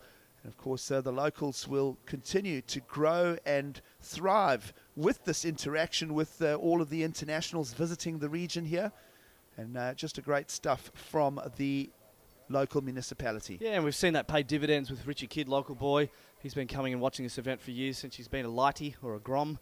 And he's making his way through the trials and even got through one round in the main event. Of course, Mikey February too, you know, really benefiting from those QS 1000s we had in that domestic circuit, and building on his confidence, which allowed him to build up and be able to make it through to the semi-final. So really great WSL and Surfing South Africa getting behind this, and you know, putting together a circuit here. We might just, as we continue that discussion as part of this quiet bit, I'll just give everyone at home a bit of an update. Not a whole lot changing. William Cardoso still looking for a 9.56, folks. Geordie Smith sitting with a 7.67 and an 8.33. So, of course, a big week here. In fact, more than a week. It's been 10 days of surfing festivities here in Ballito. But we're down now to 11 minutes remaining. We did kick off 10 days ago with the Billabong Junior Series. Of course, a QS 1000 on the women's side of the WSL schedule as well. And music concerts and everything else making for another successful week plus a few days of surfing here. It's been great stuff. Geordie Smith in his third final here in Ballito in the history books, and already a win back in 2010 over Casey Grant, a fellow South African. Now looking for a second win, as we mentioned, runner-up to Julian Wilson in 2013. And William Cardozo just kind of patrolling up and down here. He has that first priority, Scotty, so you think that he can pretty much roam anywhere he wants. Geordie would have to give way if a good-looking wall comes in, and I do think we are pretty due for a set right about now. Yeah, let's hope you call the surf gods to bring one in there. Just looking at that pullback shot. The boys have spent most of this heat, or this final, up where Geordie was on that drone shot. William Cardoso recognising the two-turn. It's a great shot there. It is there. Just north of where Geordie is, where the sand is where they've got most of the scoring. But down this end, right here where William is, we've seen some chunkier, wedgier, thicker waves there. And that's where he's been able to get a lot of his scores in the previous semi-final and quarterfinals. So as you said, William just patrolling up and down the lineup. He does have first priority, so he can choose whatever he wants. And it's been one of my favourite stories, Gigs, is priority hasn't been an issue or really come into play for the whole event. Not because the guys are all nice guys, but because this playing field is so broad and wide. We've allowed banks and peaks all up and down the beach, so it's really allowed us to find the best surfers rather than the most tactical surfers. Well, William Cardozo's done a great job, as you mentioned, winning every single heat in all of his encounters through the 2017 Ballito Pro. And, it is his third surf of the morning here. Did start bright and breezy with a quarterfinal appearance and taking out Vasco Ribeiro in that encounter, and then getting rid of Mikey Wright. Meanwhile, Geordie Smith on the other side of the draw will now want to dominate. Two surfers on the same swell. We'll cover both of them. We'll bring it all to you. But live coverage now of two solid hits for William Cardozo. And hearing how the beach crowds are exploding, you can trust that Geordie Smith went and did something special as well. So we'll cover both of those for you. But interesting, as you mentioned, the separation between the two surfers in the lineup. William jumping on the one part of the swell. Here's Geordie further south. Yeah, so we checked in with William because we knew we'd come back to Geordie as we did. Did he go to the air? You know he did. Double hand grab, nice and high. Again, that's his fourth different aerial he's done for this final thus far. And down the beach, William, two-turn combo again. Wasn't going to be big enough. He needs a high 9. Little tail slide jam into re-entry at the end. So he likes that one. That's probably going to go into his top 2. He's got a 5 and a 6.5. Wow, what are you thinking, Scotty? I mean, I'm just kind of processing that, 2 different approaches. How heavy was that first turn of William Cardozo? They really leveraged the turn. So I'm thinking the power is really going to pay out. William's best wave, definitely. Definitely his best wave isn't going to be enough, but don't forget Geordie Smith did that massive air too. So, again, keeping the judges on their toes. What are they going to throw at that one? I liked it. The crowd loved it here. Geordie's lows are 7.67. He's probably going to replace that with that aerial and make it potentially even harder for William Cardozo. So, game on. 2 different approaches on the same swell. That was legal. They were in different parts of the bank. Let's check Geordie out again. He squares up this first turn. This is a really good turn too. Fully committed. Uses all the rail and then sets this thing up. Super smooth, super high. Feet stay connected. Perfect landing on that one. A lot of distance and trajectory on that. So a great little wave by Geordie Smith. And this is William down the beach. He's looking for a 9.6. He's not going to get that. Boom. Lovely little man jam at the back, just laying back. Not the full drop wallet, but he follows that up with the closeout combo at the end. And he's going to keep busy on the left here. Yeah, we saw him get 8s out of this in the quarterfinals. William will look for a solution on the left. He keeps the momentum moving here. Inside now of 7 minutes to go in the first QS 10,000 final of the year. And Scotty, let's put ourselves under pressure. Ooh, what are we thinking numbers-wise with that exchange between William Cardozo? 2 big power hits for the Brazilian. Snap to air combination. 6.83 is my guess. Yours? No, I'm thinking they're worth pretty much the same value. All right, okay. What about Geordie Smith? We can keep going out on the limb with that one. Oh, man. Going to go north of 8? I think he's going to equal that previous air. Okay. So I'm saying low 8s. See, I like and maybe the power of William for a high 7, early 8s. See, the first turn on Geordie's was a genuine turn, whereas I think on his other airs, he sort of had a turn at the end. So the judges liking that. So I like it a bit more. 9.73. Oh, you're better than me at this, Scotty. 9.73 for Geordie Smith. Brings a combination story to William Cardozo, but we do owe William a score, so let that trickle in. And if they went into the 9s for Geordie, I'm thinking they'll go, yep, 8.87 for William Cardozo. So out of combination now quickly, and that is the scene with 5:45 to go on the clock. Geordie leads, but William Cardozo right in the story, but he's got to go into the 9s, so another big set of power hacks required from the Brazilian and some more. Yeah, so that really lessened his requirement with that wave by William Cardozo. He was riding the same wave, as you said, Giggs, as Geordie. He had his back to him, so he didn't know what Geordie did behind him. He obviously knew the crowd would have cheered no matter what Geordie did. So that would have been a knife in his heart, hearing that score of Geordie Smith's lock in, because had Geordie have not got that wave, well, William Cardozo would only be looking for something around the 6.5 mark. But as it stands, he's back still needing a 9.2. So what's he got to do, Giggs? Well, what do you think? Break it into 2 parts? I'm not sure there's enough of those big waves available. I mean, the fact of the matter is that both surfers jumped on that big swell moving into the lineup here in Ballito on different parts of the bank. Let's break it down for you again. This is the 9.73 of Geordie. It certainly is. Squared up, vertical turn there. Little tail throw. Doesn't put too much into it and just sets this one up so weightless. Double hand grab there. Beautiful turn. A beautiful air, I should say. Just landing that one. And Geordie absolutely feeling it. As I said, that's his 4th or 5th different aerial he's thrown in this heat. 9.73, and that's actually the 2nd highest wave we had for this event. We only had 4 or 5 waves go in the 9s. This is live action, though. Geordie will block out William Cardozo and continue to surf here in Ballito. And that was a defensive move there. Now 4 minutes on the clock. Hands priority back to the big Brazilian. But reminders again, Cardozo looking for a 9.2. Yeah, and William's always been about these 2-turn combos. So if he wants to get that score, that 9.2 with a 2-turn combo, he's really got to go absolutely crazy. Solid surfing isn't going to be enough. He's got to show some real variety and put everything into it. It's a final, so he can afford to do that and throw everything at it.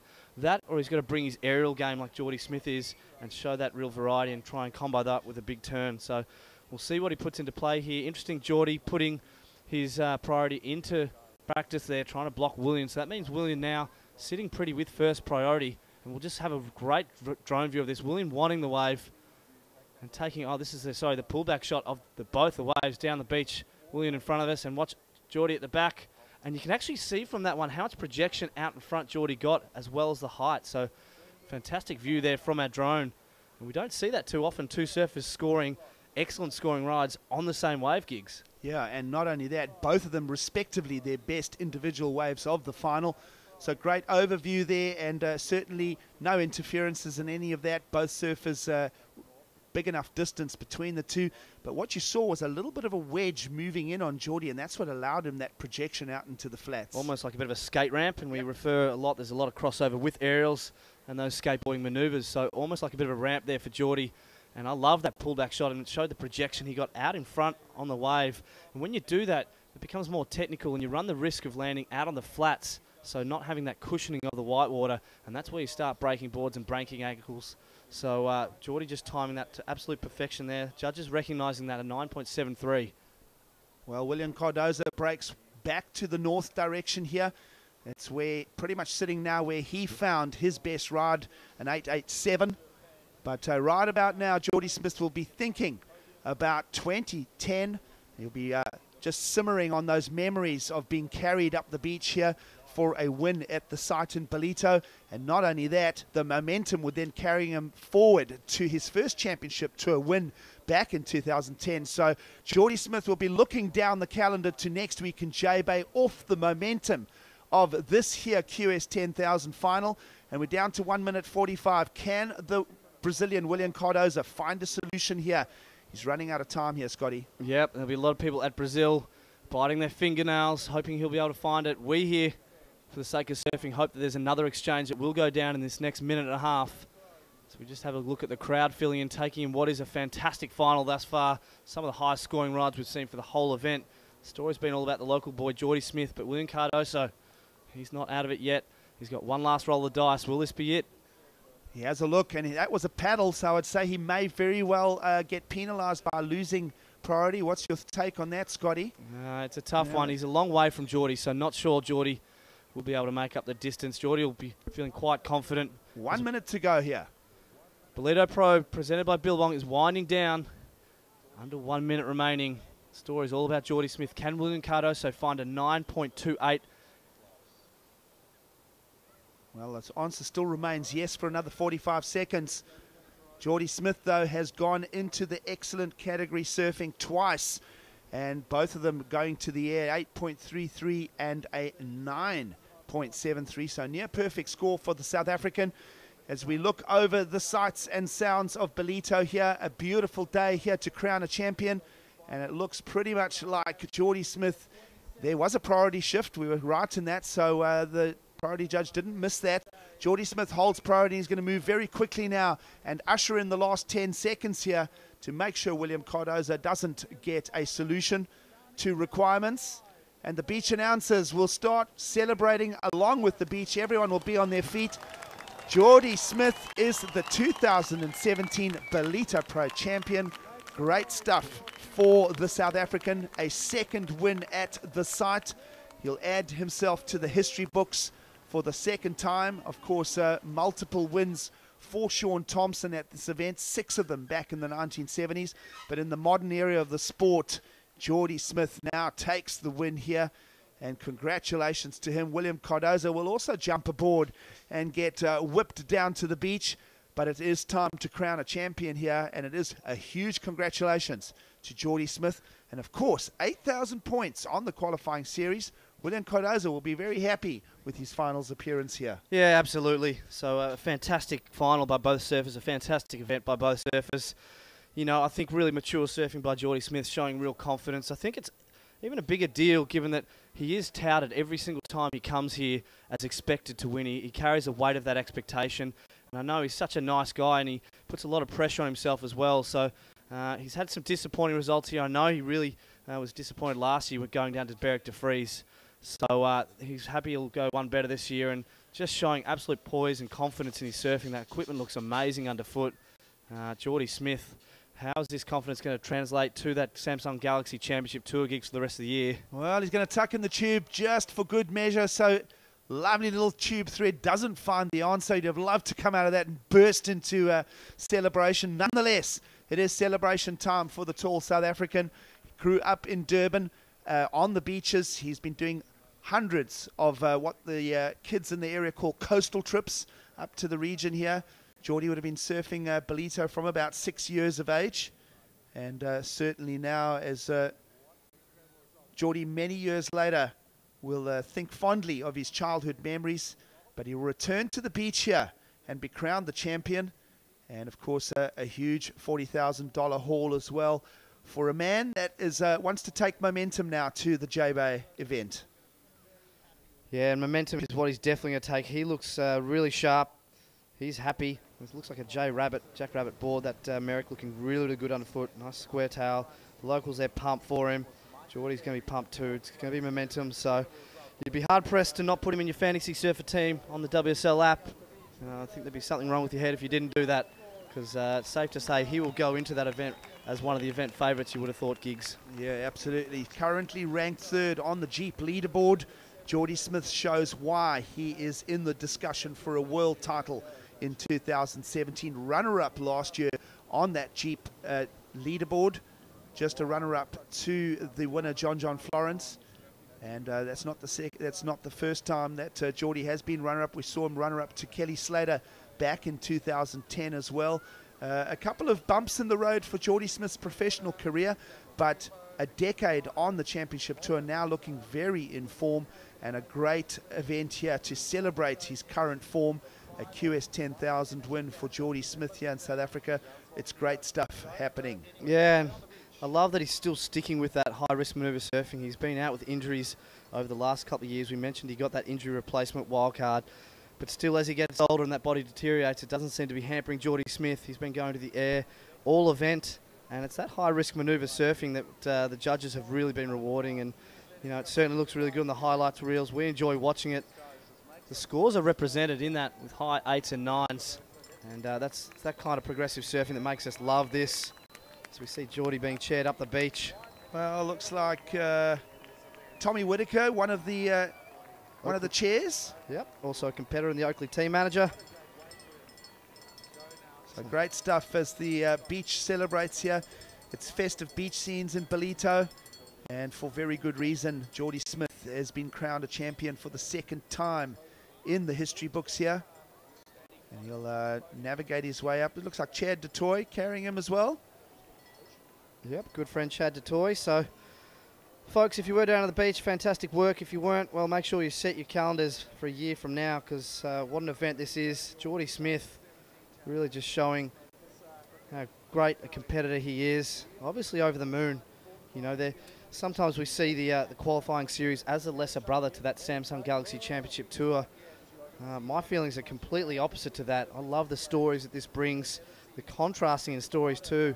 And I love that Geordie isn't just all about that championship tour. He's coming back here, even investing in his own event here, sponsoring a QS 1000, and then you wonder if, you know, the good vibes that have come from that have come and repaid himself here through this win and the waves coming his way. Well, if you look at how much talent is on the qualifying series, it's easy to start grouping the championship tour and the qualifying series performances more and more over the years.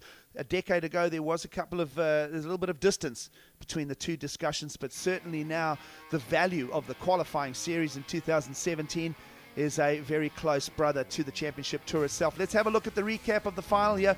William Cardoza would get it moving really early on. He'd go into the good category scores, and certainly a quick momentum build for William. But Geordie Smith would go straight into the excellent category. Yeah, he shut that eye down really quickly with his own two-turn combo, keeping to the face on that one with a big carve and giant closeout maneuvers like that one. William Cardoso, he kept busy, but only able to find scores around the mid 5 and 6. Big man turns like that one the judges love. That was later in the heat, and that got him an 8. He was really happy with that one, but it wasn't to be because this man here, Geordie Smith. Well, Geordie, big hit in the top pocket, and then watch this. Beautiful transition, about 5 foot of projection there. And as Geordie likes to say it himself, if you put it up, you've got to put it back down. So a great run there from Geordie Smith, a 9.73. This big South African is your champion here in Ballito. And it's been a great week for us, hasn't it, Scott? Absolutely. I've had a ball. Make sure you stick with us, folks. We're just going to hear from the two finalists in a moment as they make their way through the adoring masses and get to the stage. No doubt there'll be some Corona potentially sprayed on them and taking some big checks. So just recapping what the guys do take away. Geordie Smith, $40,000 US in Rand, 400,000 or so rand? 523,000 rand. Sounds pretty nice to me, however you convert it. William Cardoso, he's going to take 20,000 US dollars. That'll help set him up and his qualification campaign for the rest of the year. But more importantly for William, 8,000 valuable points. So not looking for a whole lot more moving towards year's end. We'll be seeing him in the other QS 10,000s. He's really set his qualification campaign up really, really well there. Obviously phoning everyone back home, telling them how great he went. Well, William has made it to the finals of the QS 6,000 last day of competition. Did a 5th place finish at the Australian Open, taking a quarterfinal loss to Ian Crane, but still finding and reaping rewards for a QS 6,000 scaled event. He found himself some numbers there. As we see, congratulations from fellow countrymen. And that man in the purple shirt there, Jesse Mendes, with a quarterfinals this morning and a 5th place finish here in Ballito. He will find a further 5,200 points towards his qualifying series. He'll drop 120 as part of those top 5 discussion. We crunched those numbers. So into the 20,000s now for Jesse Mendes. Yeah, don't have the exact numbers on hand, but 22, 23,000. So we've said it all broadcast. He's pretty much assured a spot even prior to this and then getting really far in the draw. So the boy's looking really sharp. And of course, William Cardoso, well, he'd be pumped. I'd be wrapped if I was in his position. It's been a long haul, and that's a challenge. We've got I think we started the week with somewhere in the realm of 120 odd surfers. So big kudos to these guys, particularly willing to get his way and get all the way through to this final. He's won every heat, as we said earlier on. Unfortunately, not the final, the big one. But still a monumental effort by the big Brazilian to push his way through. And again, show everyone, after years of still grinding it back out and trying to get back on that championship tour, that maybe again he's worthy in 2017. Well, I think the important part to take from that is don't give up, because there are times when I think a lot of the qualifying series surfers just really get pretty spent on their efforts trying to re-emulate previous wins and previous successes. It can be a really tough grind, and that's why they call it the grind.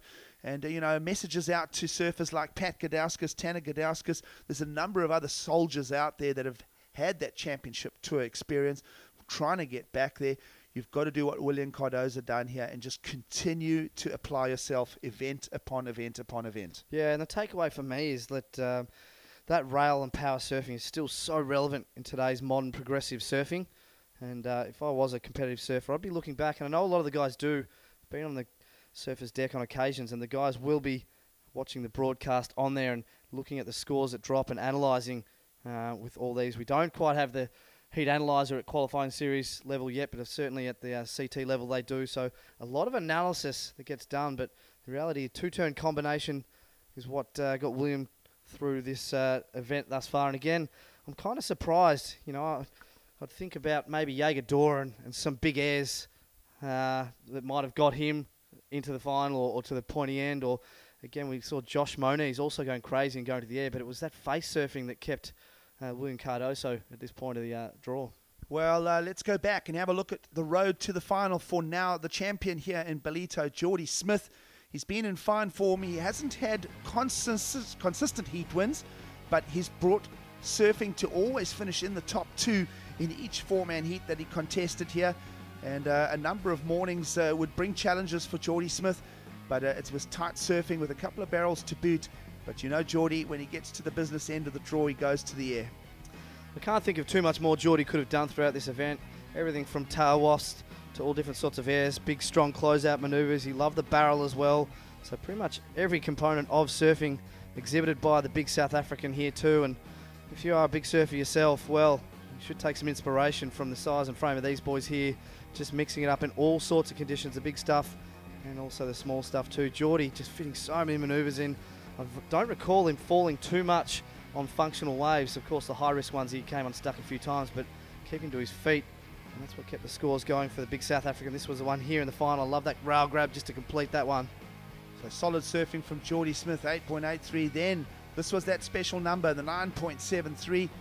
Geordie would go into the top corner, and then with stuff like that, Geordie would touch on near-perfect surfing here in front of his home crowd. And a great result there in the finals, getting the win over William Cardoso. Of course, strong performances for the win in the semi-finals over Mikey February. And then up against Championship Tour surfer Miguel Pupo, getting past him this morning for a good day's work for Geordie Smith. Yeah, it's been a great event. Well done to everyone for sticking by. We're just a few moments away from the beach where we have Jared Kelly-Smith taking the 2 finalists and you guys through what we hear from them. Let's do that now. Zigzag Expression Session Award, and we had 30,000 Rand in prize money up for 10 local South Africans competing before the final. It's been a fantastic week with both Monster Energy and Zigzag putting on expression sessions every single day. I'm sure for those of you who were down here during the course of the week, you'd agree that all the surfers put on a fantastic bit of entertainment before the start of the day and at the end of the day. But in that expression session for 25 minutes, our winner, again, South African boy Beric de Vries takes out the expression session with 30,000 Rand in prize money. We'd ask Beric to come on up, please, and collect your check from Mark Bester at Zigzag.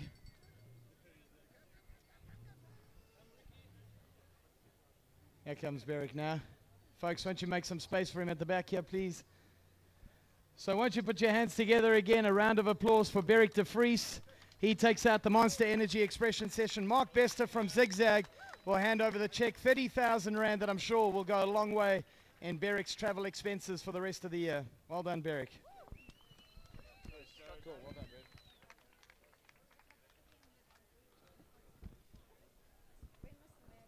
I'm going to call him up now. All right, folks, we're going to get cracking on with the prize giving.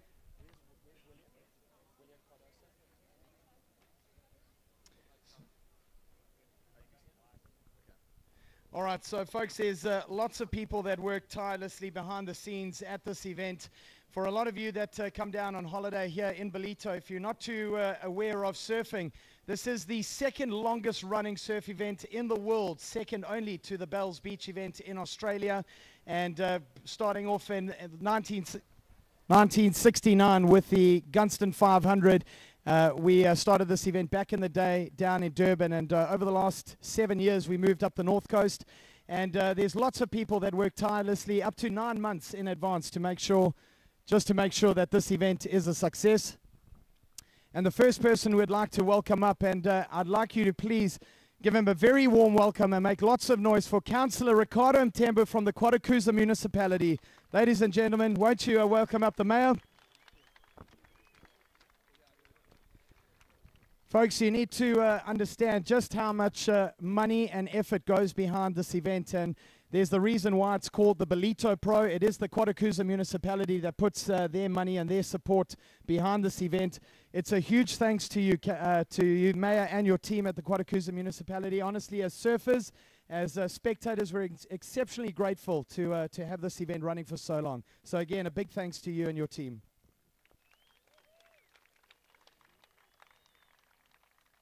All right, then, folks, we'd also like to extend a huge thanks to a couple of other big names. World Surf League, including Head of Operations for Africa, is Colin Fitch. Mr. Colin Fitch has been working for decades in the surf industry in South Africa, and a huge thanks to the World Surf League for sanctioning this event. It is a WSL 10,000 event, meaning it is the biggest event on the qualifying series for our surfers. There are only 5 events of this size on the 2017 calendar. So a huge thanks to the WSL team. Second of all, to Billabong, Chad Darcy, and your team for our presenting sponsors. It is the Ballito Pro presented by Billabong. A huge thanks to Chad and your team every year coming up from Jeffreys Bay and ensuring that we have a successful event. A massive thanks to you guys.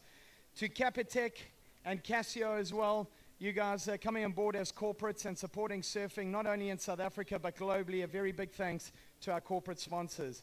Then we have many supporting sponsors throughout the week that ensure this event has plenty of activations, lots on the beach for both you as spectators and lots on the cards for the surfers as well, and including Surfing South Africa as well. Robin de Kock and your team, a big thanks to you guys. So ladies and gentlemen, just one more round of applause, please, for all our sponsors ensuring such a successful event. Right, and then to the main swan song, we'd like to call up our 2 finalists. Ladies and gentlemen, won't you please welcome up Brazil's William Cardoso and the big man for South Africa, Geordie Smith, our 2 finalists in this year's event. Make some noise.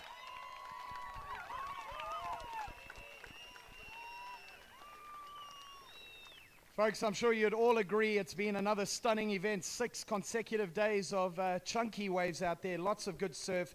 It's the reason why we hold the event here in Ballito, because there's lots of power out there and the surf has been phenomenal to say the least. Of course, our 2 best surfers coming through, a field of 112 surfers over the last 6 days. It's been a really good job by both these guys. So we're not going to waste any time. In second place from Brazil, he's going to stay second in the rankings, goes to Brazil's William Cardoso. He takes home $20,000 in prize money. And William, as runner-up, you're going to stay in second on the rankings on the QS with just under 12,100 points. Sets himself up for a good run in the back half of the year. We're going to get a couple of words from you shortly. But ladies and gentlemen, your first place surfer for the second time, Geordie Smith from South Africa.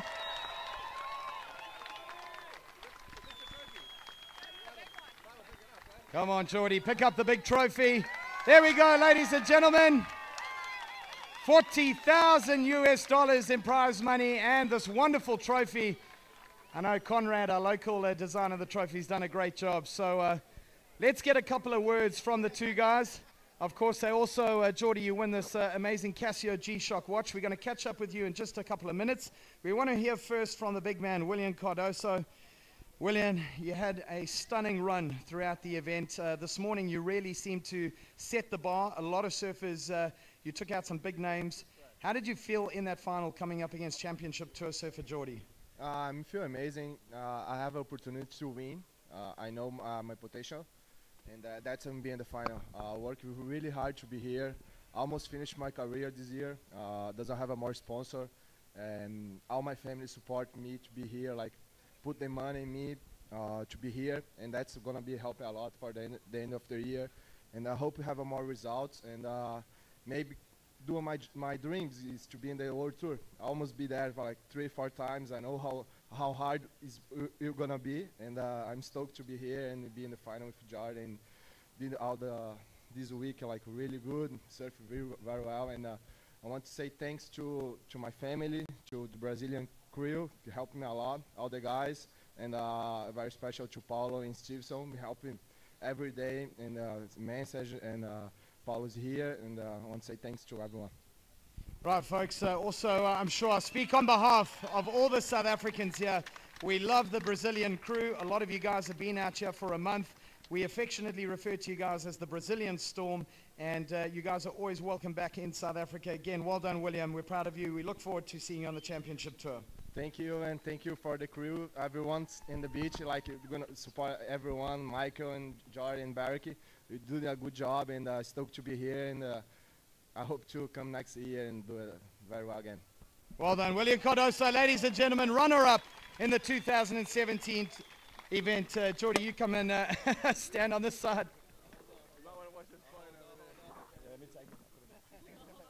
All right, Geordie, not since the 70s have we seen a multiple South African winner in the form of Sean Thompson, back in the Gunston 500, winning it 6 times. It's your 3rd final, your 2nd win.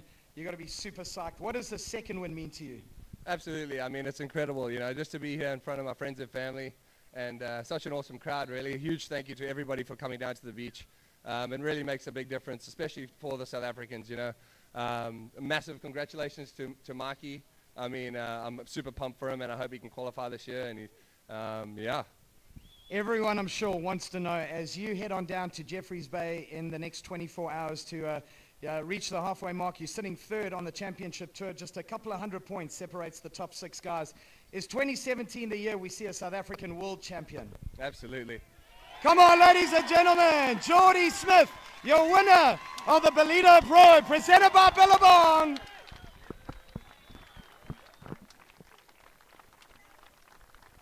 Folks, Geordie Smith, having surfed only 1 event on the QS, will jump up the rankings to 5th place with this win and 10,000 points. Geordie, we wish you all the best for Jeffreys Bay. I'm sure everybody will be tuning online to the World Surf League Facebook page or app. Buddy, all the best for Jeffreys. Thank you so much. I really appreciate it. Thanks again.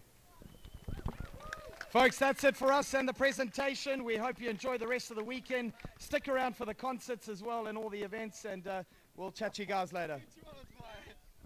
So a great week of festivities now comes to a head here. We have wrapped up the World Surf League's first QS 10,000 of the year. The Ballito Pro, now presented by Billabong, is in the history books. A great heat, a great final, and certainly a well-worthy winner in the form of Geordie Smith. He really showed us his full pedigree here today, Scotty. Yeah, fired up too. I love that question from Jared there. He's pumped. He wants to win that world title. And I guess on the other side of things, William Cardoso, what a humble, fantastic guy there. And as we, I guess, guessed, losing his sponsor, and great to hear that story that his family supporting him in his last attempt at requalifying for that championship tour. And they're being repaid in spades with a final by the big guy there. And that money's going to really help him out in terms of moving over to that Vans US Open of Surfing, which is our next big QS 10,000 starting at the end of July.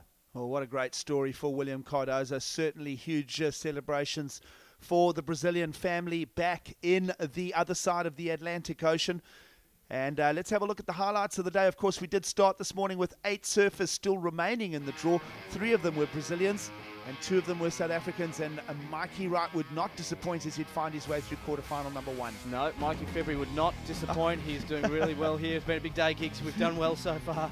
Mikey February here, of course, the second of the Mikeys in the draw in the quarterfinals. Jesse Mendes, he's leading that QS and dominating there. He did really well here, but wasn't able to dominate this heat. It was all about Mikey February. Well, as we mentioned, the 2 Markies, of course, Mikey February, the South African. And as I said on paper, and I said it during the course of the morning as well, Scotty, I really did back Jesse Mendes for the win, even though there is the patriotism interest with the South African. Jesse Mendes, though, will settle for a 5th place finish here. Then, of course, another South African in the quarterfinal number 2, eventual winner Geordie Smith going up against Miguel Pipone. Miguel was inspired here. Miguel was inspired, the 2 championship tour surfers. Yep, Miguel looking to do better and back himself up on this qualifying series. But as we said throughout that final, Geordie Smith, such a big bag of trips here. Everything from barrels to tail slides. And of course, Geordie took this one out pretty comfortably in the end over Miguel Pipone. But some great surfing by the Brazilian on his backhand. Yeah, Geordie put the pressure on Miguel. This was one of Miguel's stronger efforts here. In fact, he may have got the single highest wave of that encounter. Yeah, and he caught the most waves in that heat. He kept really busy. In contrast, Geordie, well, he just picked the quality ones that gave him ramps like that. Again, showing the real variety, making sure he finished off every wave that he had out there. That's what got him to the final, taking down Miguel Pipone in that heat. As we look to the 3rd quarterfinal, it was big Wade here from the surfer from Avoca. He was up against, well, your boy, Mikey Wright, in this one here. Well, the second of the Markies this morning would eventually take out Wade Carmichael, All-Australian quarterfinal number 3. But Mikey Wright produced some solid surfing again, and this would see him through to the semi-finals. Yeah, I think that was one of the stories, was the mature surfing by Mikey Wright, traditionally known as a free surfer, can go absolutely crazy and has done some of the highest scores in this event. Real maturity in terms of winding that back and surfing to the criteria and being really technical, but it was power surfing that unfortunately fell him short in that one. Well, Portugal can be proud of a 5th place finish here for this man, Vasco Ribeiro, into the quarterfinals for the first QS 10,000 of the year. And he had built a bit of pressure against William Cardoso with a couple of nice rail hits of his own. Both surfers approaching the lineup with similar power and rail flow. Yep, snapping all his boards here in the powerful Ballito beach breaks was Vasco Ribeiro. So that borrowed board looking really good underfoot in this quarterfinal. But it was William Cardoso with that continued power surfing. I felt bad for those waves out here when William was in the lineup because he decimated most of them with surfing like that. Lots of power, one of the big elements of the judging criteria. A bit of flow and speed in that one too. And that wave went against the grain because there weren't many left-handers on offer through the low tide. And then as we got to the bottom of the low tide this morning, we got semi-finals underway and all South African interest. Mikey February would continue his momentums here, but Geordie Smith would again prove just a little bit too much for his fellow countrymen, as Geordie would go again to the air with a little medium Superman and a little chop hop as well. The pressure was on Mikey February, but a great result here for the tall South African wearing red. Yeah, his best result of his career, bumping him up into that top 5 on the qualifying series. So Geordie saying how happy he was to see Mikey make it all the way, but he wasn't going to give him an easy ride because Geordie Smith was out there to get this done, and he surfed really powerfully, putting him through to the final. Semi-final number 2, William Cardoza continuing that momentum off that quarterfinal win over Vasco Ribeiro. That was a great statement of power surfing, though. And I was kind of backing Mikey Wright for the win here with the conditions on hand. But William Cardoza just managed to get a little bit of an upper hand on the wave selection, Scotty. Yeah, with Mikey sticking to the face in this heat. But it was William Cardoso just picking a slightly better waves. These ones here with the clean face. And again, just powerful surfing in the pocket, fitting in those 2 maneuvers in critical parts of the wave, handing this wave over to Mikey Wright. Mikey kept to the face. It was quite a surprise for mine. I thought he would have busted out that aerial repertoire, which has got him his high 9s throughout this event so far, but nothing doing. It was all about the power game in this one, and William Cardoso just taking the nod. So a final then set up with a quick start for William Cardoza. Back-to-back waves to get Geordie Smith under a little bit of pressure at the beginning here. Quick strategy from the Brazilian. And straight into the 6-point category with that score. But Geordie Smith would show his pedigree and class here as he would build the excellent category scores against his opponent. Yeah, it was massive turns like that one and critical end section maneuvers. And again, always staying on his feet. Geordie Smith barely fell today. William Cardoso, well, he had a really good showing with turns like this. This is what got him to the final, just massive man hacks. And again, under the lip surfing. That was his best wave of the heat, and then it was all about Geordie Smith. Nice squared up turn there from Geordie Smith in this final, and look to what he went. Yep, just another aerial manoeuvre from Geordie. It's all part of the parcel, and that's why he took the big prize today and the trophy. The big South African real happy, and it's going to set his confidence up leading to next week's Corona Open presented down there at J-Bay. Yeah, looking forward to that as we bring now the broadcast to a wrap-up here. We trust that you've enjoyed the week with us. It is the World Surf League's first QS 10,000, now done and dusted and in the history books. 8,000 points to runner-up William Cardoza. We'll see him rocket way up the qualifying series rankings ladder. In fact, we have confirmation now up to second behind Jesse Mendes. I know that William Cardoza had jumped 7 slots care of a couple of previous results, so a late charge here in the middle of the year for William Cardoza sees him up in that top 10 picture and well up at the top of it. The points are not really needed for Geordie Smith, but Geordie surfing for pride in front of his country and home fellow people gets the win for the second time here in the event. And that, as you mentioned, is a great momentum builder as Geordie back in 2010 got the win in Ballito and then the back-to-back win with the Championship Tour win down in J-Bay. The question now, can Geordie Smith back himself up for the win as we look down the draw to stop 6 on the Championship Tour? Yeah, will history repeat itself? You'd be hard-pressed to argue otherwise at this stage. So some amazing surfing. I feel fortunate to have been here with you, Gigs, and all the other guys watching this. I do love these QS 10,000 events, and of course this on the first one of the year, and just the importance of it highlighted by how pumped William Cardoso is with those points, and that'll really set the guys up for what is a really busy back half of the year with this qualifying series. So watch as those stories unfold. Yes, it's all about the Samsung Galaxy Championship Tour, but I love these other stories that play out sitting below on our qualifying series. So July 31, we'll see the opening of the Vans US Open at Huntington Beach. All these guys will be there. But for now, from Scott Turnbull, myself, Gig Saliers, it is a goodbye from the east coast of South Africa. Keep the World Surf League close.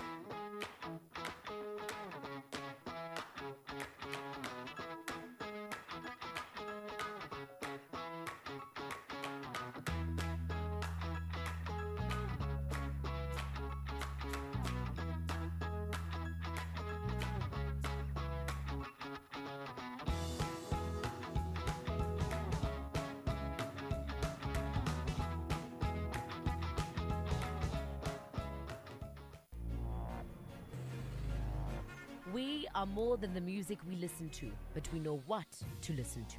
We are our own people. We have our own ideas, our own dreams.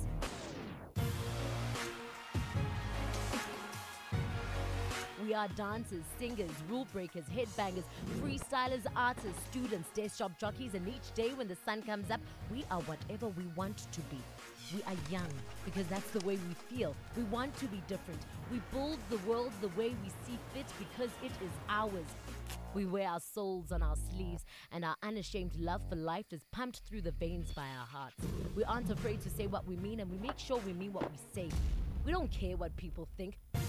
We don't we don't beat around the bush. We don't say things like, oh well, that's just the way it is and I'm sure it'll work out. We do. We are the doers. We live well, live hard, live bright, live fast, live day to day, live the way we want, live by learning, live by what makes us happy. When it comes down to it, we do. And no one else tells us different because they know it wouldn't take. We live loud.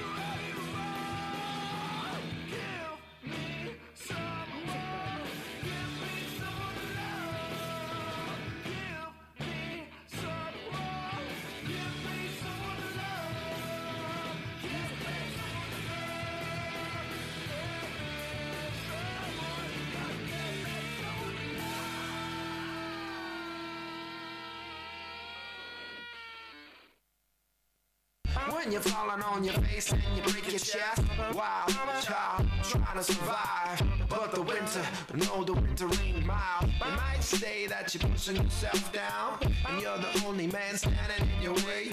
And then you probably say you're drinking yourself drown. But don't you know it's your body that will pay?